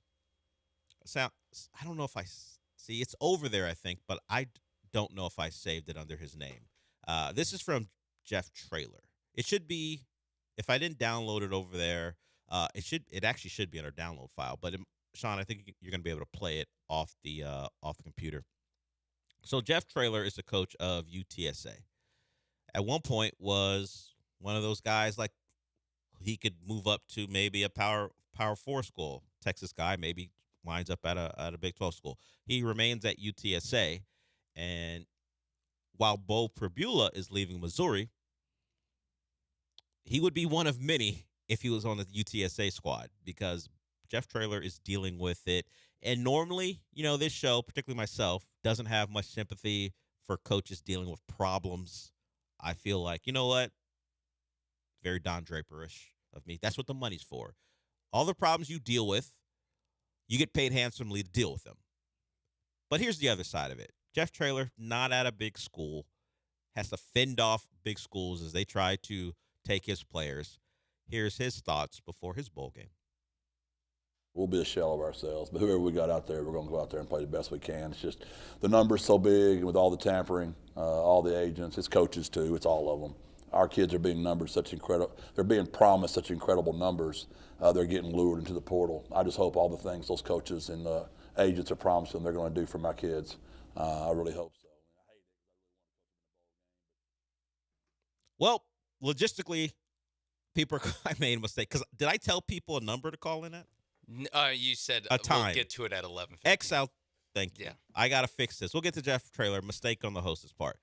I told you about the My Jewelry Outlet gift card that you can receive, but I did not tell you what caller to be, and that's on me. So we're going to go caller 5 now. Caller 5 right now wins the $250 gift card from My Jewelry Outlet. They are the largest lab-grown diamond. It is the largest lab-grown diamond liquidation sale in the world, and it's happening at My Jewelry Outlet. 50 to 70% off. Platinum engagement rings, diamond studs, diamond tennis bracelets, diamond hoops, loose diamonds, and more. plus thousands of lab-grown diamonds and they're all at wholesale prices. And right now, I think we have our winner. Two, or at least for that $250 gift card from My Jewelry Outlet. If you want to take a look at what they have to offer, they're near. They're on 3841 Bel Air Boulevard near 610 Bel Air and Cellulink, not that far away from us. Gift cards must be used, at least, well, the winner will be told all that information. But if you want to go on out there and see what they have to offer, 3841 Bel Air Boulevard. Jeremy and Joe are going to give away a gift card, I believe, tomorrow. So if you missed out on the one right now, they're going to give you a chance to win them as well, or win one as well. So take advantage of what they have to offer. If you didn't get the gift card from us, they also have a sale going on where you can find something for yourself or someone you love. As it is that season, it is that time of the year where gifts are being given, and why not get a great one from My Jewelry Outlet? That 50 to 70% off. That's nice. So if you're looking for jewelry, go to My Jewelry Outlet. So Jeff Traylor was in the middle of talking about all his guys are going to be gone. It's part of the business, man. And unfortunately, while the players take on most of the attention for leaving, Jeff Traylor, I gotta imagine his biggest problem is with the guys in his own profession, the guys who are coming to or perusing his roster and picking and choosing who they want and offering them money. And he went on to talk about how his guys are getting promised things with no guarantee that they're going to get them, but these guys are being promised stuff to get into the portal. And once they're in the portal, now it's, while the tampering led to them getting into the portal, now it's legal to contact them and bring them on campus for visits and figure out what works and what doesn't as far as roster construction for these other teams. Now, Jeff Traylor will have to play a bowl game with the team that doesn't represent the team that earned that spot in the bowl game. And then he has to fill his roster with guys for next season. So it is a difficult process, particularly when you're at a smaller school who doesn't have the budget that these other schools have, where they can toss out $150,000 for a player on Jeff Traylor's roster. And if it doesn't work out, they've got another guy they're paying to be there too. He doesn't have that type of he doesn't have those resources to make a mistake. He has to be very prudent with what he does to build a roster. It's the haves and the have-nots have always been there. And while the gap is shrinking at the top of the sport, that's why you can have a Texas Tech, who isn't generally considered a national title contender, but because of how the sport is set up, they can, I don't know anyway else to say this, can buy their way into a spot because of a very rich booster. Jeff Traylor can't buy his way into even the top spot in the conference. It's just not how it works at that level. But he has to deal with a Cody Campbell type guy being instructed by a coach of a Texas Tech or another school. Hey, I want that guy off the Roadrunners roster. Pay up. Yeah. He's going to help. And that's the other end of it. As I said, generally not a lot of sympathy. But when we talk about the guys who are in the non-Power 4, you can understand how it is tough to go about being a college football coach. Yeah, it's tough just to fill the holes. Just like you said, there's all your best players are just going to get picked off basically because the bigger schools can offer them an NIL package that you can't offer for your entire starting defense. If a guy's good enough, they could just completely blow you out of the water. I mean, it's the Drew Mestermaker thing with North Texas, where it's big time transfer quarterbacks make probably $3 or $4 million. I don't know if UNT's roster this year made $3 or $4 million. So it's just a scale that just makes it impossible for these guys like Jeff Traylor. Every year he's going to have to build a team from scratch in some ways. If guys on his roster are so coveted, he's guys who he might have expected to come back. It's maybe he can keep one or two of them, of the really good guys, but a lot of them are just going to go. And UTSA plays next week, First Responders Bowl. Them and FIU will play in a bowl game the day after Christmas. All right, we'll go to break with that. We got our winner for the My Jewelry Outlet gift card, $250. Doing a nice thing, the people over there. And as I said, they got great deals going on over there. So if you don't get a card from us, go over there. I mean, you'll save money, get great jewelry, and make someone happy, or make yourself happy. Treat yourself, as was once uttered on Parks and Rec. I forgot. I think that's the lasting legacy, or not the lasting. What about? But I think that's the little biggest Sebastian, thing. The little mini horse. But treat yourself gets used. It does. Like, just for people wanting to treat themselves. Like, Lil Sebastian, huge star. No one is a bigger Lil Sebastian fan than I am, other than maybe the people in the show. You love a mini horse. I love a mini horse. Small horse, big heart. Of course. But I think treat yourself is like I think that and maybe like the gif of Ron Swanson throwing his computer in the garbage. Yeah, and Rachel played it, which is at Aubrey Plaza. Was that her name on the show, Rachel? No. April. It was April. It was one of those names. April was her name. It was one of those names. Lasting legacy. I would rank it Treat Yourself, Lil Sebastian, and then April as the three things I remember from that show. And, of course, Ron Swanson being Ron Swanson. But that's kind of separate because it's Ron Swanson, who was in Final Reckoning. He was in Final Reckoning. Wait a minute. Ron Swanson. That's Ron Swanson in Final Reckoning. As one of the military generals. Yeah, who wants to shoot off some nukes and then gets talked out of it, and is kind of one of the better guys. Won't spoil how it goes for him. And he's a hero at the very end. Yeah. When he requested that sidearm, I was like, oh, I know. What are you up to, buddy? When a general in lockdown requests a subordinate sidearm in a movie, I can't speak for in real life. I've never been in that situation, but I've seen plenty of movies. And it always feels like a bad thing about to happen. It just ratchets it up the intensity of like, wait, is he gonna what's he gonna do here? Hey, what's Nick Offerman gonna do? Or as we call him, Ron Swanson. No mustache though. Military guy, Yeah, you gotta have the clean shave. Understood. All right, we'll go to break with that. We have a couple segments to go. If you want to join us, 713-780-3776.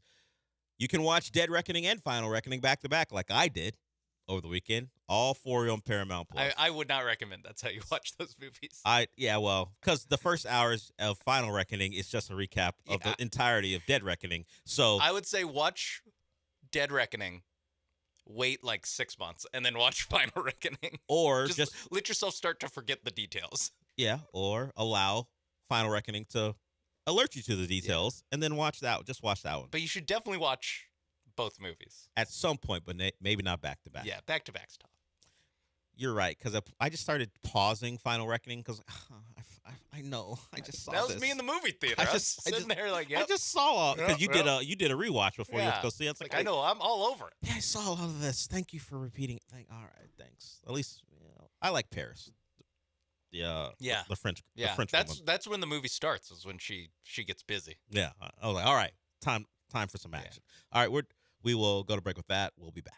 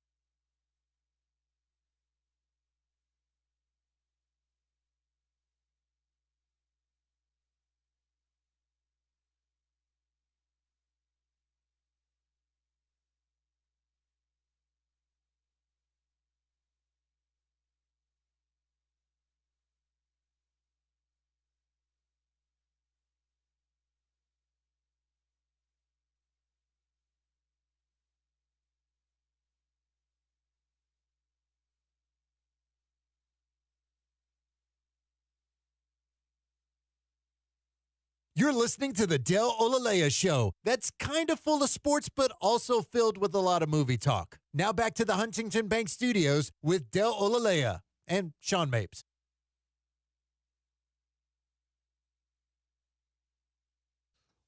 That's Michael Carroll, the voice of this show. He's back in the building working, so he'll join us tomorrow at 11:30 to talk movies and television. What is this?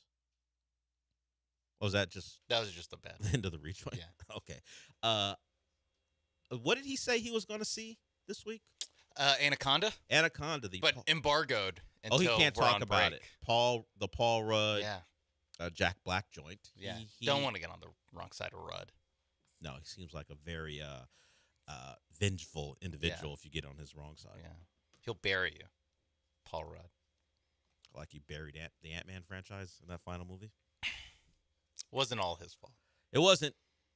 It didn't. A lot of things went wrong. Look, Jonathan Majors didn't help anything with his off the field, off the court actions, off the green screen action. Yeah, I mean, he was great on the screen. But Kang losing to Ant-Man, not great for the supervillain. Not great for the brand. No, and then he did what he did, and now Also not great for the Kang's gone now. They have to move. Now Robert Downey Jr.'s back as a different character because the Kang thing wasn't going to work. Look, man, Ant-Man is fun and fine, but he can't be the guy who beats your new supervillain. Like Ant-Man beating Thanos would have never happened. No. You have if you're going to build up Kang, or at least try to build up Kang to be the next Thanos, Ant-Man can't be the one who gets him. Yes, he has to get. Ant-Man has to lose there. Yeah. I don't know how you set it up. Maybe not die. He's like, not die. But he can't stop Kang from his goal. Ant-Man can't do that. The power of that family shouldn't have come together to stop Kang. Yeah, that was a poor and those decision. Giant ants. Yeah, what are we doing? Kang lost to some ants, even if they were giant size. Like, no disrespect to those ants. I mean, yeah, you put in the work. Yeah. But what are we talking about here? They brought that on themselves. Now Kevin Feige has to revert back. You know what's a good idea? Banking my future on the guy I just banked my future on. Let's see if it works again. Let's see if Robert Downey Jr. gets it done as Doom. And people didn't enjoy Fantastic Four all that much. So, as you might know, Marvel in some flux. We'll see what they got in store. And DC's latest entry into trying to take some of the marketplace is Supergirl. What's the line from the movie or from the trailer? When asked about Superman, he sees the best in people. Supergirl says, I see the truth. That was supposed to be the banger line. Damn. We'll see. I'll give it a shot. You want the truth, Supergirl? You can't handle the truth. Hey, I'll give young Rhaenyra Targaryen a chance. Yeah. I think that's the least we can do. I mean, I watched you in House of the Dragon. I'll watch you in Supergirl and see what that's about. So Michael Carroll will talk. Maybe not specifically about those two things, but he'll talk to us about things like that when he joins us tomorrow. We're going to be, well, at least I will be at Republic Boot Company. Michael will join us from the studio here. It'll be an all-day thing for the shows. Republic Boot Company is a place you can go to get yourself. We're just giving away a gift card to my jewelry outlet. You can get a great gift from my Republic Boot Company as well. If you like boots, they sell other things. They sell clothes there too. And while I won't just big up the smell like John does, he loves the smell at Republic Boot Company. I think the products are pretty cool. Smell aside, that's more. You'll just leave that up to personal preference. I don't know what smells entice you. Yeah. I just know the product should, and you should head on out there. We're going to be out there all day, from 7 to 6. You know, there's a gap. Rich Eisen won't be joining us out there. We didn't get him. He's too busy. It's tough. Football Friday. Yeah, understood. He's got a lot to do. But the rest of the lineup will be out there if you want to meet us or just get something cool from a Public Boot Company. We've been out there a couple times, and I think since the last time we were out there, they grabbed more of that space. So, nice. So it might be it's a little bigger. I think I will always remember that place because that's where we did our first show. The first show of this show was at Republic Boot Company. Yeah, wow. And I got a great lead-in from John. Pretty much said, "Don't mess it up." I think is what he said. What an encouraging thing. A guy who may be of that same attitude, depending on who he's talking to, is Ime Udoka. he feels like the type who would tell you don't screw it up, go out there. He got hit with a $25,000 fine for his words about the referees, called one of them starstruck, said a couple others shouldn't have even been out there. It was harsh. Some of you may say fair. The Rockets were acknowledged. At least the referee screwing the Rockets over was acknowledged. Not for the Amen Thompson, Tim Hardaway non-foul, at least in some of your eyes, it was called a foul. It was for 3 other incidents in the final 2-minute report. So the Rockets were on the short end of several things in that very tight game against the Nuggets that they eventually went on to lose. Does no one any favors. But for his actions, or at least his words after the game, $25K for Ime Udoka. I always kind of, no matter how big the fine is when it comes to coaches or athletes, unless it's a guy who is like a special teamer and he gets hit with like something that results in a game check type fine, I was like, whatever, 25. Yeah, I get it. It's a large sum of money, but we're always talking about monopoly money when it comes to these guys. So yes, that's a lot of money for your words. But you know what? When Mark Cuban got hit with his fines, whatever. The man owned the Mavericks at the time. They might drop in the bucket. Yeah, it's the inverse of why the Knicks bench players are celebrating so much, winning the NBA Cup money. Yeah, they're celebrating because they're that was it $500K? I forgot what it was. That $500,000, $1 million, that goes a long way in I'm the 9th guy on the Knicks world. You know, Jalen Brunson, Karl Anthony Towns, whatever. The NBA it's nice, but whatever. Really wanted to, I guess, to hit people with something that might matter. Maybe shaming them, like a denouncement of their words. I don't know. That's not going to change Ime Udoka in any way. How he talks, he may not get to a level where he's so frustrated that he rips an official and suggests they shouldn't even be doing this job again. Depends on how the calls go, but the $25K isn't going to change how he thinks. He's going to go up there after a game, and if he thinks they made a couple calls in the opponent's favor that were wrong, we'll say it again. It doesn't stop anyone. Trust me, Anthony Edwards, who has been fined for post-game comments, mostly the language involved, doesn't stop him. Yeah. It doesn't stop anyone.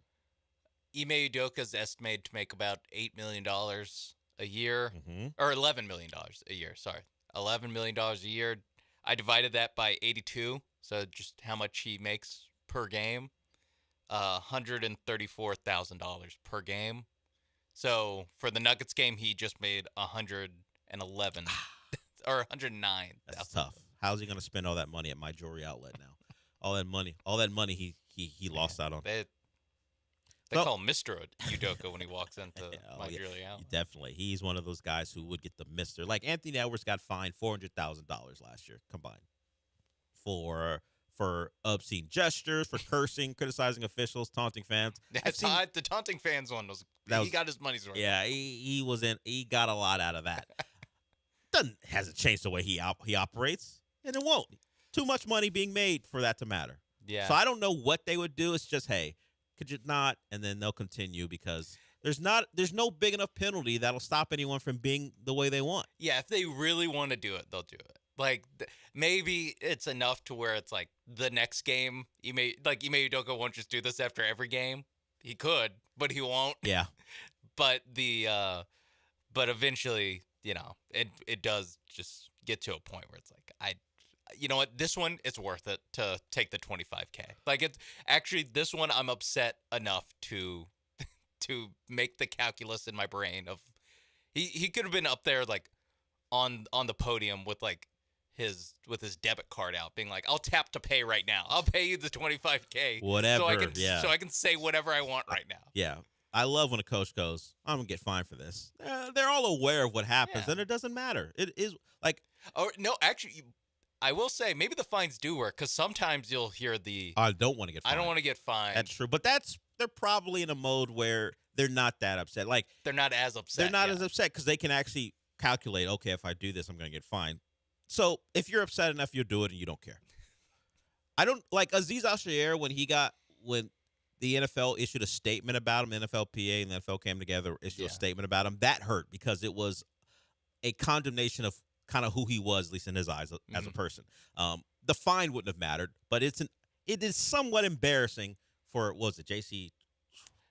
No, it wasn't John Runyon. What, was it Runyon who did it? Yeah. Was he at the? It was Runyon, and then Or maybe Runyon was the guy who looked at the Trevor Lawrence play, and he was the one that was like, Aziz Al-Shaair has a pattern of this kind of behavior, kind of thing. I think you're right. It was Runyon, and unfortunately that affected Aziz Al-Shaair because it called into question who he was as a person and who he is as a football player and all those things. And he certainly pushed back on how he was being portrayed. That stuff, I'm not saying, hey, let's always castigate someone in that way. That's the only thing I think that would bother someone. Yeah. The money ain't going to do anything. And Aziz Al-Shaair, should note, bounces back. He's the man of the year for the Houston Texans. It's true, which speaks to comeback human of the year, maybe, for the NFL. I don't. Last season, do they? It was, not Paul Bunyan. John Runyon was dragging his name through the mud, calling him, all sorts of things that I don't remember. And if I just say calling him all sorts of things, it makes it sound worse than it probably was. Yeah, he didn't use a bad word. He said a lot of things. He called into question his character. Yeah, a lot of things that Aiden Ross would. No, I'm just terrible. They would only fly on an Aiden Ross streak. No, but he whatever got buried by the league, was branded a bad guy, and now he's the man of the year. Dell, if Aziz Al-Shaair can change, I can change. You can change. Who are you, Rocky? We can all change. From Sean must have seen Rocky 4 recently, or just remembers. Yeah, I just kind of remember. Yeah, so moved me. So the NFL has done away with one person winning Man of the Year. Now it's every team has a winner. Oh, yeah. Is there like one? Like they don't bring all the winners together and then say pick one. You're 1 out of 32. You're the best man of the year. Just 32 winners. It's just 32 men of the year. Yeah, one for each team. Participation trophy for man of the year. We're doing that now. I didn't want to be the one to say it because they all do great work. It should be should be noticed. But we have to acknowledge everyone. Is there one guy? So who gets the trophy?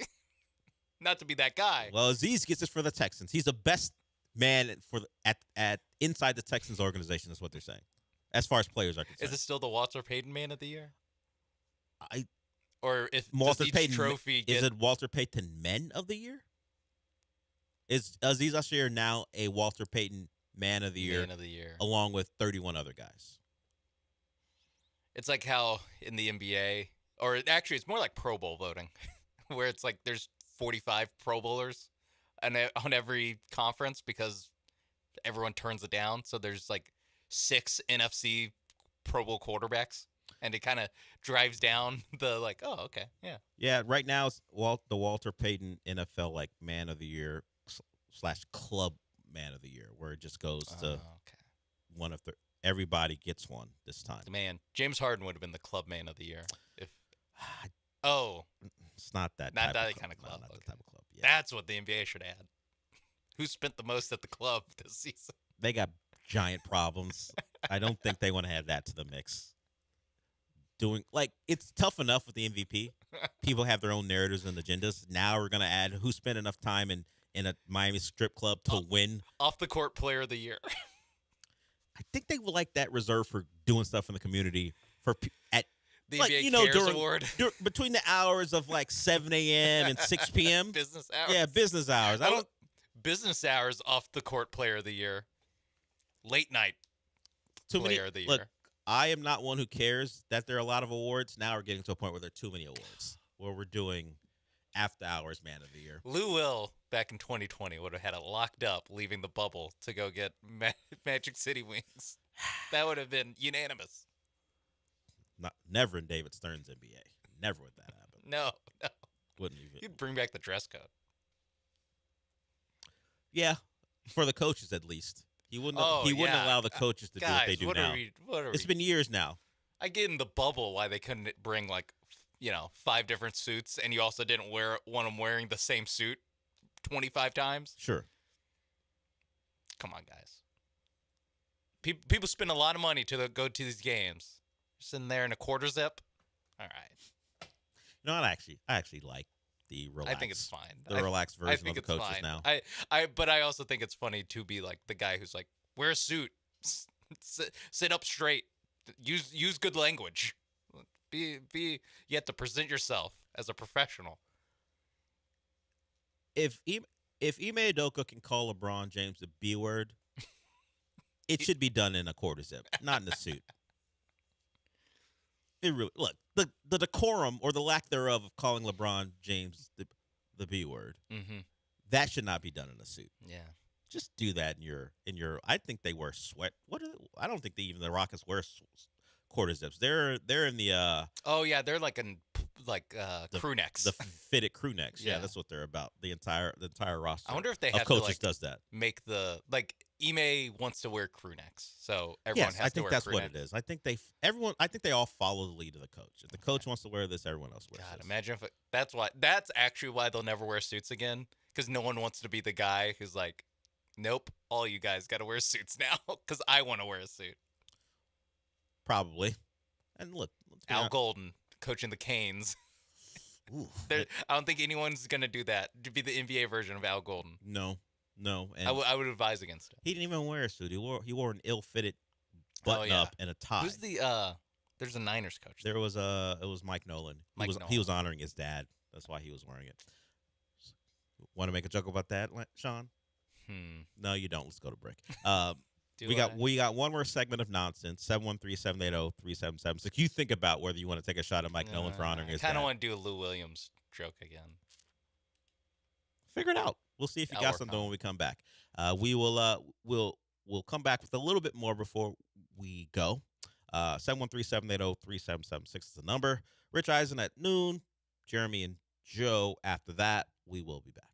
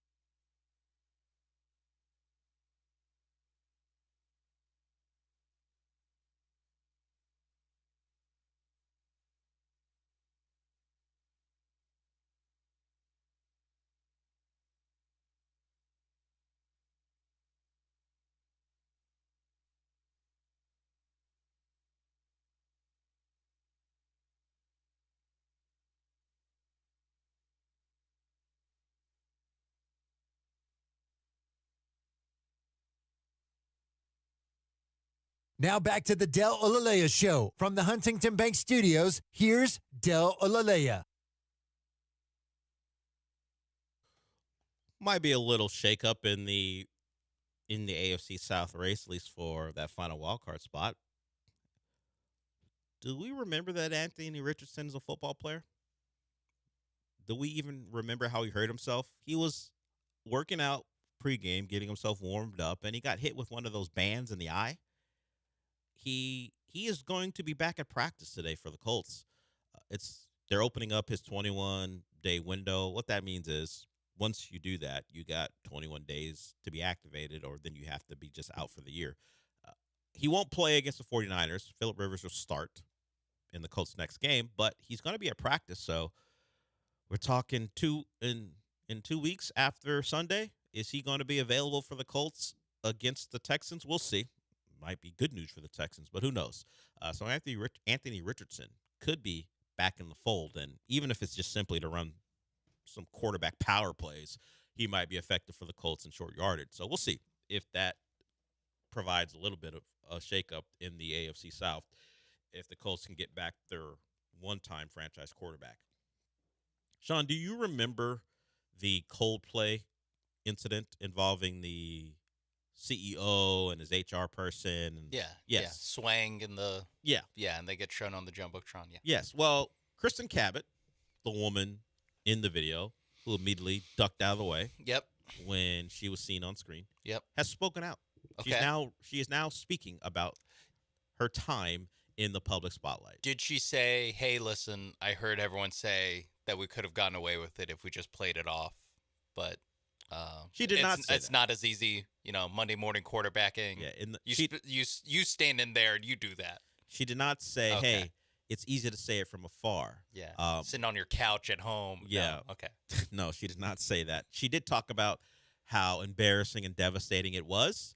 Okay. She is telling us through People magazine that she was not having an affair. She was going through a separation with her husband at the time. Her husband Andrew, who happened to be at the concert as well. Oh yeah, I forgot about that. Yes, wrinkle. he That happened was to a be fun there. wrinkle He to happened learn. to be there as well. She acknowledges that it's a bad look and it cost her job to be, as you said, swaying. She mentioned she had a couple high noons, and that helped in her in her willingness to sway with the CEO of the company, but not having an affair. She simply Because she was separated. no, but they weren't having an affair. Period. It was a moment caught. They were caught in a moment, but it wasn't a part of a broader or bigger relationship. Okay. I believe that's what I'm reading from. So the they were quotes. just holding each other swaying to Coldplay, but not having an affair. Those are her words. Okay. She said before that night they had never even kissed. Before that night. Yes. So if you kiss on that night, that she would say that wasn't that wasn't an affair. That so was when just they were doing Yellow and they kissed, but before that they hadn't. I don't know if Coldplay was actually playing Yellow or not. Maybe I don't know if they still do that. Maybe it's Fix You. Maybe it was he's that. just like, here's only stuff off the new album, and everyone's like, yay. If it was only stuff off the new album, she wouldn't have been seen because she would have been getting another high noon. That's what happened. Go get another high noon if they're going to play stuff off the new album. So she said, I made a bad decision, had a couple of high noons, and danced and acted inappropriately with my boss. And it's not nothing. And I took accountability, and I gave up my career for that.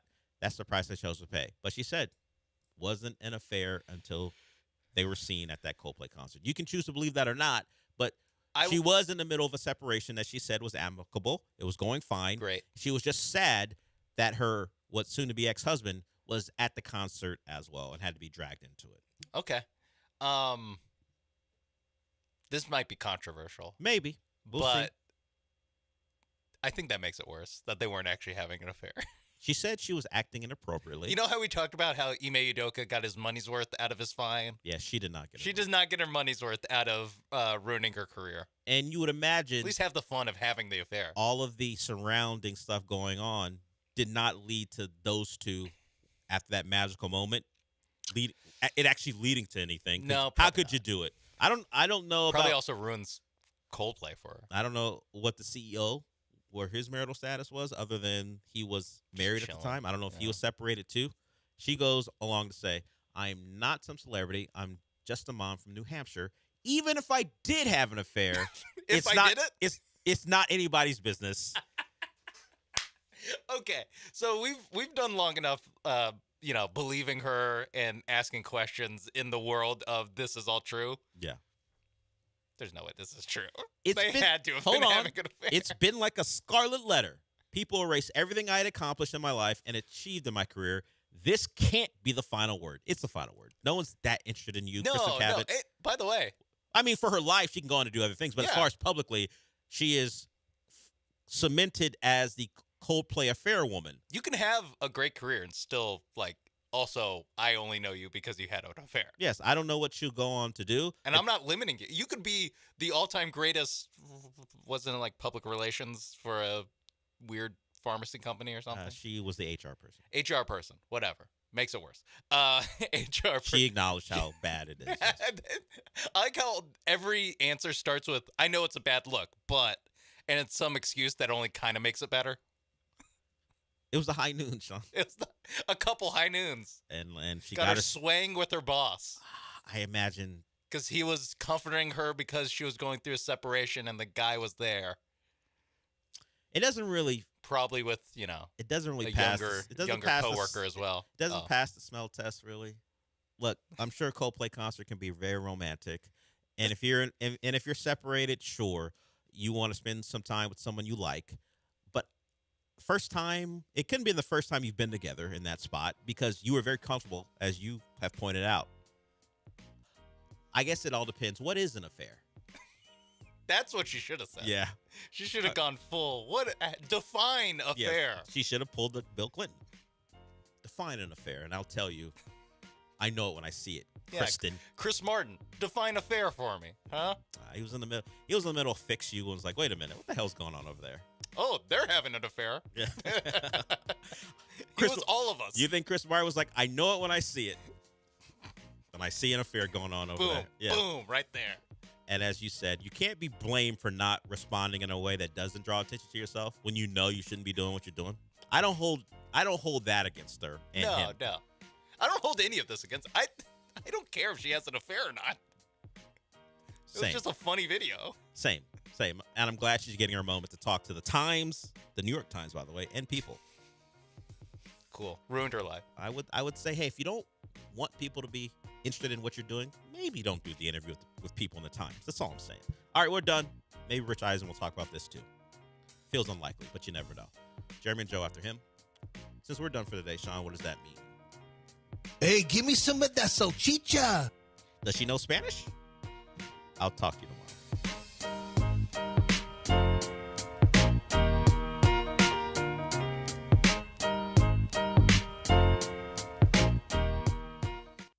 You're listening to ESPN 97.5. The College Football Playoff. Slant. Caught! Borgenser touchdown! Aggies! Comes to College Station. Morris tracked down. Cassius! They got him! The Aggies take aim at the Miami Hurricanes. Join us Saturday. Our coverage begins at 10 a.m. on your home for Aggie football. Texas A&M versus Miami. Game coverage begins Saturday morning at 10 on ESPN 97.5. This is Ron Ansana with your market scoreboard report on ESPN 97.5. I'm Frank Miller for Ron and Sana.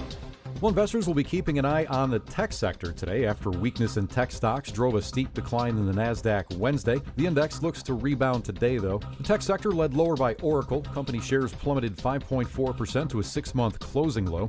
Those losses came following a Financial Times report saying that Oracle is withdrawing plans for a $10 billion data center project in Michigan, although Oracle maintains that the project remains active. Broad-based selling impacted major players like NVIDIA, Broadcom, and AMD, which contributed to a nearly 4% drop in the Philadelphia Semiconductor Index. Strong results from Micron, though, are helping to lift sentiment in the tech sector, with the chipmaker results topping expectations. The company also issuing stronger than expected guidance.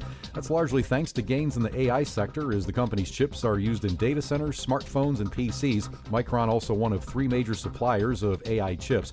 However, investors remain concerned about a boom in overspending in the AI sector.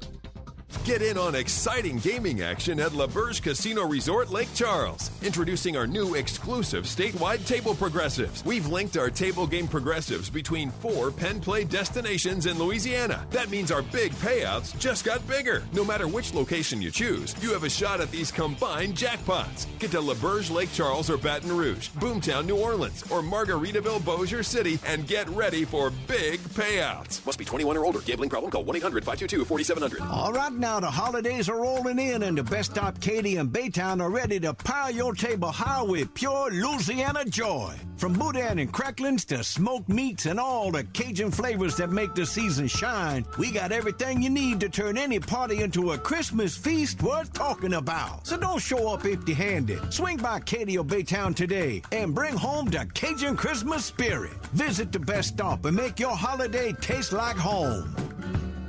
Welcome to Huntington Bank. We're new here, but we've been around since 1866. Wow, that's a long time. Long enough to know that insightful bankers, great products, and customer service make a big difference. Let's get more from money. Switch to Huntington Bank. Welcome. Eligibility requirements apply. Some features may require enrollment. John Granado here. You know what's the scariest thing about winter coming? That you might run out of beer. That's scary. Actually, the scariest things are frozen, broken pipes that can cost thousands of dollars of damage to your home. Have Aqueduct Plumbing Company come out, give you a free estimate for pipes that don't burst in a freeze. Billy says if you go with them, he'll throw in a traditional water heater in for free. That's crazy, Billy. Call him today, 281-488-6238, or visit him at aqueductplumbingcompany.com. Tell him you heard it here.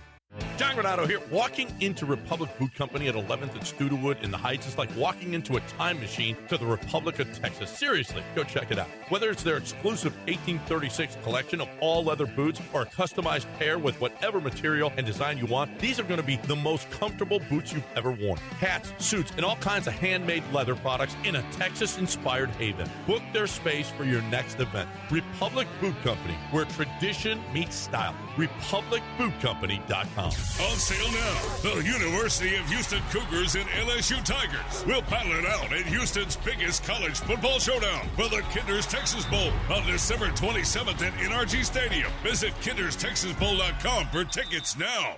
Hey guys, listen, if you've got old electrical parts and equipment, don't scrap it. Sell it to M&J Electrical Supply. For over 30 years, M&J has been buying new surplus and used electrical equipment. You get more money from M&J. Circuit breakers, transformers, disconnects, fuses, panels, switchgear, and more. You've got it, they'll buy it. Contractors, M&J Electrical Supply buys, sells, and removes electrical equipment. Call 713-699-5055 or email sales@mnjelectrical.com.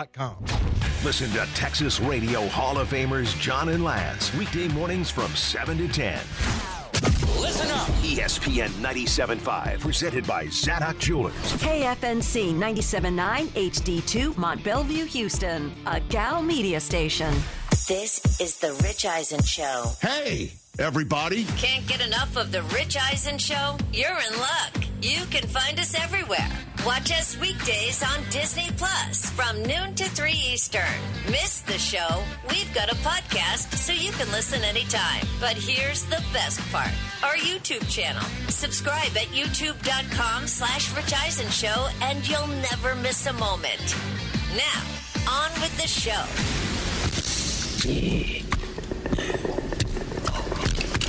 This is the Rich Eisen Show. I think Quinn gives this team the best chance to win. From the Rich Eisen Show studio in Los Angeles. I'm not happy about it. Something out of my control. The latest edition of Salty Tua. Today's guests. Pro Football Hall of Famer Champ Bailey. Actor Jason Clarke. Actor Matthew Lillard. Your phone calls and more. And now, it's Rich Eisen.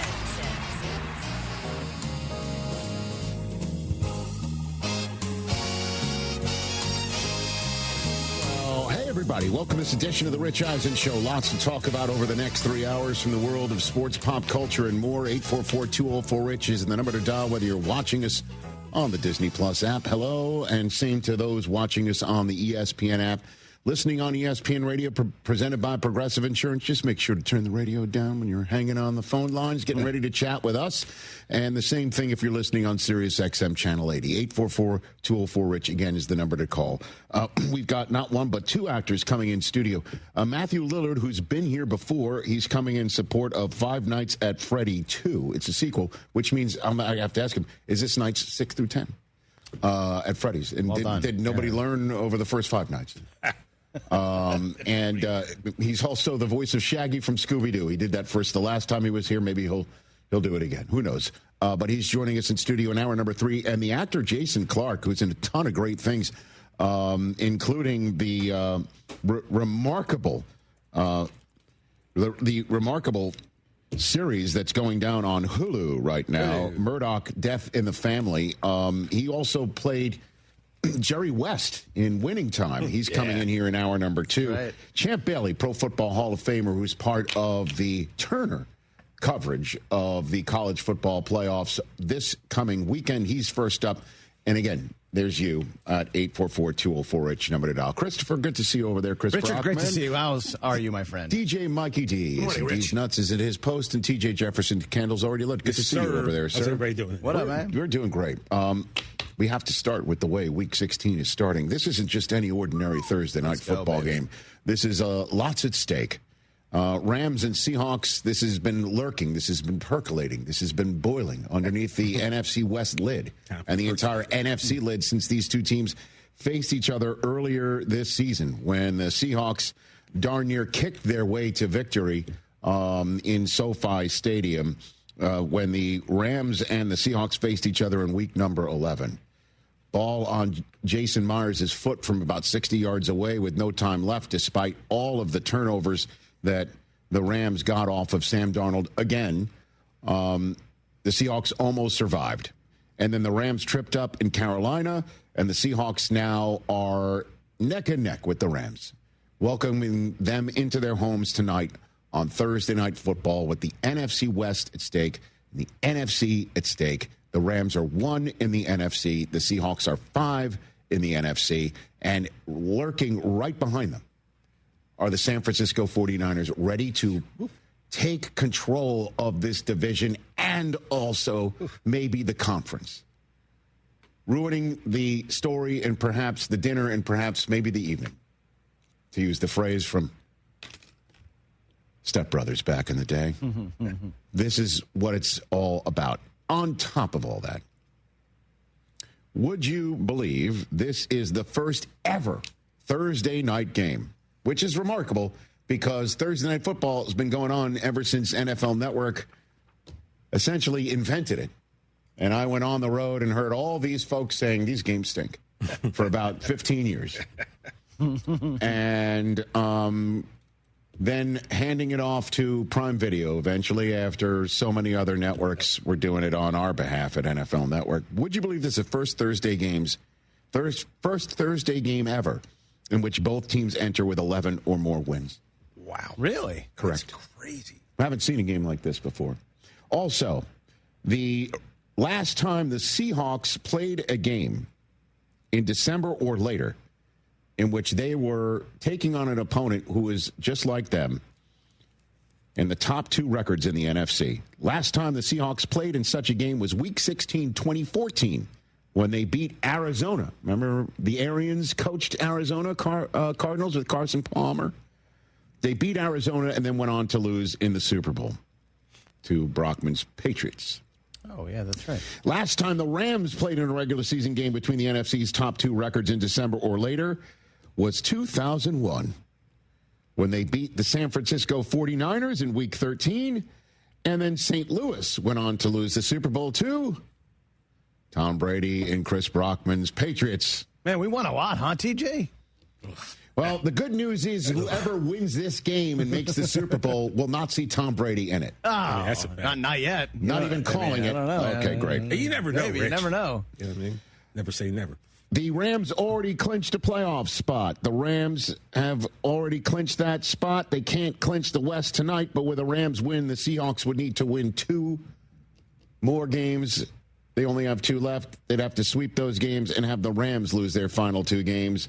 against Atlanta and Arizona. Seahawks need to win if they want to surpass the Rams. And then, of course, if the Rams lose and the Seahawks take first place, that would be great for the 49ers because the 49ers have already beaten the Seahawks in week 1, and they face the Seahawks again in week 18. So the NFC West is up for grabs for the 49ers, regardless who wins this game tonight. It's better for them if it's the Seahawks. And it's then, again, just this at stake and how rare it is to see a matchup like this. Tonight, if the Rams win it, Sean McVay would get career win number 100. He's 39 years old. He does not turn 40 until January. The only other individuals who have won 100 games before they turn 40 are named Curly Lambeau and George Halas. Ooh, heard of them.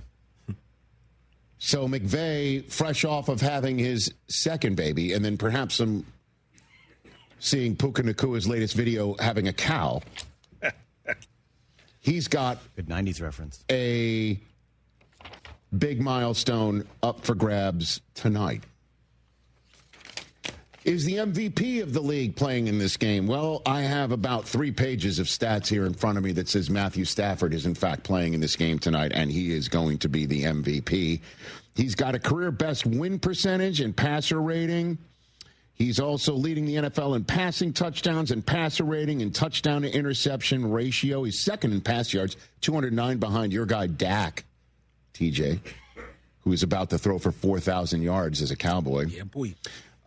Brady and Peyton Manning are the only players to lead the NFL in passing touchdowns after turning 37 years old, and it sure looks like Stafford's going to join them because he enters Week 16 leading the NFL in passing touchdowns by 8 over a guy he just beat last week in Jared Goff. Since the merger Super Bowl era, 7 previous players have led the NFL by 8 or more passing touchdowns. The last one was Aaron Rodgers in 2020. And the only one who did not win MVP that season of the 7 previous players was Dan Marino in 1986 when he led the NFL by 19 passing touchdowns. What? But Lawrence Taylor won Most Valuable Player that year. Yeah. Stafford's on pace to become the 17th player in the Super Bowl era to outright lead the NFL in passing touchdowns and passer rating in a single season. 10 of those players won the MVP award that season. I could go on and on. He's on fire and has not lost to the Seahawks since becoming the Rams' starting quarterback. He's beaten Sam Darnold 3 straight times. As we all know, Darnold is having a really nice season in his first year with Seattle. He's 11-3, leads the NFL in passing yards per attempt, 8.8. Certainly helps to have Jackson Smith and Jigba going off. We'll get to that in a second. The list of players to have 10 or more wins and 100 or more passer rating in the first season after changing teams. He has joined Vinny Testaverde in 98 for the Jets, Brett Favre for the Vikings in 2009, Peyton Manning in 2012 for the Broncos, Tom Brady for the Bucs in 2020. Are you picking up what I'm putting down here? Matthew Stafford for the Rams in 2021. And he also joins himself last year with the Vikings. Allow himself to join himself. He's now done it twice. Allow myself to introduce myself. The only player over the last 15 seasons to throw 4 interceptions against an opponent, as he did back in Week 11, and then defeat them later in the season. You want that list? I do. Oh, yeah. He's trying to join Brady in 2011 against Buffalo, Andy Dalton against Baltimore in 2017, Ryan Tannehill against Houston in 2021, and the 2022 version of Joe Burrow against the Steelers. That's what he's trying to do there. Oh, by the way, this game between the Rams and the Seahawks, by the way, you're welcome, Prime Video, to set this thing up for you on a Thursday night because it is must-see. The Rams and the Seahawks are the only 2 teams to have a top 5 scoring offense and defense in 2025. The Rams are second in scoring, 30 points per game, Third in points allowed, 18.6. The Seahawks are fifth in points per game, 28.9. And second in points allowed, 17.3. This is the 10th December or later matchup between two teams entering the game ranked in the top 5 in both scoring offense and defense since the 1970 merger, and one of the two teams in each of the last 7 matchups reached the Super Bowl. Woo. Are you picking up what I'm putting down?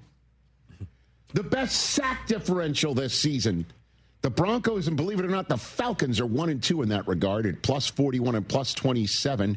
Then you find the Seahawks at plus 24 and the Rams at plus 18. They sack people. They don't give up sacks. Matthew Stafford has the second lowest quarterback pressure rate faced this season. Just 26% of his passes he's been facing pressure. Only Aaron Rodgers has faced less pressure. Maybe he's getting rid of the ball just like Stafford. Darnold is 4th on that list. Then you've got running backs. Kyron Williams and Blake Corum have each had 70 or more rushing yards and a rushing touchdown in 3 straight games. They're the first teammate duo to do that since at least 1950. Woo. The only other teammate duo since 50 to even have 50 or more rushing yards and 1 or more rushing touchdowns in a 3-game span. Jim Brown and Bobby Mitchell for the Browns. They both made the Hall of Fame. Okay. Zach Charbonnet leads the Seahawks with 8 rushing touchdowns this year. He's just one of 8 running backs with 8 or more rushing touchdowns in each of the last 2 seasons. Kyron is one of them. In terms of Seattle players to do such a thing this century, Kenneth Walker III, his teammate, did it in the 2 previous years to Charbonnet doing it last year and this year. Marshawn Lynch and Sean Alexander are the only other ones. And then we all know about the receivers in this game. Are you picking up what I'm putting down about tonight's game? Seems like it's a pretty big game tonight. More or less. Jackson Smith and Jigba and Puka Nacua are first and second in the NFL in receiving yards. They're also the only ones to be averaging 100 yards receiving per game in the NFL. This is the first December or later matchup between the top 2 NFL players in receiving yards since Cooper Kupp and Justin Jefferson went at it in 2021, back in Week 16, 5th season in NFL history that's featured a matchup between the only 2 players in the NFL to average 100 or more receiving yards per game that season. Last time that happened was Justin Jefferson and Tyreek Hill in 2022. Before that, Anquan Bolden and Terrell Owens. That's what we're seeing. Smith and Jigba is responsible for 44.7% of the Seahawks' receiving yards this year.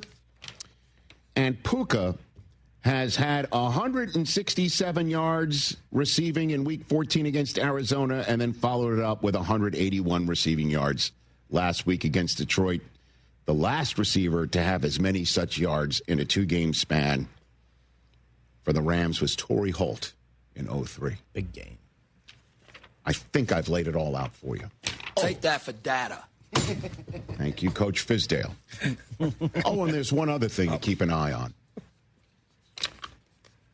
Puka Nacua, if another defender lays a hand on him, will the officials use that hand to throw a flag?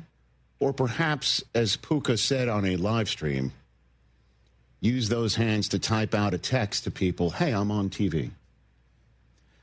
Listen, nobody is more joyous to watch in the NFL play football than Puka Nacua. I will put him up there in terms of smiles delivered. Remarkable play delivered. Goofiness for days. I couldn't have been more stunned about what I heard and saw from Puka on this live stream.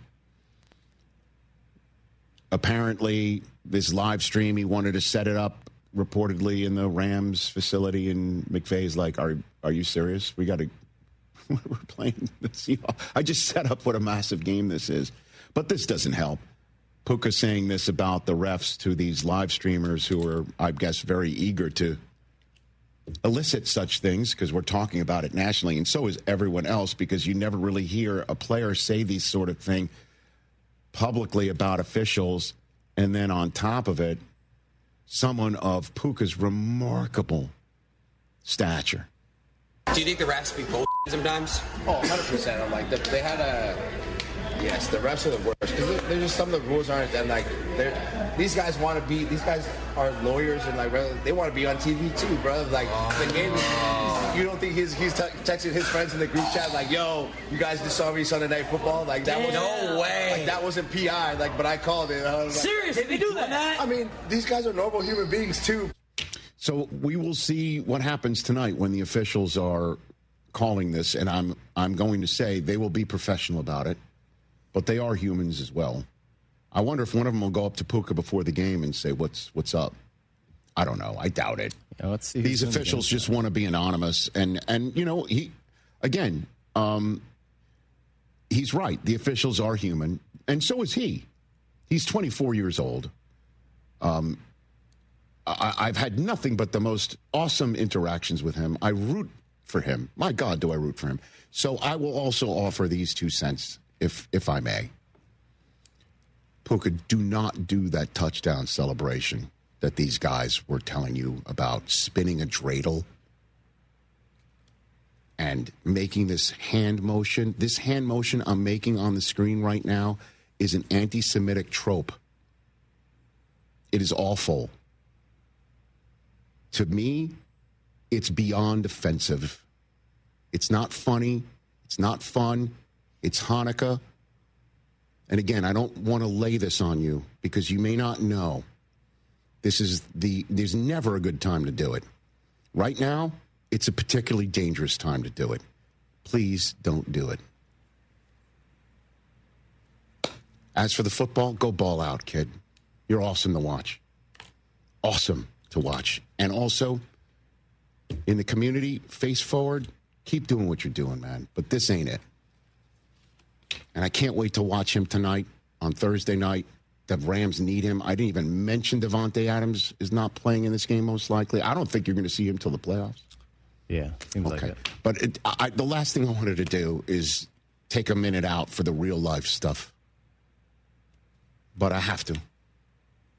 And I always will from this chair when this is the subject matter for sure. So let's just chalk it up to a 24-year-old perhaps not knowing. I hope that's what it is, obviously. 844-204-RICH, number to dial. Champ Bailey is going to join us next to talk college football. He's part of the Turner family of networks, showing you a couple of college football playoff games. That's coming up next.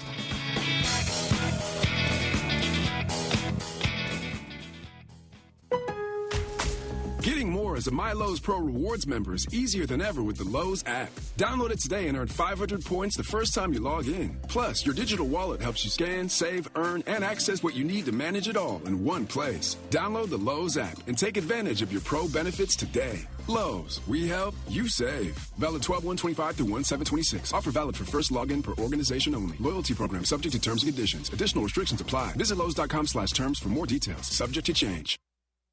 This college football moment is brought to you by ServPro. College football teams have moments they recovered from and made it like it never even happened. Like on September 24, 2016, when Tulsa found themselves down 31-0 to Fresno State. With 10 minutes left in the second quarter, Tulsa fought back to tie the game at 41. And then won 48-41 in double overtime. ServPro, like it never even happened. D&M Leasing just delivered a truck to a customer who had heard their ads for over 25 years. He's always thought leasing was just renting, but when the dealership offered him an 84-month loan, he realized he'd be stuck upside down in payments again. That's when he remembered D&M Leasing. They showed him that leasing isn't just about what you can afford, it's the smarter way most people pay for their vehicles. Call 713-290-1000 or visit dmautoleasing.com today. We make leasing easy at D&M.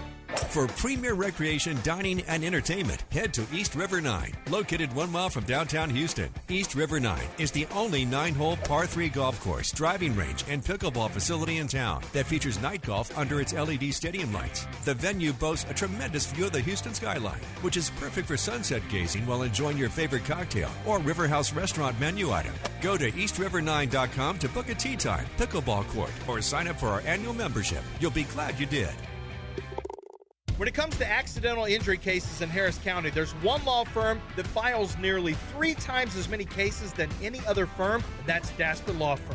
Why? Because they're the best at what they do, getting their clients the compensation they deserve for injuries they've wrongfully suffered in an accident. Lance Zerline here, and if you suffered an injury in an accident and you would like a free case review, call John Daspit now, 713-CALL-NOW. That's 713-CALL-NOW, or visit DaspitLaw.com. Your go-to source for all things Houston Texans is Swarmcast with Will Kunkel and Joe George. Listen Thursday nights at 6 on ESPN 97.5 and 92.5 or on our YouTube channel, ESPN Houston. Brought to you by Blue Star Tequila. Smooth and always game ready. Bluebonnet Glass for homeowners, builders, and contractors. BluebonnetGlass.com.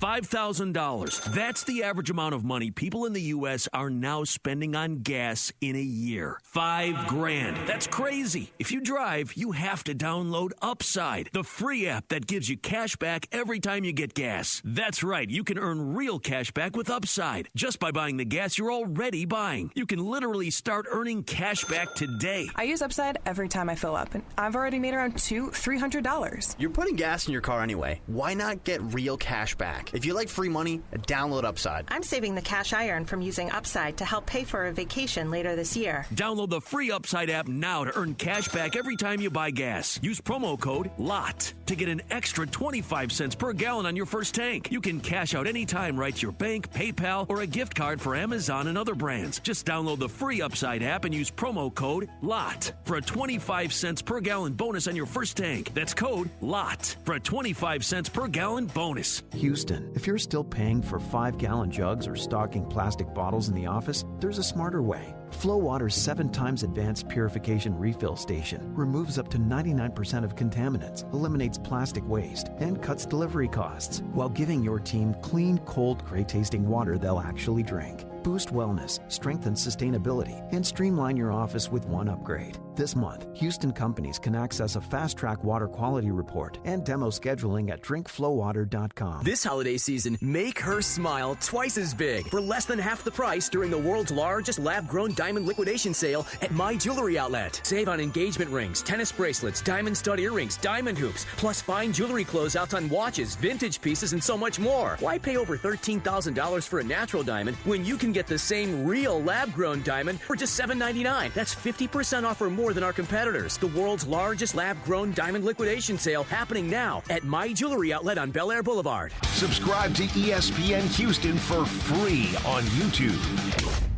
Subscribe to ESPN Houston for free on YouTube.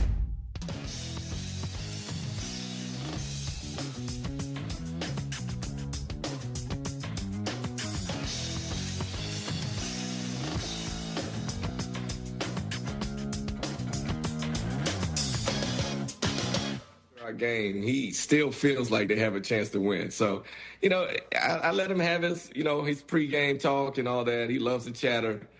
But in the end, we all know who's getting the last laugh. Champ Bailey here on The Rich Eisen Show. Our radio audience, ESPN Radio, presented by Progressive Insurance, is back.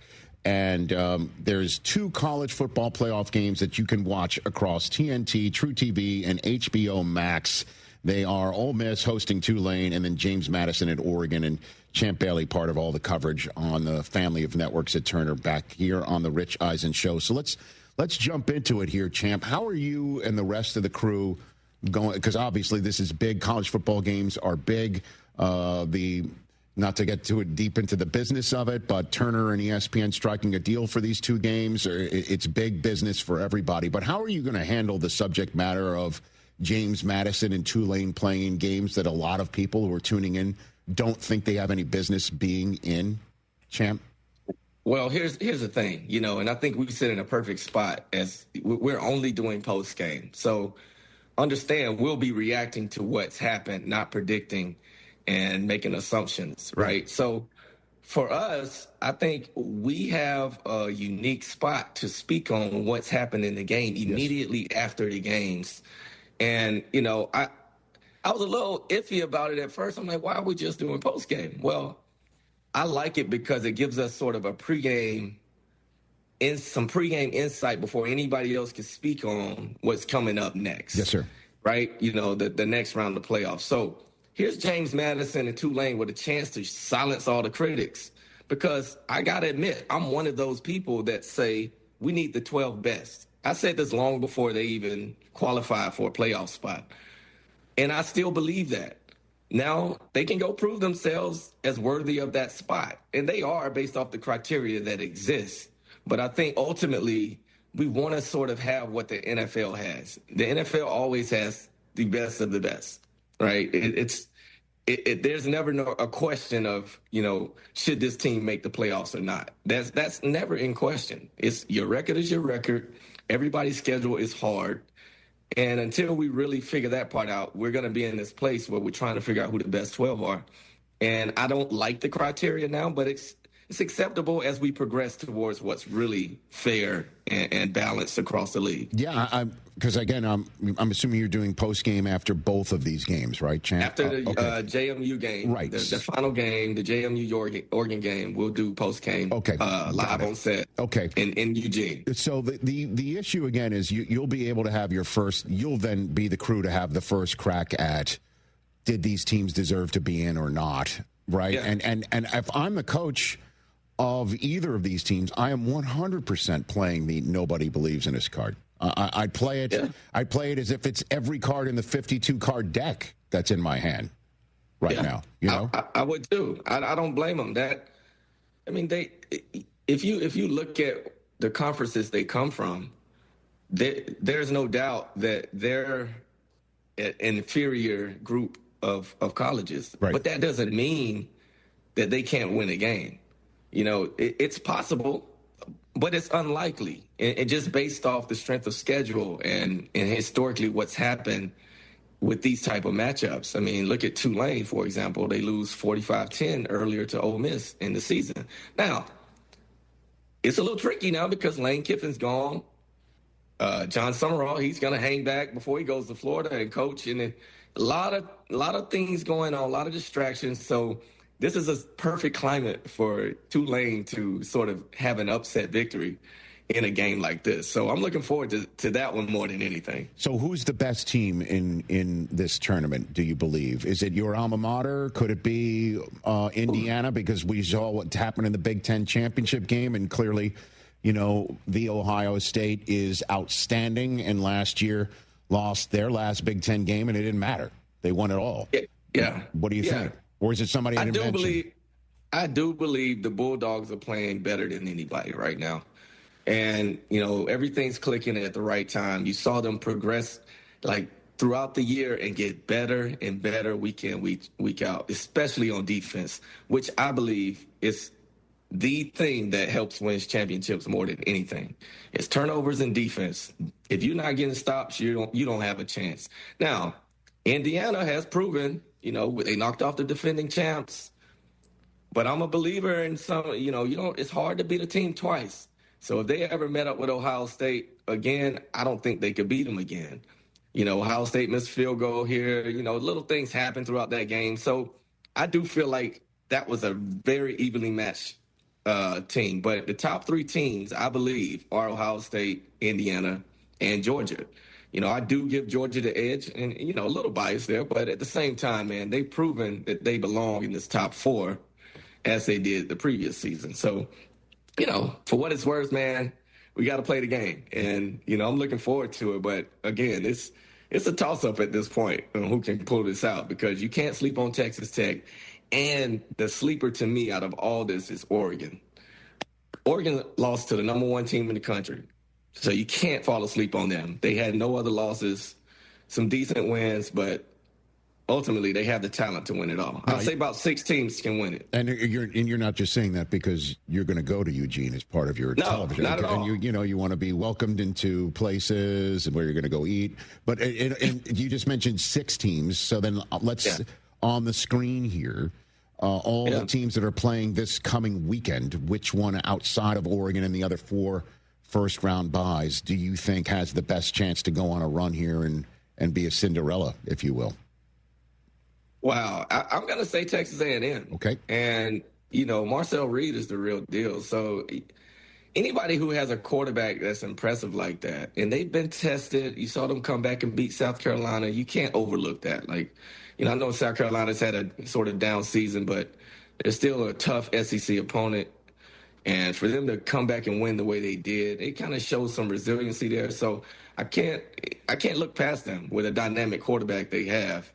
I give them a chance to be that 6th team, you know, to potentially win it. Champ Bailey here on the Rich Eisen Show, college football playoff postgame show on TNT after the game in Eugene, Oregon, and after the first weekend of games of the college football playoffs are over. Everyone should catch it on TNT Sports and throughout the family of networks right here on the Rich Eisen Show. That picture behind you, what is that? What do we got behind you right there? Oh, man, that was my last pro win, the AFC Championship. We went on to lose the Super Bowl, but we won't talk about that. Understood. But that's a picture of all my guys. Us holding up the trophy, you know, my last win in Mile High. Well, I got to be honest with you. That scene may play out again in a couple of weeks. And speaking of Oregon, Bo Nix coming off the campus there in Eugene, 22 wins right now in his first 2 seasons that aren't even complete.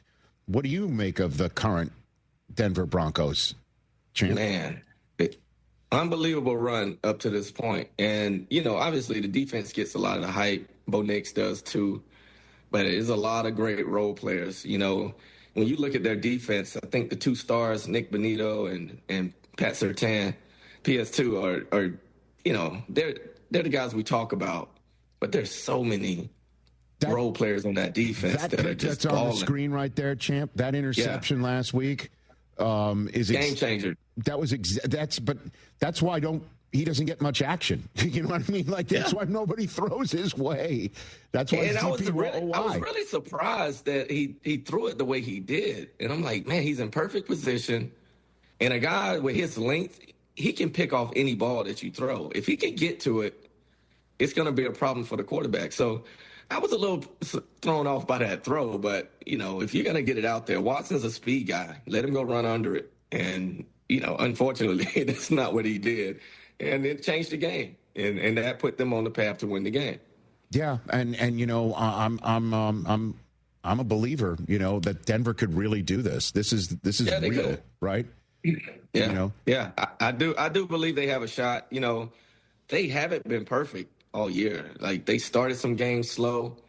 But again, I always go back to what people do in situations. You know, when they got to have it, do they rise to the occasion? And they've done that all year. So that can't be overlooked. Let's talk about some of the Hall of Fame friends of yours that you played with, starting with Peyton Manning. What's your favorite Peyton Manning story?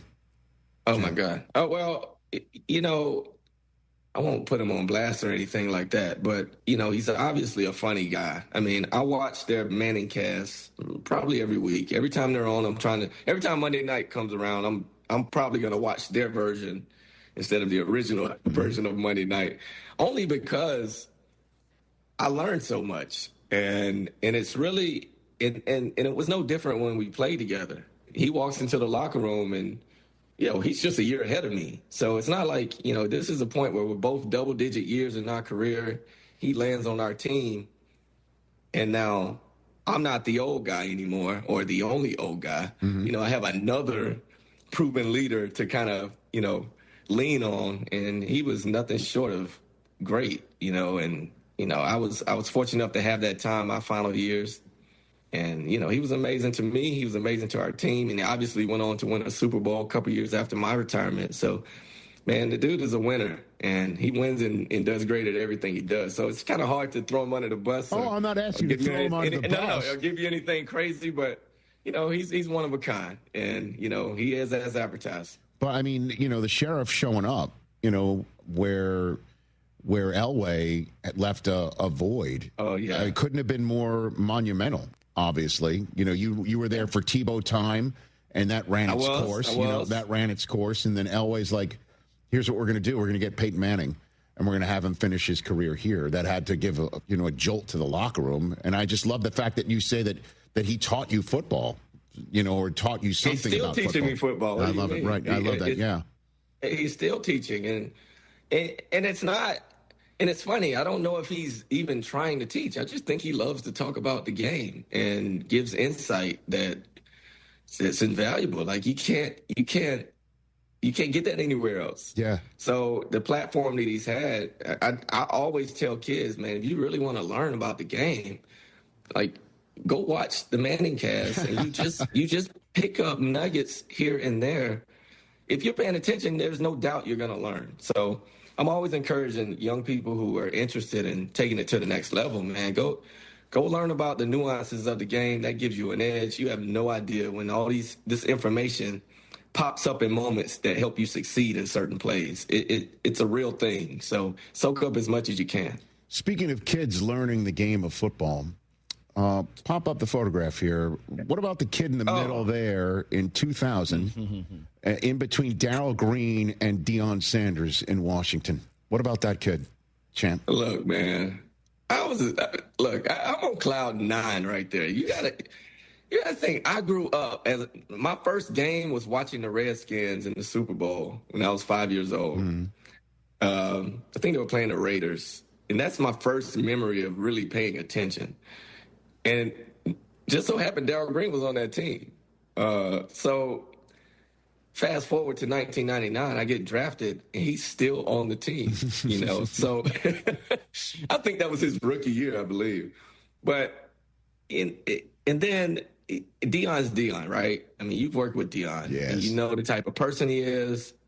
So imagine how he is to a guy like me, that's trying to walk his path and do the things that he's done. And then the nuggets he still gives me to this day.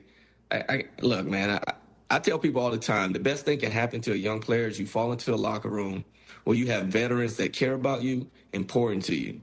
And I had 2. My first 2 years, I had 2 of those guys that I looked up to already. Could have shut it down at that moment and been first ballot Hall of Famers. I mean, I couldn't have landed in a better situation at that time. And now you're part of the same gallery forevermore in Canton, Ohio, champ. And I give them a lot of credit. They sort of laid the foundation for me, at least gave me the blueprint. And I don't think people understand. Like, I didn't really learn how to play corner until I got to Washington. Like, and it's not like I didn't know football. What I didn't know was the techniques that it took to succeed every play. And Darrell Green, totally different body type than me. He watched me just practice for a few weeks, and then we just started talking, and he just started giving me things. He was like, man, you should do this. This is what I do. And I'm watching, I'm like, well, if I implement a lot of the footwork into my game, I have all this length. It's only going to better complement what I do than it does him. He's a speed guy, right? Smaller. He doesn't want to get in hand fights. I'm the total opposite. I want to hand fight. I want to, do all this stuff at the line of scrimmage. And now I incorporate great feet, and it took my game to the next level. And that was always my emphasis throughout my career. My hands are great, but my feet are better. And he would always say that. And, man, I teach that to the day I die. I love that. And, Darrell sometimes will still challenge me to a 40-yard dash, and I want no piece of him. No, I don't either. He's 20 years ahead of me, and I don't want any parts of him. And then the one time I ran my 40-yard dash with Deion was when he was the character Leon Sandcastle from the NFL Network commercials, wearing the fake afro, and he ran the first 20 yards with me running backwards. Stride for stride. And I remember thinking to myself, because I'm running so hard, because of the 2 people I want to look at my 40-yard dash and be proud of it the most are my wife, and the other one is Deion. Because I just didn't want to let him down. And all I could think as I'm running that, I'm like, Deion's running backwards with me, stride for stride. What is up? And with a fake lid. Like, what is going on? You know? Well, for what it's worth, Rich, he is a world-class sprinter. Thank you, sir. That's true. You know, he's a pro. He's a pro at it, and you know he's not going to lace him up unless he can get the win. So he went in knowing what the results would be before it even happened. That's true. That's absolutely true. Hey, Champ, it's always great to see you. Always great to catch up with you. Great to see you doing your thing on TV, and I appreciate you coming on the show here and chopping it up. Have a great weekend in Oregon. Hey, man, keep being you, man. You're the best. Thank you. Right back at you. That's Champ Bailey, everybody. Catch the college football playoff post-game show with Adam Lefko hosting and Takeo Spikes and Victor Cruz with this man, Champ Bailey, on TNT Sports this weekend. And he will have the first word of the next round of the college football playoffs right here on the Rich Eisen Show. First word on it. He'll be able to sit there and with the rest of the guys there and basically say, we were wrong. Everyone else is wrong about Tulane and James Madison or one or the other, right? Never know. I know you don't feel that way. I don't. I don't think much of America does either. Yeah. But they have the opportunity. That's what I said. When the college football playoffs first came up and Notre Dame's like basically, you know, we're not playing in the Pop-Tart Bowl. We're out. And I said James Madison and Tulane. I looked right in the camera, and I'll do it again. You have the moment to shut us all up. Mm-hmm. You have this moment. And again, Champ's going to be there in Eugene, Oregon. What a monumental moment. It would be like UMBC beating Virginia in college basketball's first round. If James Madison, with their coach, who I believe is going to UCLA once it's over. He is. And again, Kurt Cignetti came from there, and Indiana's the top seed in this tournament. It would be up there with, what would you say, Buster Douglas beating Tyson? You know what I mean? Like that sort of stuff. It's major. Major. It would be up there with the stuff that Appalachian State beat. You know what? We're out of time. Wow. We're out of time. Wow, TJ's so close. It just popped. I was thinking major. By the way, it's Appalachian State. Whatever. If you're going to troll me, say it right. Okay? Because we don't need people tomato, potato, North Carolina potato, complaining. Let's call the whole thing off. Let's go to break. You ruined it. How so? By mentioning that four-letter word. It's 4 syllables, too, I believe.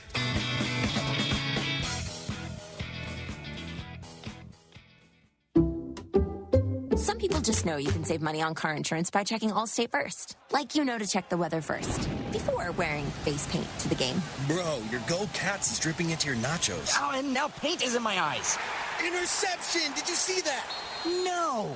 Yeah, checking first is smart. So check Allstate first and see what you could save. You're in good hands with Allstate. Potential savings vary, including based on how you buy, subject to terms, conditions, and availability. Allstate North American Insurance Company and affiliates, Northbrook, Illinois. Target's last-minute deals are here, right on time to get you holiday ready in no time.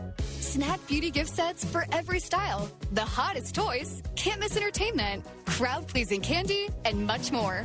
All under $20. Whether you're hosting or welcoming surprise guests, you'll be ready for all of it for less. Grab them now before they're gone. Last-minute deals under $20. Happening now, only at Target. Restrictions apply. John Granato here with Robin Orlando from Houston Powder Coaters. Robin, the holidays are coming. We got to get our stuff in because it takes a little time to get stuff powder coated. It does. On average, it takes about 4 weeks. We do offer rush should you have a party in 2 or 3 weeks. But yes, start thinking about the holidays now and getting your stuff done. We're going to have family over. We're going to look good. Of course, we have to have places for people to sit at. And it's also hunting season. So if you've got a stand or a four-wheeler, you need it powder coated. You really do, because it's out in the elements, so you need to get it protected. And also, I mean, we all want to make the four-wheelers look good because you know your cousins are going to have a better one. And when you buy your stand, you should get it powder coated first before you put it out there. Yes, so when you get your stand, it's going to have a coating, but you want to have that spectacular coating that's going to help it stay in the weather, in the harsh conditions, and have it looking great for years to come. For all your powder coating needs, there's only one place to go: Houston Powder Coaters. HoustonPowderCoaters.com or 281-676-3888 and ask for Robin. That is me. Cast your line and relax at TwoCreeksCrossingResort.com. Your fishing getaway awaits. Hey, it's John Granato. You know how good it feels when a project turns out just right and on time? That's what happens when you call Bluebonnet Glass. They work with builders, designers, and commercial clients to create everything from beautiful shower doors and stair railings to storefront glass, mirrors, windows, and custom installations. They're local folks who care about quality service and doing it on time. Check out their work and get a free quote at BluebonnetGlass.com. Bluebonnet Glass, adding the beauty of glass to your project. Chances are, if you've been to a few weddings, corporate events, rodeo committee gatherings, or charity dinners over the years, you've enjoyed Damaris Catering. Yanni Damaris here. Most people know Damaris Barbecue. Our family's been at it since 1964. Well, Damaris Catering has been around since the early 70s. We do events from 20 people to 5,000, serving a variety of cuisines to cater at any event. From no tie to bow tie, it's taken care of. Damaris Catering. Find them at damaris.com. Del Olale here.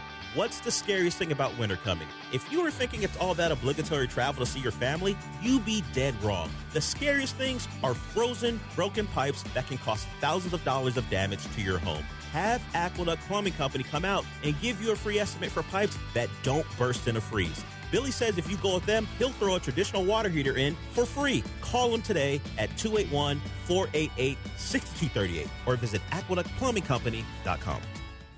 Follow us on socials at ESPN Houston, and don't forget to have our push notifications on. You're going to change your push notifications. Look. On sale now, the University of Houston Cougars and LSU Tigers will battle it out in Houston's biggest college football showdown for the Kinder's Texas Bowl on December 27th at NRG Stadium. Visit kinderstexasbowl.com for tickets now. John and Lance, weekday mornings from 7 to 10.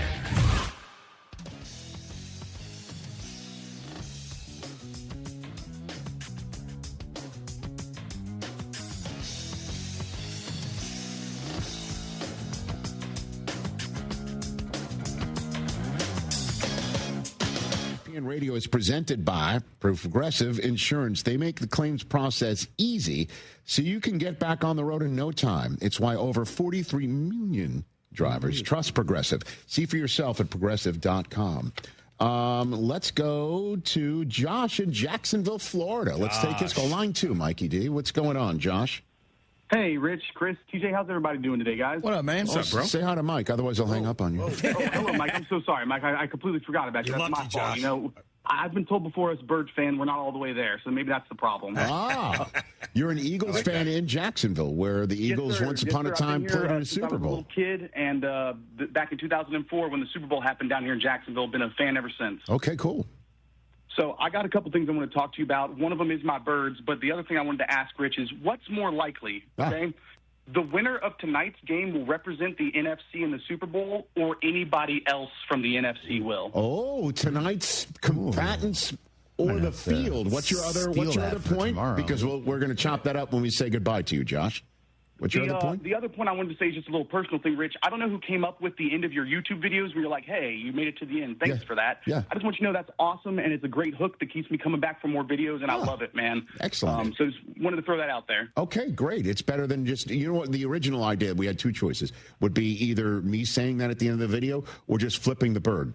Which, by the way, we didn't decide to do. Although I think you being a Phillies fan, a Philadelphia Eagles fan, you might appreciate such a thing, right? I was going to say that might be the right way to go, Rich. That's your language. More engagement. Understand, ladies and gentlemen. That's Josh in Jacksonville. Okay, very good. I'd say you go. Can you imagine if I just at the end just like, thanks for making it, and just like, hey, hit him with the yo mama. I don't know why I would say such a thing. Your mama. I don't know. What do you guys think? Might be pretty funny. By the way, great stuff from our friend in Jacksonville. Yeah, I know. I want to write that down. Tonight's winner, or the field in the NFC. TJ, I'll go to you first. Yes, sir. Tonight's winner or the field to make the Super Bowl in the NFC. So I'm going to assume Dallas is out. So that being said, look at you. Always your default is entertaining rather than actual real grist of the mill. Because people don't want my real grist. They want to laugh. And with that, I'm going to give you the... I'm going to go with the winner, actually. I'm going to go with the winner tonight. That was like putting your finger on the chess piece and then just and then removing it. Well, because if you guys remember, we did a higher register, and the last time they played, I said the loser of the game was going to go on to be in the conference championship. Okay. So I I'm going to stick with that. I'm going to say the winner goes to the Super Bowl. the winner goes to the Christopher? Super Bowl. What I'm going to say is not fair. Oh, gosh. What a way to set it up. is great. But I still need to see Sam Darnold win a big game. I hear you. And so if they I win will say tonight, that's a big game, buddy. no Devontae Adams. There's always a but. Oh, stop I think with it. the Oh, there's Sam, a I think but. if the Rams win tonight, yes. If the Seahawks win tonight, I'll still take the field. Okay. And here's why I would agree with that. First of all, I think the Rams are the best team in football. Yep. And I think you're going to see tonight Puka with some eyes on him ball out. How does that sound? There's no reason to dispute that. Correct, because he's on fire now. And but see, the Seahawks winning keeps the Niners more in the mix, because the Niners have already beaten them in Week 1 and play them in Week 18, and all they got to do is just stay one game behind Seattle as they currently are, and then win out, and they win the division. Whereas the Rams, if the Rams win tonight, the Rams would be one in front of the Niners as well if the Niners keep winning, but they split their season series. And no one's really talking about the Niners as kind of a sleeping giant. It's a better result for the Niners to win this division if Seattle wins tonight. So I'll say that. We're splitting the baby there. You can't, but you have to choose one, field or not. Winner tonight. Field or not. So you say field. Because if it's a 50-50 proposition that one of the teams is not going. Yeah, even if Seattle wins tonight, I'll take the field. Okay. And I'll take the winner of tonight's game. All right. Good stuff. To end hour one. Feeling stuck on your own 10-yard line in the career game? Maybe it's time to just go for IT. My Computer Career has the game plan to score a rewarding new IT career in months. Whether you're a rookie, a breakout career changer, or a military veteran ready to serve. Why spend years chasing a college degree when you can fast-track your future in IT starting now? Take your mark, get set, go for IT. Take the free career evaluation at mycomputercareer.edu today. Financial aid is available to those who qualify, including VA benefits. Rich Eisen here. As you all know, I care deeply about pediatric cancer research and awareness. That's why I'm proud to talk about Hyundai Hope on Wheels. For over 27 years, every Hyundai sold has helped fund life-saving pediatric cancer research. Together with over 850 dealers nationwide, they've raised more than $277 million, supporting over 25,000 kids in their fight against cancer. At Hyundai, hope isn't optional. It comes standard. Visit HyundaiUSA.com and search Hyundai Hope on Wheels to learn more. Oh, and that's a hard foul. Let's listen for the call on the floor. The taxpayer owes back taxes. Penalties and interest are assessed and wage garnishments to begin immediately. The IRS never misses that call. I wonder if they will challenge it. The call is under review. Priority Tax Relief has been called in for a review. Priority is the best in the business at negotiating your tax debt and has even eliminated the debt for some clients. Priority Tax Relief is saving their clients millions of dollars every month. After a careful review from Priority Tax Relief, the debt has been eliminated. No foul on the play. Whoa! That completely changes the game, folks. If you owe more than $5,000, call Priority Tax Relief, and in minutes they'll review your case for free with a direct line to the IRS to see if you qualify for life-changing relief. No more worrying about wage garnishments or frozen bank accounts. Call Priority Tax Relief today at 800-781-9216. That's 800-781-9216. We make your tax relief our priority. Call now. Priority Tax Relief. Get in on exciting gaming action at La Berge Casino Resort Lake Charles. Introducing our new exclusive statewide table progressives. We've linked our table game progressives between 4 Penn Play destinations in Louisiana. That means our big payouts just got bigger. No matter which location you choose, you have a shot at these combined jackpots. Get to La Berge Lake Charles or Baton Rouge, Boomtown, New Orleans, or Margaritaville, Bossier City, and get ready for big payouts. Must be 21 or older. Gambling problem? Call 1-800-522-4700. Suit Mart is turning up the style with incredible deals on men's outerwear. Step out in confidence with wool coats by Michael Kors, Kenneth Cole, and Calvin Klein. Now just $79.99. Plus, refresh your wardrobe with 20% off on men's sweaters and turtlenecks. And don't forget to explore our selection of scarves and gloves. Perfect finishing touches for any look. Suit Mart. 3 convenient locations to shop. Suit Mart's men's clothing, where great style meets unbeatable value. This is Danny Clark, owner of Collector's Firearms on the corner of Westheimer and Voss. Holiday season is upon us. Need a gift idea for a client, friend, or family member who loves guns? We're your one-stop shop. Our half-acre showroom is filled with new and pre-owned guns of every make and model, plus collectibles, accessories, ammo, and if you're just not sure what to get, gift cards are available. Collector's Firearms on the corner of Westheimer and Voss. Look for the tank out front. Online at collectorsfirearms.com. Now there's a new way to take charge of your blood sugar. Introducing new Garlic Healthy Blood Sugar Formula from the makers of the nation's best-selling garlic supplement. New Garlic helps maintain healthy blood sugar levels with clinically supported levels of garlic, plus a custom blend of vitamins and minerals. And it's odor-free. Take charge of your blood sugar with new Garlic Healthy Blood Sugar Formula. These statements have not been evaluated by the FDA. This product is not intended to diagnose, treat, cure, or prevent any disease. Use as directed. CVS Health supports people in the moments that matter, from picking up a prescription to connecting care. With nearly 5 million daily interactions and serving 185 million consumers and 1.5 million healthcare professionals, CVS Health holds a trusted place in healthcare. By simplifying care and improving health, we're helping people get the care they need. Learn more at cvshealth.com/Investor Day.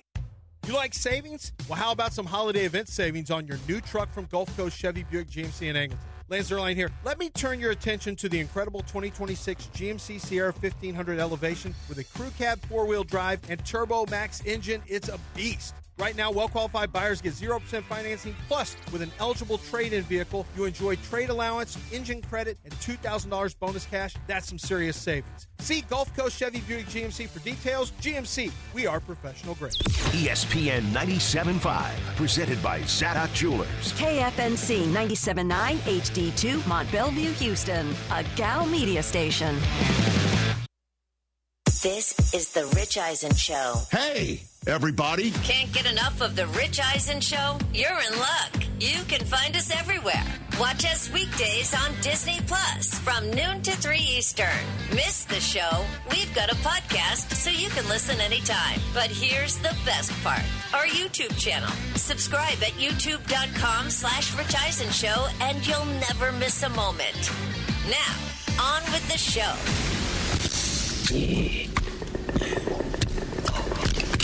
This is The Rich Eisen Show. I think Quinn gives this team the best chance to win. From the Rich Eisen Show studio in Los Angeles. I'm not happy about it. Something out of my control. The latest edition of Salty Tua. Earlier on the show, Pro Football Hall of Famer Champ Bailey. Coming up, actor Jason Clarke, actor Matthew Lillard, your phone calls, and more. And now, it's Rich Eisen.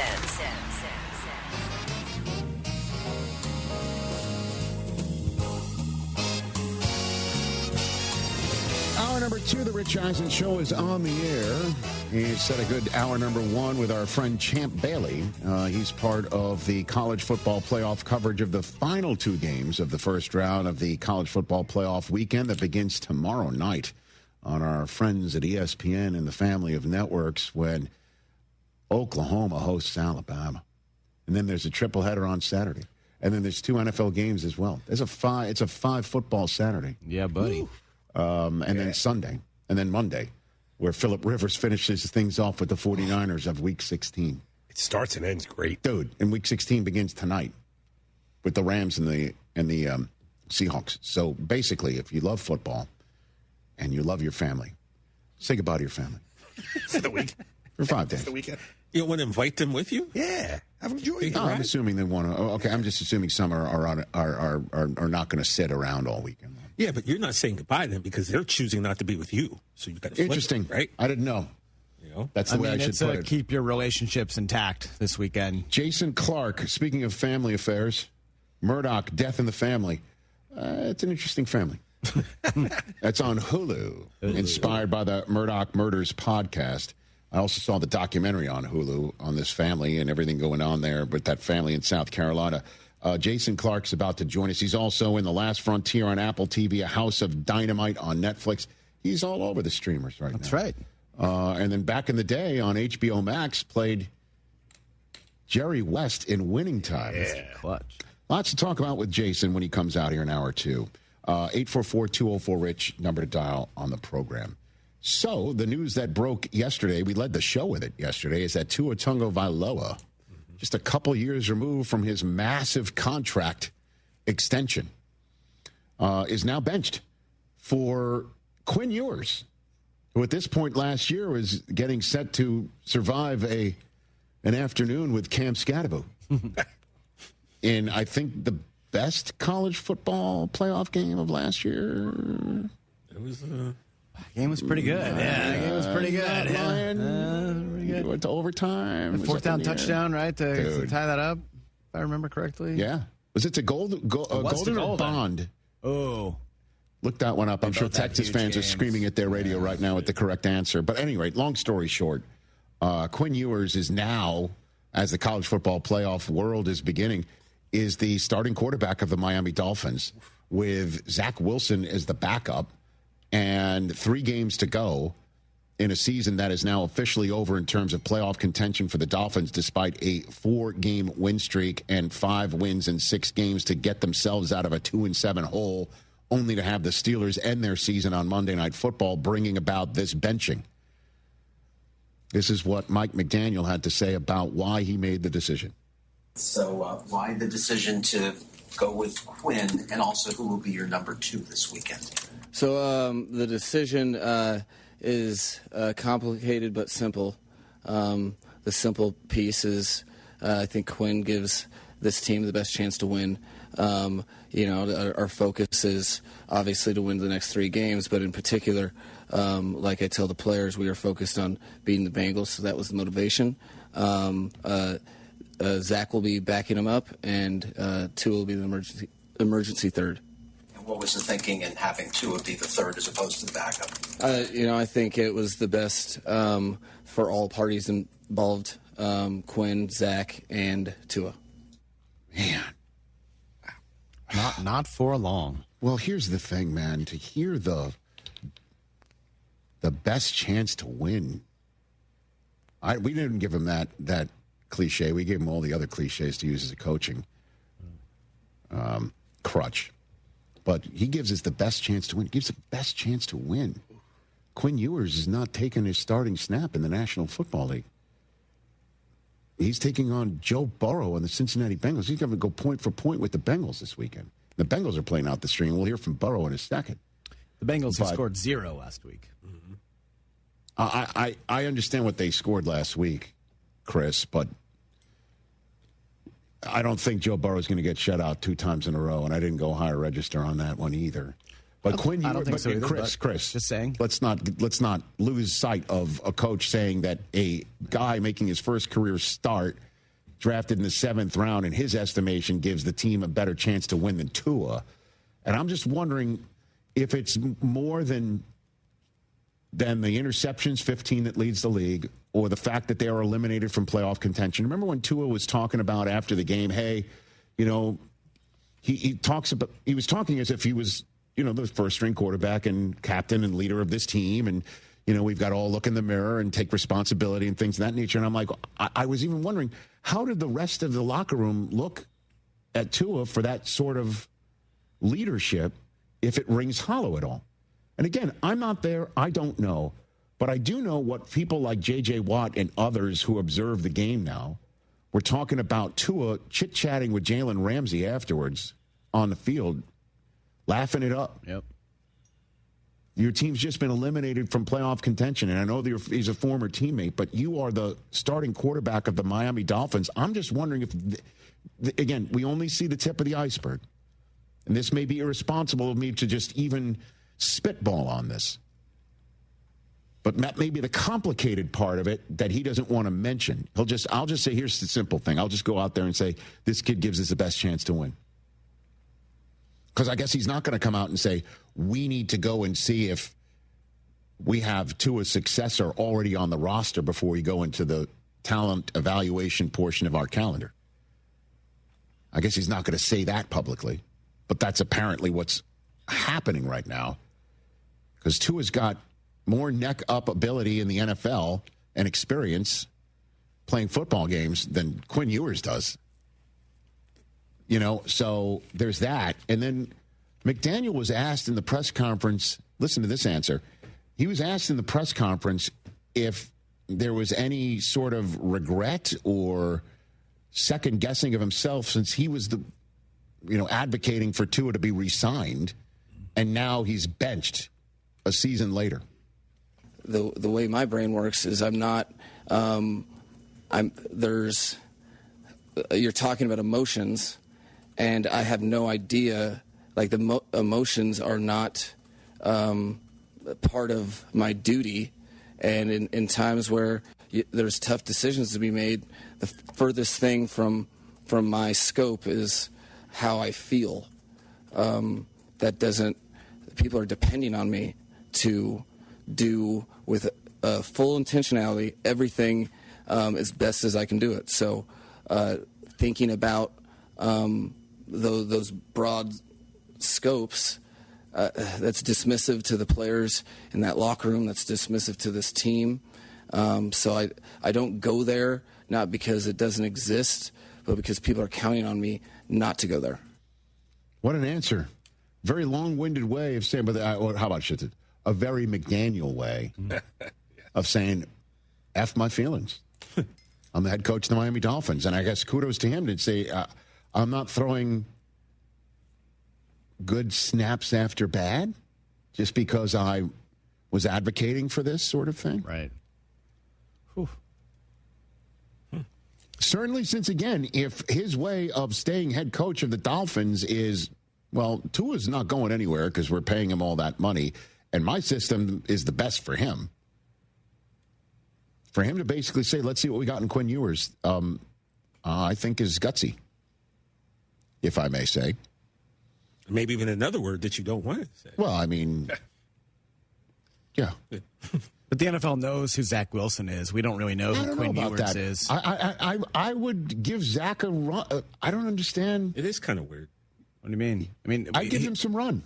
How many games has Zach Wilson started in the NFL? More than Quinn Ewers. Well, and that's the point. We've seen him play as a starting quarterback in the NFL. How many times have we said, and you even pointed out the other day that Goff, once upon a time on this show, said give someone 5 years. Yeah, I mean, tonight's starting quarterback for the Seattle Seahawks makes a good point, and he's makes a good case, and also he's once upon a time was drafted a spot later in the draft than Zach Wilson was after Darnold didn't work out for the Jets. I don't know. I'd give him a shot. If Ewers looks lost against the Bengals, he started 33 games. Yeah, and then he can start next week. Maybe so. We'll see. I guess you want to give the kid some run first. And maybe he's shown some stuff behind the scenes, running scout team. I can't have that much snaps. We talk about all the time how, backups don't get many snaps. And then on top of it, third stringers. That was the whole to-do with Shedeur Sanders. How many third stringers get snaps? Yeah. The answer is none. It wasn't any negative personal feelings from management towards Shedeur. It just doesn't happen. Also, pedigree kind of counts here. Zach Wilson kind of came out of nowhere to be the number 2 pick in the draft.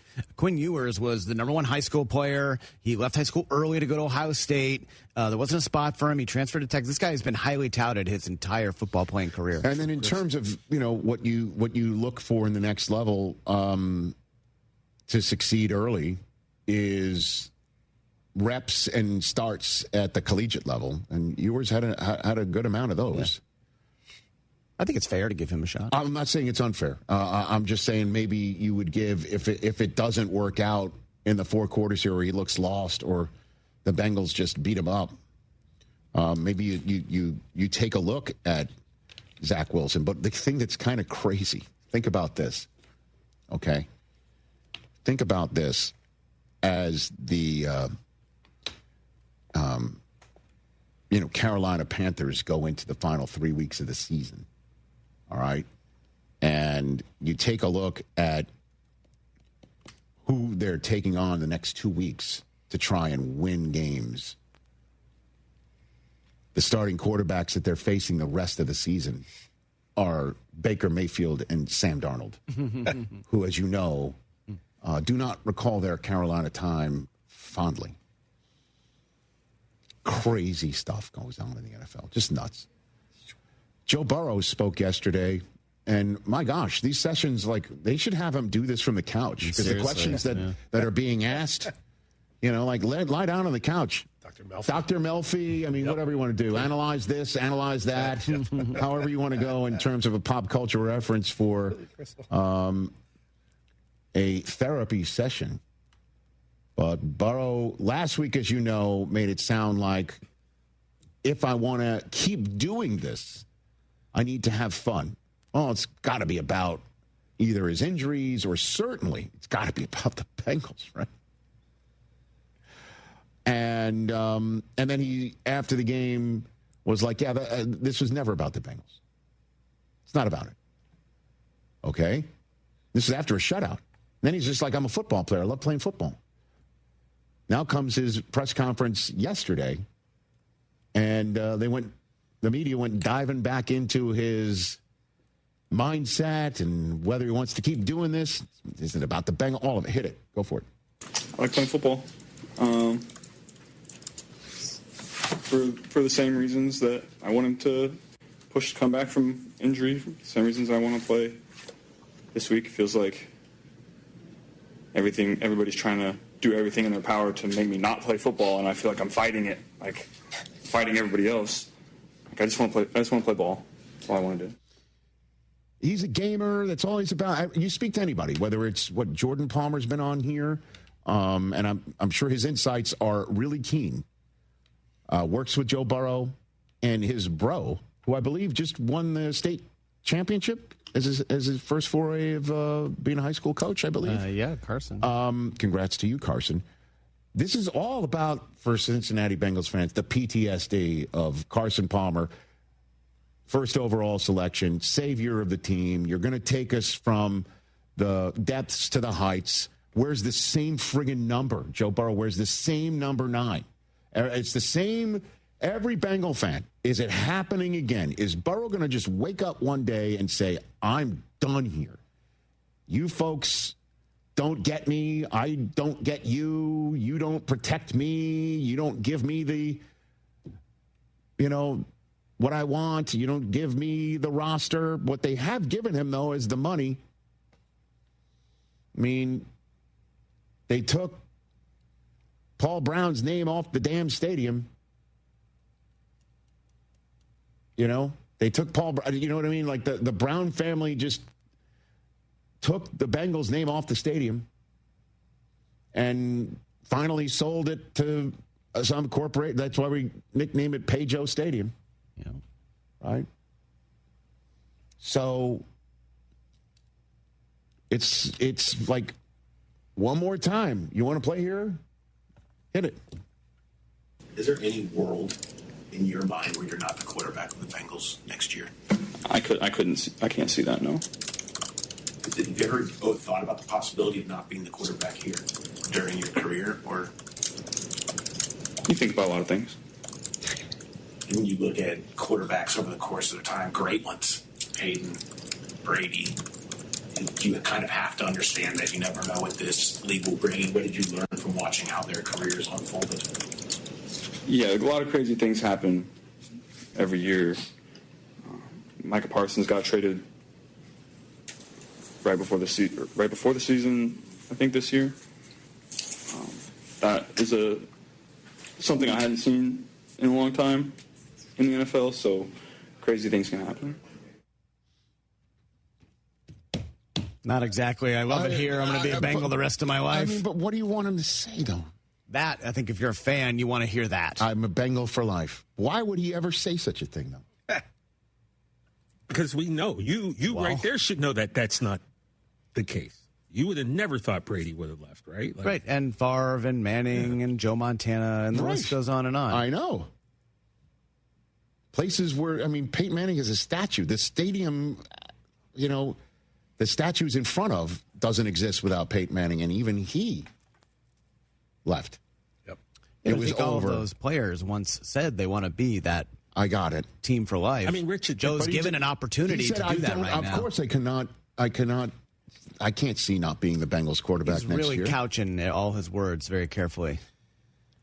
Rich, I think at this point we can name more great quarterbacks than didn't leave. Something is up. Did. Something's up. Something's up. What is it?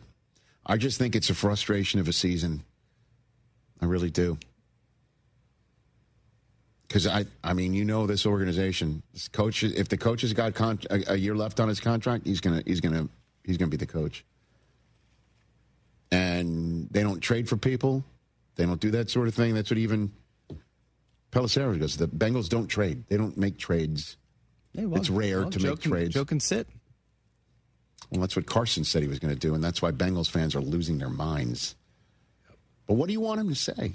No, I'm going to be a Bengal for life. Don't worry, Cincinnati fans. I'm totally cool with what the front office is doing. I'm cool with everything else. I'm committed to bringing a championship to Cincinnati. I think he would say the same thing if you asked him. But he didn't. He was given an opportunity to do all of that. No, he was given an opportunity, like, do you think of going somewhere else? And What's he could have said, to say? no, you could think about I'm a lot of committed things. to winning here in Cincinnati. But what if it's that? What if that's not the truth? Clearly it's not. He didn't say lie to me? Lie to me? Is that what you say? Lie to me? Lie I to think me? the fans would say, like please you lie to me. yeah, Please lie to me. For sure. Okay. It's not a lie. Nice. If you believe it. Good one. Well, speaking of Costanza, he gone. Like, I think we need to wrap our mind around that, man. No. Speaking of Costanza, other things you say they don't do, maybe they should look and say, we haven't been successful doing it this way. Okay. Yeah, maybe we should try making a trade or doing something different at this point. I don't know. I again, you want to say that to Jerry? Is that advice that Jerry would take? Well, the problem is Jerry has, three of them things. So no matter how long it's been, he's at least had success in one, like the Bengals have none. Yeah. I don't know. Joe has to wear some of this, too. They did what he wanted. They drafted the wide receiver he wanted. They re-signed both wide receivers that he wanted. They got shut out last week. He has been injury, I don't want to say prone, but a lot of injuries have popped up in his tenure. He needs to wear some of this as well. Wear what? The losing. The losing. Okay. Or he's Joe Burrow. He is the window. And yeah, we can't say he's Joe Burrow anymore. Okay. This season is kind of taking some of that shine off. Well, next season when everybody's back, because I bet you everyone's going to be back. Although 2 days ago I did say Tua is going to be back, and that's a little different now. Well, their best defensive player ain't going to be back. We'll find out. We'll see what Joe's going to do when the offseason hits. Or every Wednesday, it's Burrow up in the air Wednesday. That's what it is. That's what's coming in Cincinnati. They could use the win. By the way, so could the Dolphins. That's a good one.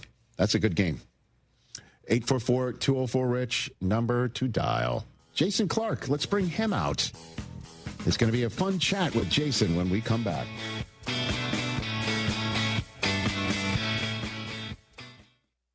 Fellas, it's the season to shine, and not just from the holiday lights. Manscaped is here to keep you looking sharp for every holiday party, family photo, and mistletoe moment. The Lawnmower 5 body trimmer and the Chairman Plus face shaver deliver precision, comfort, and control worthy of Santa's nice list. I've been good and nice. Whether you're tidying up before a big night out or preparing for New Year's Eve, Manscaped has your back. And your face, too, to be exact. So gift yourself with some grooming greatness this season, because looking good is the best gift of all. And now you can find Manscaped products at your local Walmart.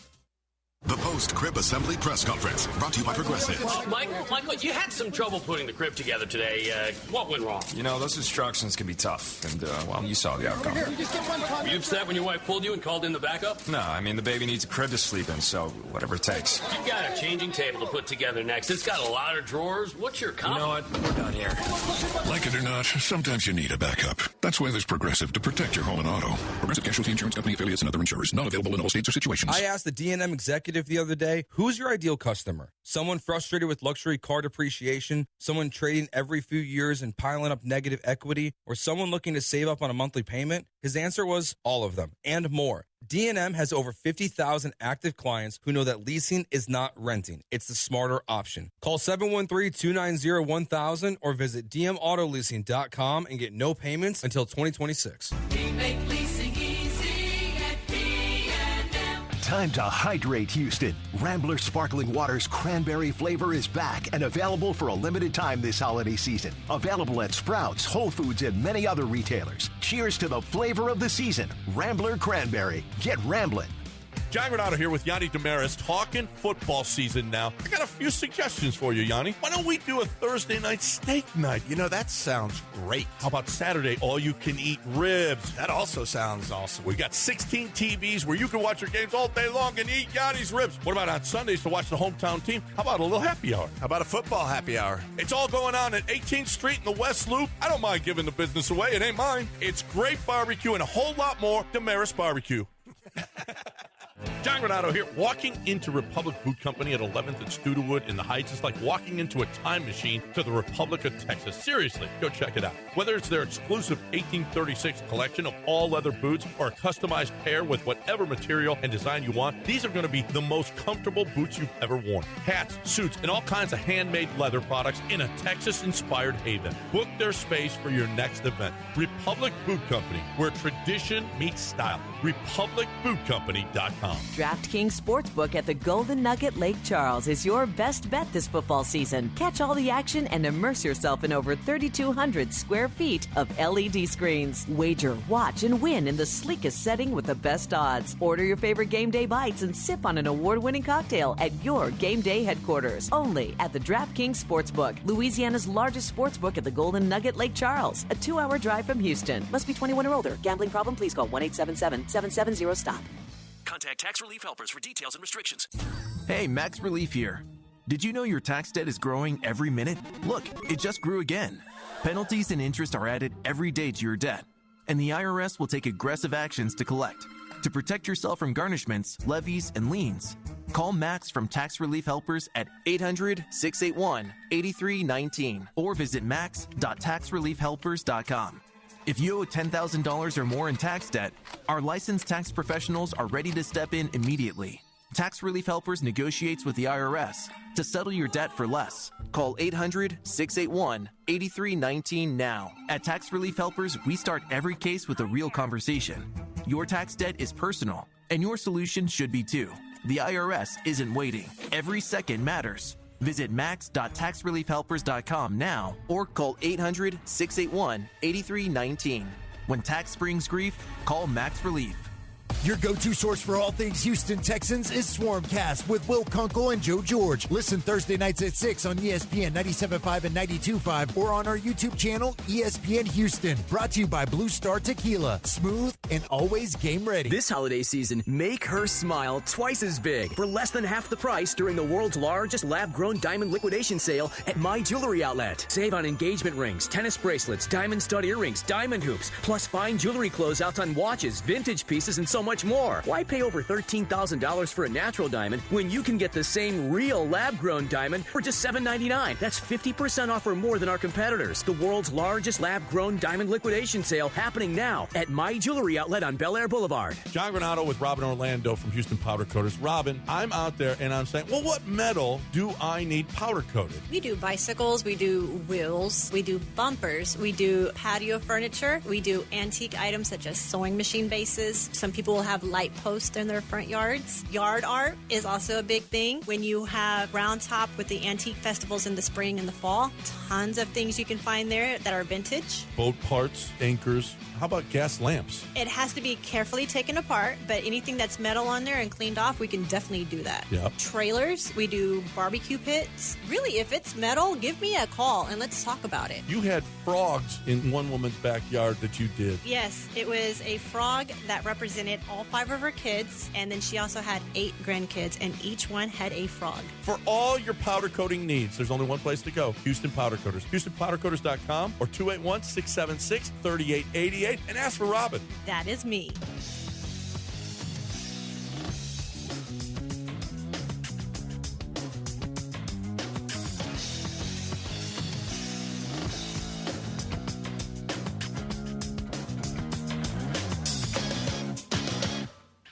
On Hulu, our ESPN Radio, presented by Progressive Insurance Audience, is returned on Hulu, inspired by, yes, shocking actual events, streaming now. Murdoch, Death in the Family, Patricia Arquette, and our guest, Jason Clark, here on The Rich Eisen Show. And so when you take on this role, do you watch the documentary first? Do you listen to the podcast? Or you just say, I'm going to go at this from the page and just my sensibility as an actor? How do you handle this? Yeah, no, I watched a lot first, particularly the trial. There's so much out there, Rich. There's so much discussion of it's like you sports guys. There's criminal detectives breaking down his testimony, you know, and analysing it beat by beat. Stop right there. You see that look where he's looking down at the thing that says this. You know, there's homicide detectives. I loved it. It was fascinating. You know, there's a wealth of stuff. But you know, I did kind of think about whether I could really get to 265-pound, redheaded, 6'4" South Carolinian. You know, it's just like I think, you need to have. You can't have too much hubris. So it was there you go. Yeah, now you actually put the weight on for this, though, right? Well, I put on like 40 pounds because it was like I knew I was going to have to get at least to 220. I was 190 when I started. I just finished another show where I was in shape, and I was going to, I wore a suit there for the belly and all that, but if I'm just wearing that with nothing up here and no prosthetics, it's going to look silly, and I never want to be silly. And I want to do the man justice in a good way too, and do as well as do the story and believable. So I started eating to put it on and carry it, and it had kind of the added benefit. Yes, it does make me in the suit look believable, and I look puffy and overweight and unhealthy because I was, but it gives you that idea of just carrying that much, of consuming that much, of needing to just eat and drink and sugar and all the stuff that I'd done to get there. Dude, so like pizzas and what do you got? Well, I was in France, so I started off with good stuff, pastas, cheeses, whatever, and then it doesn't come along because your metabolism still burns. So then, you end up by the end, it's like the 2 a.m. cold pizza in the fridge, that I'm kind of like, you know what I'm talking about, don't you? Way, it's not too bad at breakfast either, what does it say about us that he's talking our language right now? Well, I mean, Come on, you're in shape. You look good, I'm trying, by the way, I'm fishing for that compliment, so thank you for delivering that. I appreciate that. But and then you had to take it off for I had to what? take it off. I took off as much as I could during it because for the trial, he dropped a lot of weight because he's off the drugs. He's been through rehab. He's in prison. He's actually he's exercising. He's working out. He's like in those Rocky movies. He's down there, pumping out. No, but he.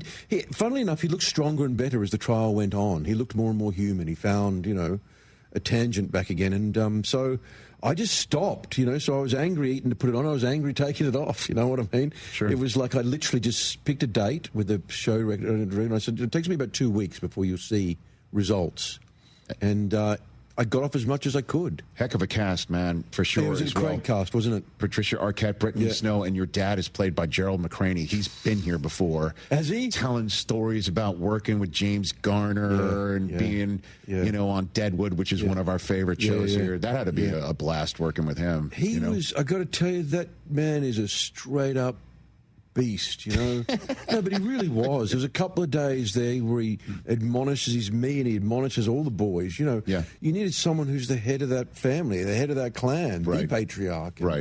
And Gerald, he's done everything, and he's still fearless. He still comes in prepared, throws it down. And like he has his cigar in his chair at the end of work. I mean, he's a lovely, lovely man. And I send my love out to him if you're out there, Jerry. Yeah, he really. Yeah, he told a story about working on the Rockford Files with James Garner, back in the day. And that's it's all cool. We got again Murdoch, Death in the Family, available now for streaming on Hulu.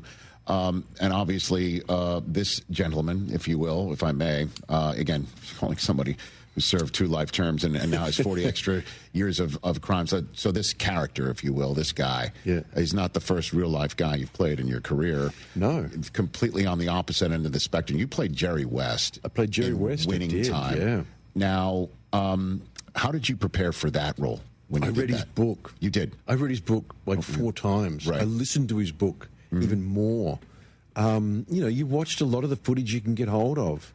Some of the early commercials that he did way back in the day, the basketball stuff. Right. There's a lot of stuff for Jerry out there. I mean, Jerry famously didn't like my portrayal of it, and how did that hit you? It was upsetting. I mean, it was not that he didn't like it. I don't mind the joke. So it upset me to think that I'd upset him because I really loved who he was and what he'd done and what he stood for and all the things that he brought.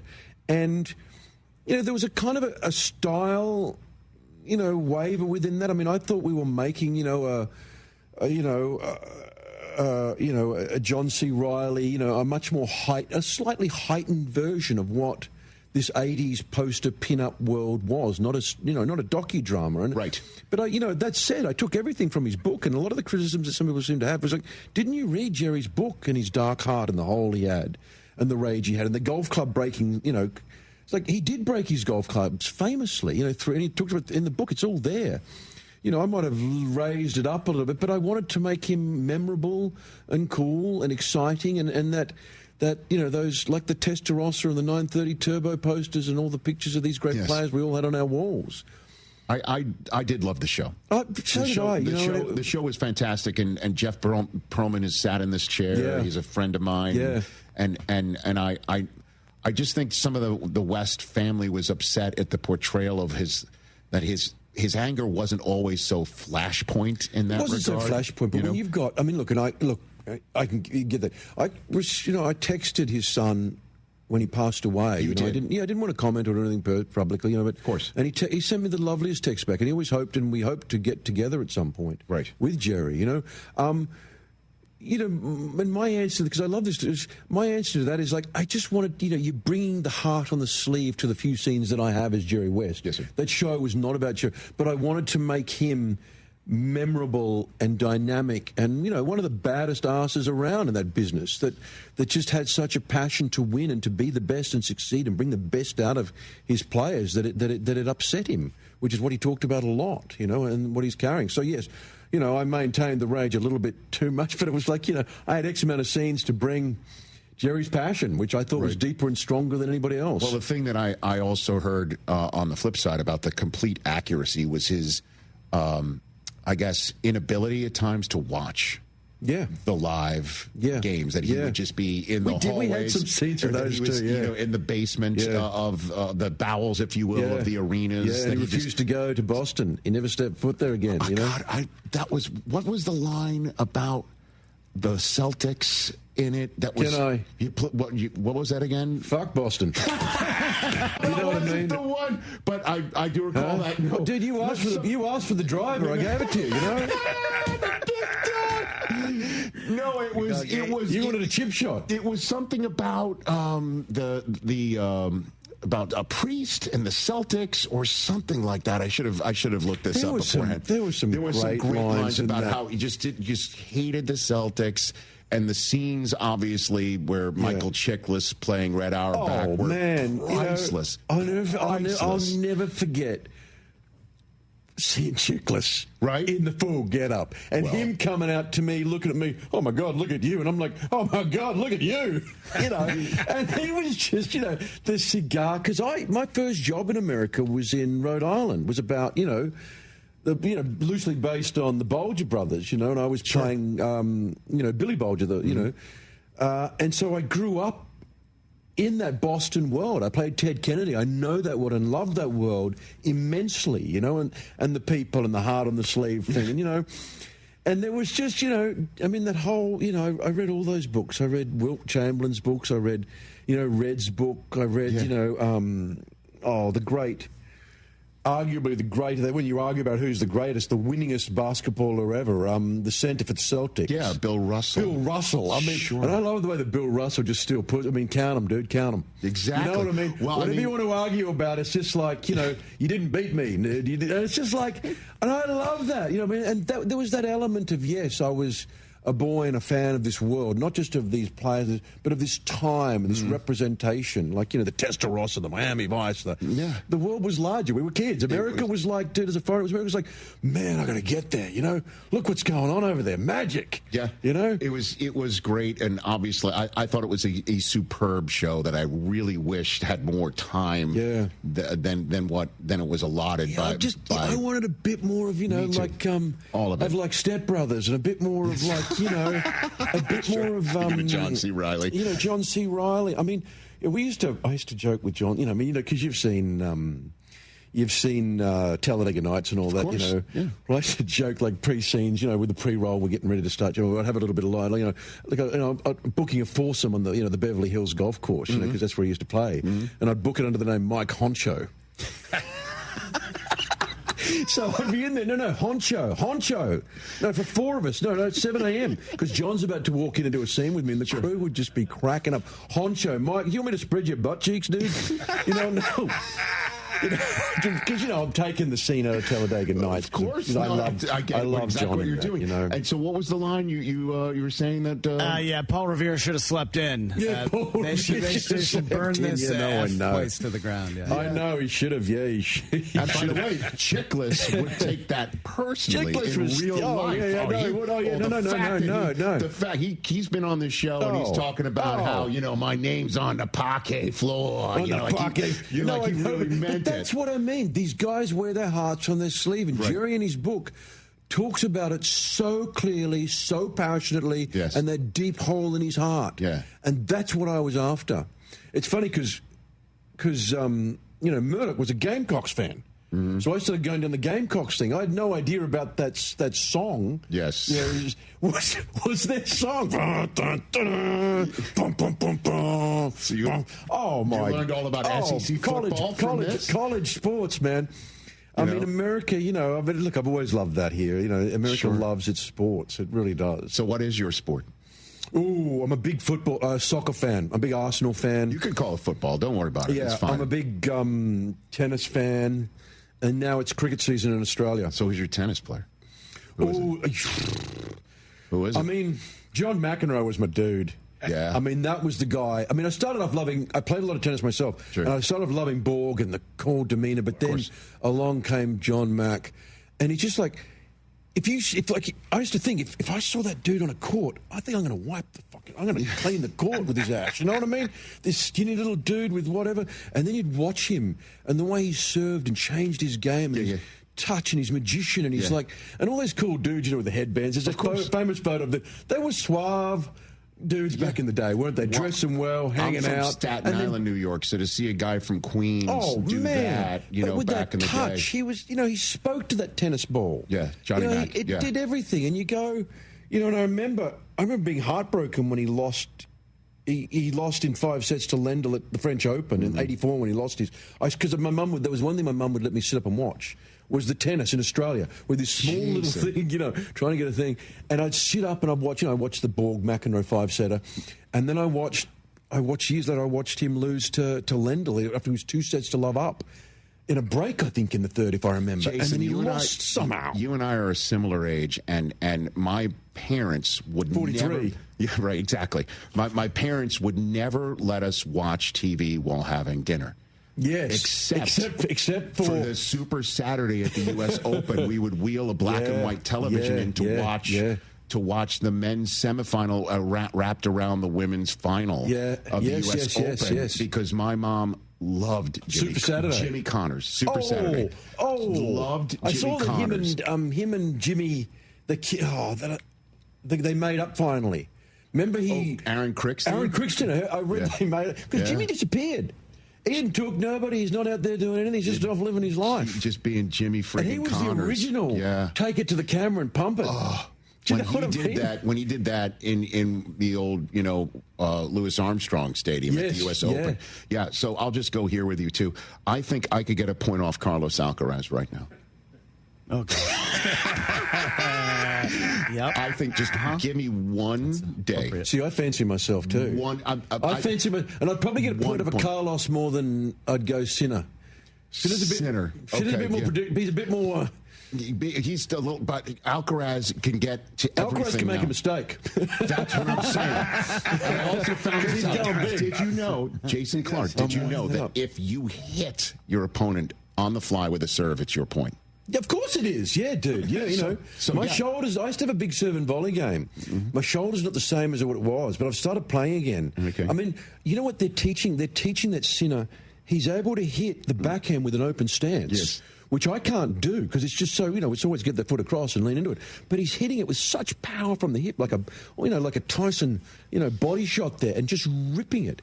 I think they're both phenomenal. You know, I went to the U.S. Open for the first time this year, and I saw Djokovic play Taylor Fritz. Oh, that was a good one, man. It almost became a great match, Right. you know, if Fritz had got there.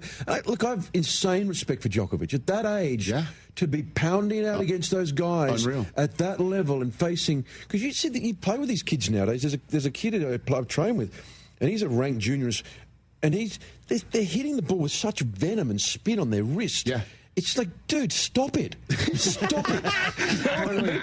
Just give me a slice, damn you. Come on. Jason, the number of people I've mentioned this Alcaraz thing to here it started the same way that you did, which is looking at me like I'm crazy. No, but I'm weighing it up, dude. You're the first one to say, I'm with you. I'm with you. I could do it too. It might take me a while, though. Fantastic. It really might take me a while. Fantastic. But, dude, you know, he came out, you know, with the sleeveless shirt, ready to go. I mean, they are turning it up, those two. He's unreal. Him versus Sinner, I will watch anytime for sure. Murdoch, Death in the Family, available now for streaming on Hulu. Check it out. The Last Frontier, all episodes are available right now for streaming on Apple TV. And A House of Dynamite on Netflix is awesome. We've talked about it with Jared Harris. We've talked about it with Tracy Letts, and you're awesome in it as well. Thank you. And I suggest everybody to see that. Just don't do it as I did, which is watching it before you go to sleep. Don't do that. Yeah, no. Don't do it. No. Oh, my God. Don't watch Murdoch before you go to sleep. That's true. Don't watch anything that you're doing, pretty much. It's great to have you here, meet you. Come back anytime you want. Lovely to talk to you, mate. Right really. back at you. Jason Clark right here on The Rich Eisen Show. Back to wrap up hour number 2 with your phone calls in a sec.